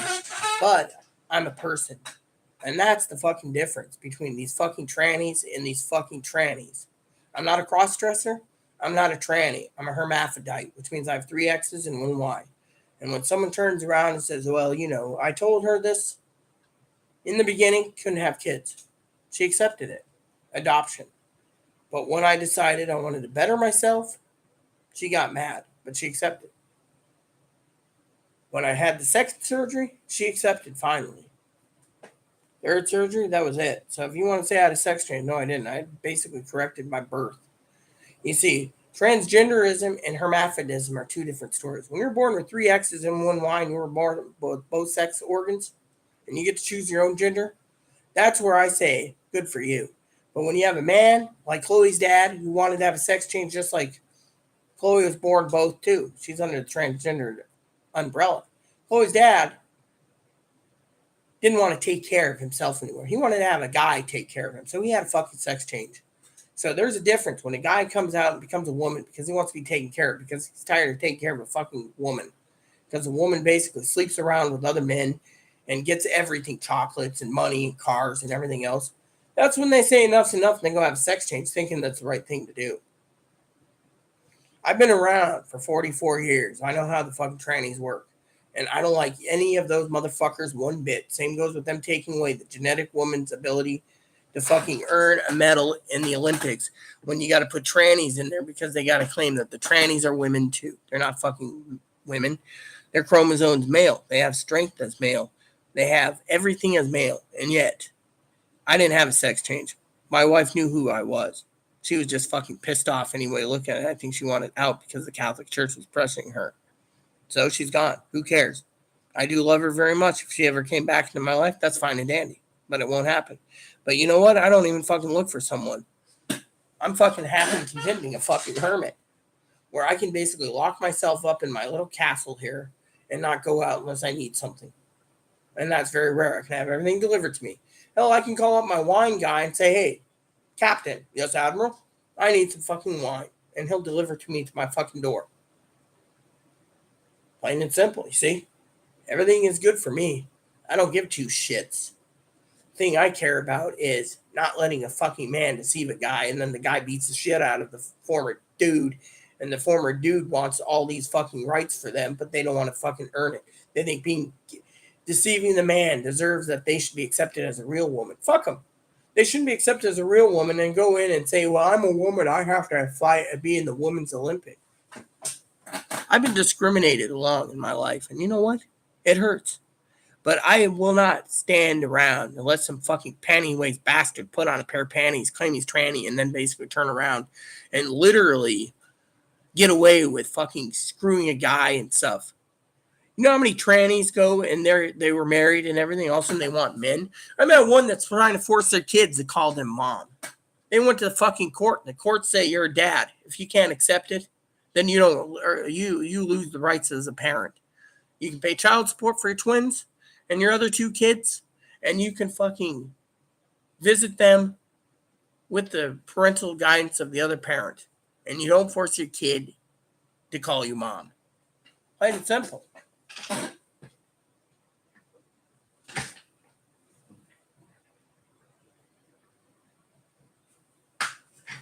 Point is, no one knows my story. I don't talk about it much. I'm here to talk about today's events, and yet sometimes it's a little personal. I do like talk about Chloe from time to time. I do like talk about my past, what I did as a child, Oh, I love fishing as a child, camping as a child, hiking as a child. I lived in Australia. Thing is, I don't accept transgender people. I won't accept them. When a sexy, hot, gorgeous woman, no offense, being lesbian, has a nice rack and decides they want to get rid of it all and have a pair of balls between their legs, there's something wrong with them. Most likely, the trans person who wants to become a trans man has usually been raped so many times they want to have the power over the woman, so they go and become a man. Plain and simple, it's what it is. I know so much about the tranny community, it's not even funny. They're all deceitful little bastards and bitches. I, for one, won't tolerate it. Why do you think I stay away from these fucking dillwads? Keep myself locked up in here. County wants me locked up anyways. They don't want to see me, so might as well just fucking enjoy myself on YouTube. Do my own personal projects. Enjoy myself. Plain and simple.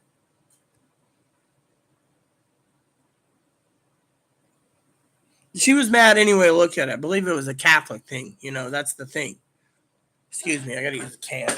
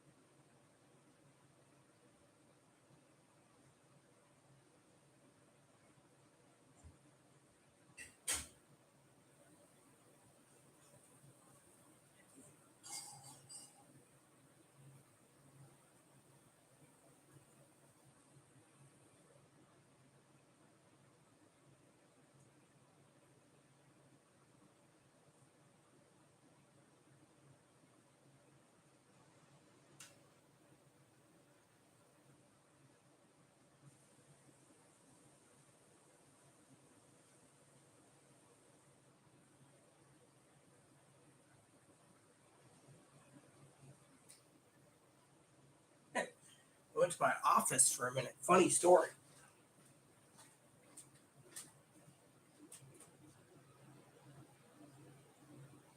So I went to my office for a moment, then used the toilet. When I was in my office looking for something, Chloe comes in there. She never goes in my office. She's like, I'm going to get your office clean.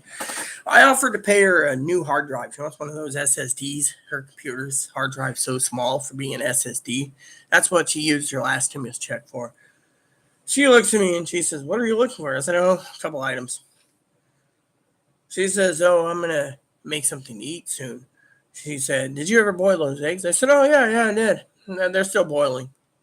I said, slowly but surely, I cool them down. She said, I'll just take them out with a scoop and eat them warm. Yeah, well, eggshells alone are piping hot, so I laughed. This is how you get an egg out, and you drain the egg. This is basically to drain eggs, by the way, for some of you out there. See, I have all the tools I need. Being married to a husband with Anyways, let's just talk about my husband and my personal life, But anyways, the point is, it was funny as hell because, how great the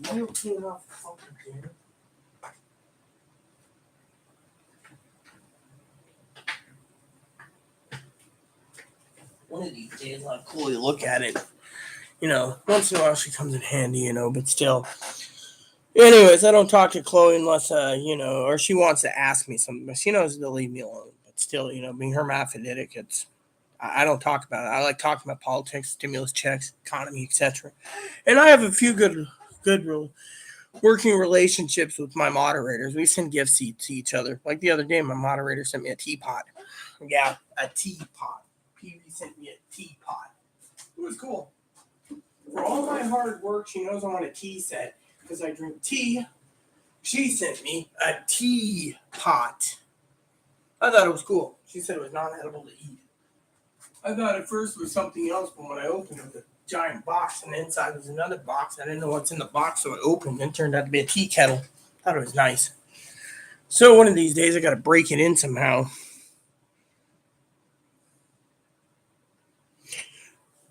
You know what the problem is with people like you? You don't want to believe me. I don't believe your bullshit either. Plain and simple. That's the thing. I don't believe you're a working class. You know what I believe? I believe in my heart with Joe Gill.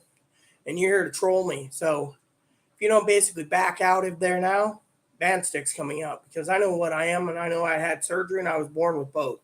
So if you want to fucking dick me around, I'll dick you around by kicking you out. Plain and simple. Of course. So back away slowly. Plain and simple. I was born both. And I don't like trannies. And I don't like people that lie, like people that claim everything is cheap. In this economy, I say, plain and simple. See, I got the eggs on 4, so. Oh, did I scare you, Bun Bun? Mama scared you. You see? Bye-bye. See ya. Moderator came on finally. Guess we have one spying in the woodworks. Thank you, Chloe. See you later, and don't write, son of a bitch. Now maybe I can get out of here without any fucking problems. Oh, yeah, they were fucking trolling, all right, Chloe. You see, Chloe and I have a working understanding, Chloe was actually watching anyways, and she was asking me about the troll in my office, as well as the eggs. And I said, do what you wish. Because I'm not tolerating some son of a bitch who wants to fucking overthrow their opinion of everything they have. Excuse me, Chloe, but before you leave, I do want to say, who the fuck gives their daughter a fucking Lexus car? Aren't they like $100,000? Sounds like the same troll we had the other day at the fucking motorhome. Now their hubby is a working home and they're a wifey in Louisiana. I've heard all this shit before. And prime rib's cheap, by the way. They claim to pay $100 per pound of prime rib. If you want to, feel free to give your opinions before you leave. I would much appreciate it. But I think the troll might have a second account. So you might want to stay on for a minute with me. We can converse through the comment system. And you can hear me vocally and type the answers. I will check on our eggs. So if anyone wants to sit there and be a dick, Think about that. The little wrench next to her name. Moderator Chloe ain't taking shit from no one, especially some son of a bitch that claims all this crap. We've heard it time and time again. Hundreds of hours worth of content. We've heard it all. And by the way, Chloe's born both like me, so one thing we don't tolerate is fucking liars and son of a bitches. And no one calls us liars. We're here to have a discussion about 19 kids killed, not some son of a bitch being an asshole. So, I think Chloe did good. Is that snow on the ground? No, I guess it is. Maybe it's snow. Maybe it's fake snow. Okay. So, I'm just going to wait a minute, see if we have any more people. You see, we have 3 people. So, when the eggs are done, me and Chloe's going to have a cup of tea, watch episode 1 of Gilded Age again, and we're going to have some ramen together. While you son of a bitches are watching, trolling. And you know what's funny about these son of a bitches? Let me just tell you before I leave. While the eggs are finishing up, I'll tell you something that I enjoyed the most. You see, Chloe's watching, I'm watching, which means I don't get a number on the top there of how many people's watching. 2 other people are watching besides Chloe. And you know what's fucking funny about these son of a bitches? I'll tell you. My favorite part. The other 2 that are watching were already people that banned. They're subscribers, but guess what? I don't tolerate your shit. So, one thing is, there's times and times when Chloe comes in handy. When Chloe's watching my video secretly, making sure I don't talk shit about her, and she comes to my office and says, "Can I get rid of this fucking douche knuckle? Or douche nugget? Or douche waffle?" Fine by me, I don't care. My thing is, I ain't taking shit from someone who's sitting there screaming and yelling about food stamps and this. You know what? Problem is, I've heard it all. I have family, when people start not making mistakes, there's problems. So, Chloe did her job. I'm making eggs. And we're basically making sure the son of a bitch realizes he don't fuck with us. We're here for a chat. And I've overstayed my time, as Chloe would say. Why? Because it happens. Of course, most of you people don't give shit anyways. So, as a hermaphroditic woman, I don't tolerate crap.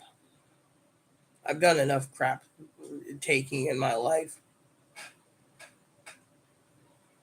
And I think, it finishes her job, she'll basically be getting her hard drive like promised. Finally, for once, she's carrying out something and finishing it to the end. That makes me proud of her. And I'm very proud of her when she fucking executes 66 perfectly. You see, if Pee-wee was here, Pee-wee would have gotten rid of the damn son of a bitch a long time ago. But when you start basically poking and saying things like Lexus cars and everything else, it's like that dipshit the other day about the motorhome. They didn't even counter the motorhome. They just want to say, I'm getting prime rib and scallop, them doing a wedding and blah, blah, blah. Really, I've heard it all. See? When you're my age, you hear it all. You hear it all, man. And that's the funniest in the world.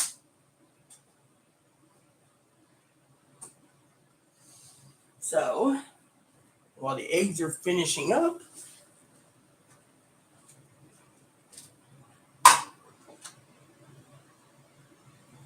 I wanted to say, don't write and don't comment.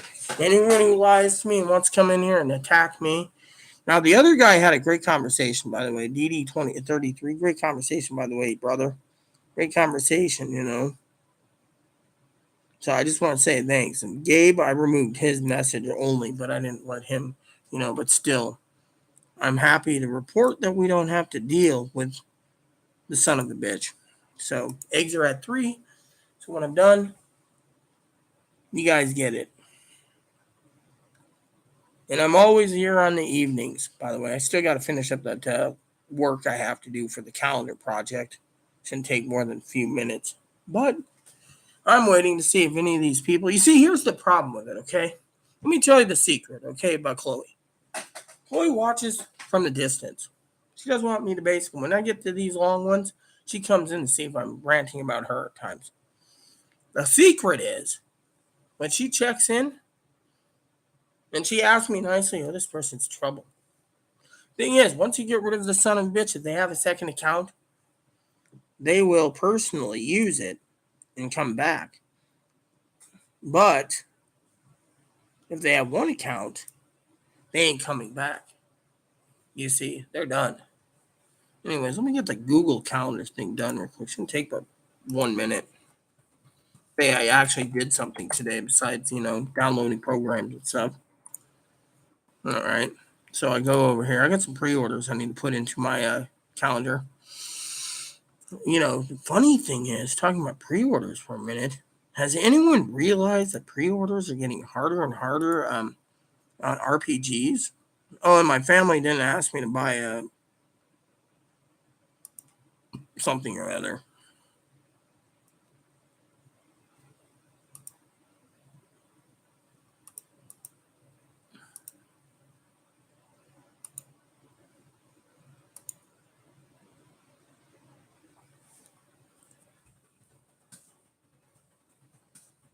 What's it called?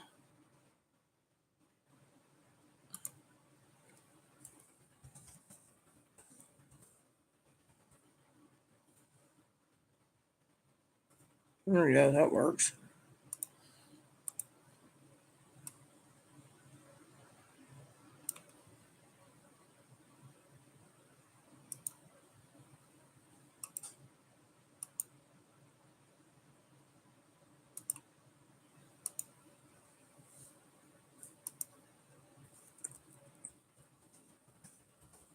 All right. See?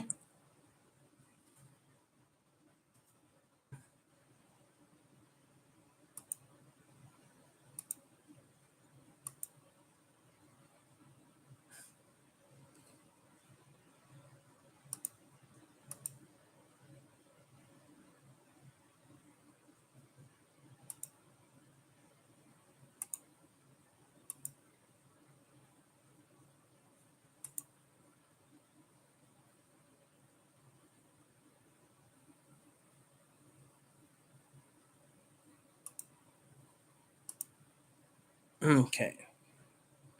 See, I'm almost done. I'll just go down the list here.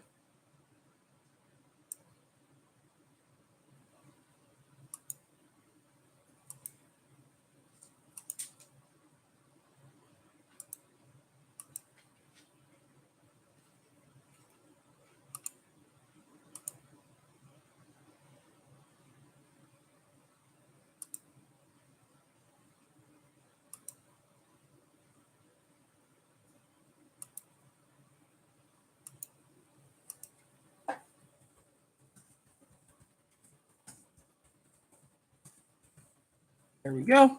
See, I'm doing something.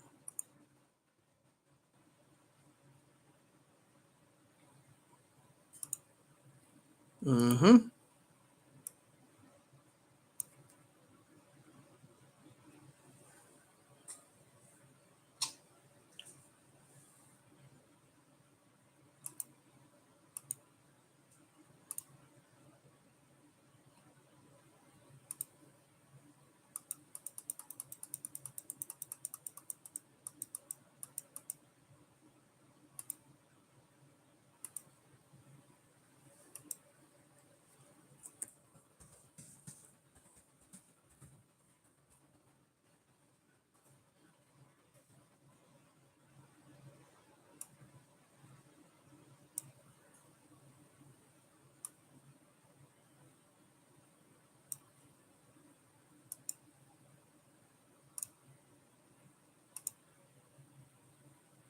And this is the last entry. So,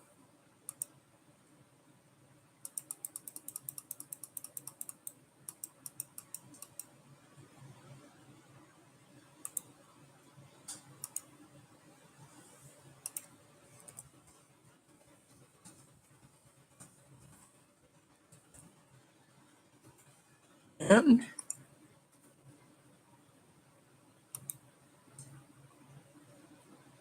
Oh, yeah. One more. I forgot this one.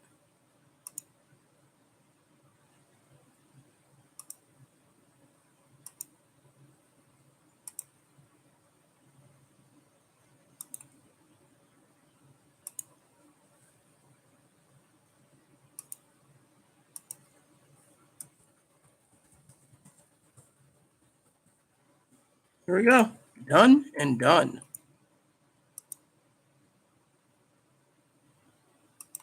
So, that's it, everyone. I'm going to turn the eggs down again. Our work is done for today. Actually, I'll just turn it off. This should be good. Well, everyone, Chloe's hungry. I'm hungry. It's time for us to work together to get some ramen. So, that's it, everyone. A girl named Benny. Funny. Sorry, Joe. Wouldn't buy your bullshit again. Mm-hmm. So, with that said, everyone, never believe a son of a bitch like Joe Gill. He's a troll. He likes to troll us all the time, and he has nothing better to do. So, with that said, everyone, just remember to help the economy, we must first take care of mental health, poverty, and education. Otherwise, we're not going to get gun control anytime soon. Mm-hmm. So the eggs are off. Wait for Chloe's cue to come out here, and then I'm out myself. We'll watch the first episode of Gilded Ages again. It might be an interesting show. But I've been on here for 4 hours, so technically, I think it's all a bunch of bullshit. When someone talks about prime rib, just like the other day, someone's eating lobster while being on disability. I don't eat lobster but once every 2 years, it seems. And that's a real treat. So technically, it tells you where the economy is going. So, to me, I just want to say, you snooze, you lose. And frankly, that person lost because I ain't tolerating shit. So, tomorrow is another day. Another video. Any held for review? No comments held for review? I always check my comments. Okay. So when Chloe comes out, I'm out. So, DD33, if you ever tune in again, please tune in soon because that was a great conversation. Sorry we had a troll in here. He will probably message me in the morning with the title troll. We all know it's bullshit in this day and age. I mean, Chloe also knows it's bullshit. You just don't give a girl $60,000 to $100,000 car for graduation. That's just utter bullshit itself. Same goes with eating prime rib and scallops. I mean, literally. However, I'll have to ask Chloe when she comes out, what is the scallop? Is that an onion? Or is that some type of sea thing? I think we had scallops on the train. Scallops weren't bad, but wasn't great either. So, but anyways, Chloe and I, it's 3 in the morning. We're gonna have something to eat, and then we're going to make some ramen. I got my pot ready to go, so I'll let her cook hers first. I will move the tea kettle. Actually,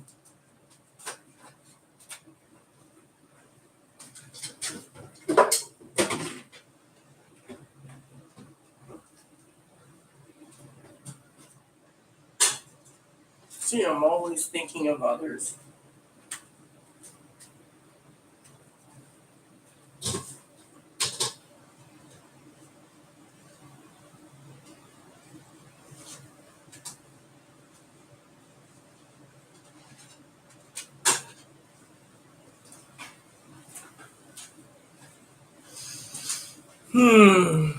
There we go, So just wait for Chloe and I'm out. Maybe I'll have a chat with her before when she comes out.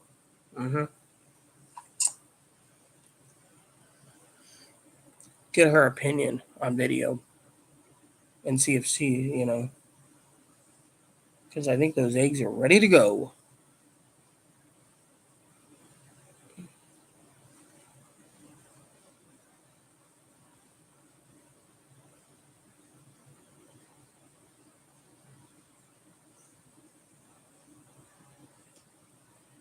Yep.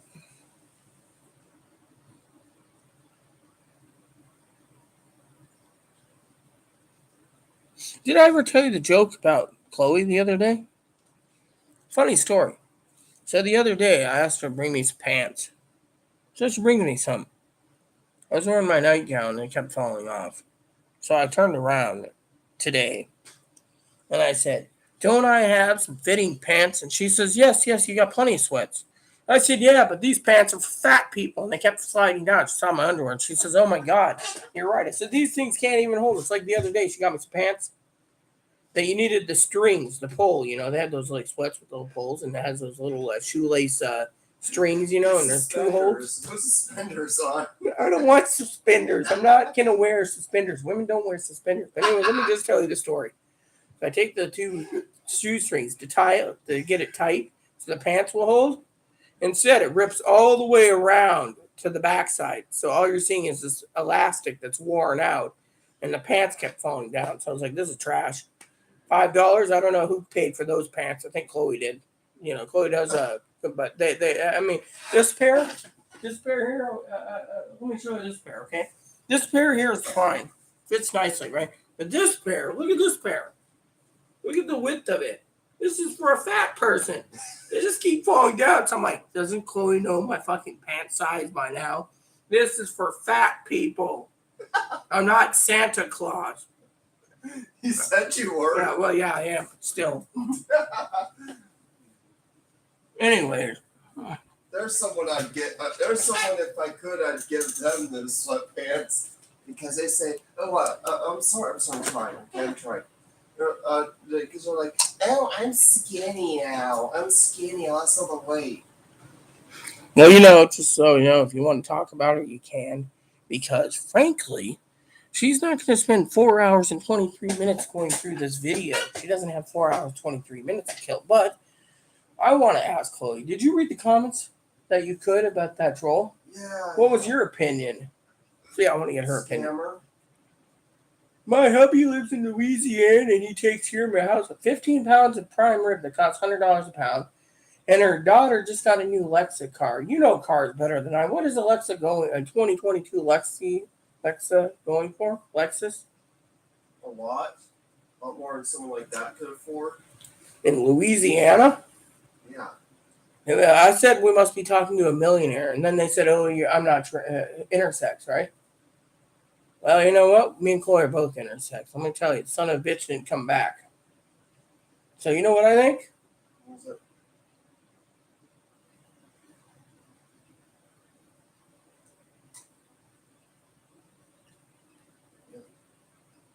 It's him. I lip synced. You know who I'm talking to, right? Yeah. Who? Yep, Joe Gill. Basically, Joe Gill's got a problem. He likes to con people. Read an article. I'm not sure if it's more of a radical article or not, but saying that it's possible that interracial marriages could be banned. Actually, you know what? That's something that Chloe's right about. You see, if Roe versus Wade is broken up, right? They were supposed to talk about it Monday, but they never did, right? Because they're scared. And now that the Republicans are losing left and right, supposedly, right? And then, well, let me tell you what's going on, okay? And because of this war, and the Republicans know if the Supreme Court votes to overturn Roe versus Wade, it overturns interracial marriages, transgendered marriages, LGBTs, same-sex marriages, and everything else going back to letting the church get away with shit. So, pretty much where you're only safe in the blue state. Right. I think blue state should just pull out. Well, anyways. We end up under our dictatorship. So, well, we're not going to be under a dictator. But anyways, the thing is the Supreme Court knows what's coming down the pipe. So if Roe versus Wade is overturned, as I told Chloe, the women's reproductive rights will turn around and be voting Democratic to keep their rights. And then when the House and Senate are full of Democrats, they'll get anything they want passed. And that's what the Democrats are counting on. And the Republicans are probably right now trying to get the Supreme Court to pull back and not bring out that. Because once that opinion piece is solid, shit's going to hit the fan. Everyone knows. But what happened? Probably what happened. They think Republicans and the women voters and stuff won't care about their reproductive rights. They're going to be more important about inflation and gas prices. That's not true. The problem is we contracted out of country for all our needs. And because of it, we're at the mercy of someone else. We're being held hostage of someone else, China. Because of it, I saw a joke the other day. What was it? Someone said something about being held hostage. Someone was talking about, I think it was this Democrat today, talking about how we're being held hostage by the Republicans. Yeah, someone said that in a comment. We're being held hostage by the Republicans. And until we break free, these people want power. Yep. Look at that, Chloe. We went from 3 people down to 1. I just realized state abbreviations. WA means Washington, right? Also means Western Australia. It's weird. Anyways, everyone, I'm glad that I can get out of here because, frankly, in about 2 minutes and 20 seconds, I'm out. I'm done. 4.5 hours is my limit. Actually, Chloe knows my limit's 2 hours if we don't get any decent conversation piece. But because we had a troll, they wanted to take my time. And frankly, those people are full of shit. Especially them. I think it's the same trolls the other day. They just started a new account. You notice that? Yeah. I think it was because of the fucking motorhome thing. You remember when we were talking about that motorhome? Mm-hmm. I'm going to drive around in a motorhome. I'm on disability.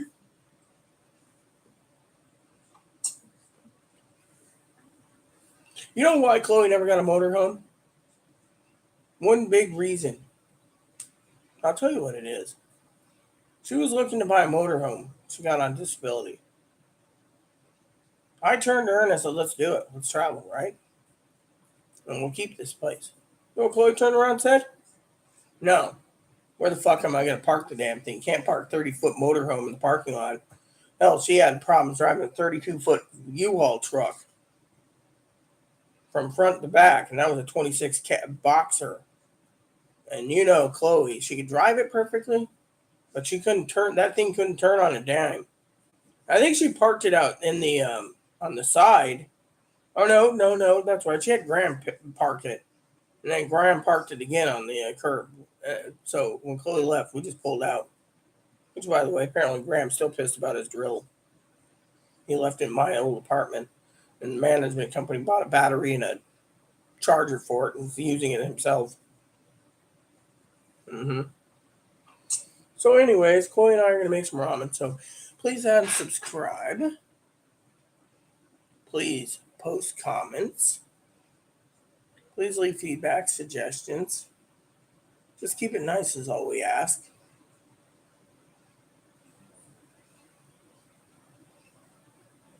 Please add and subscribe. Please post comments, leave feedback, suggestions. Hit that like, subscribe button. It's hopefully fun for your family, including your dogs, your cats, your service dogs, your service bunny.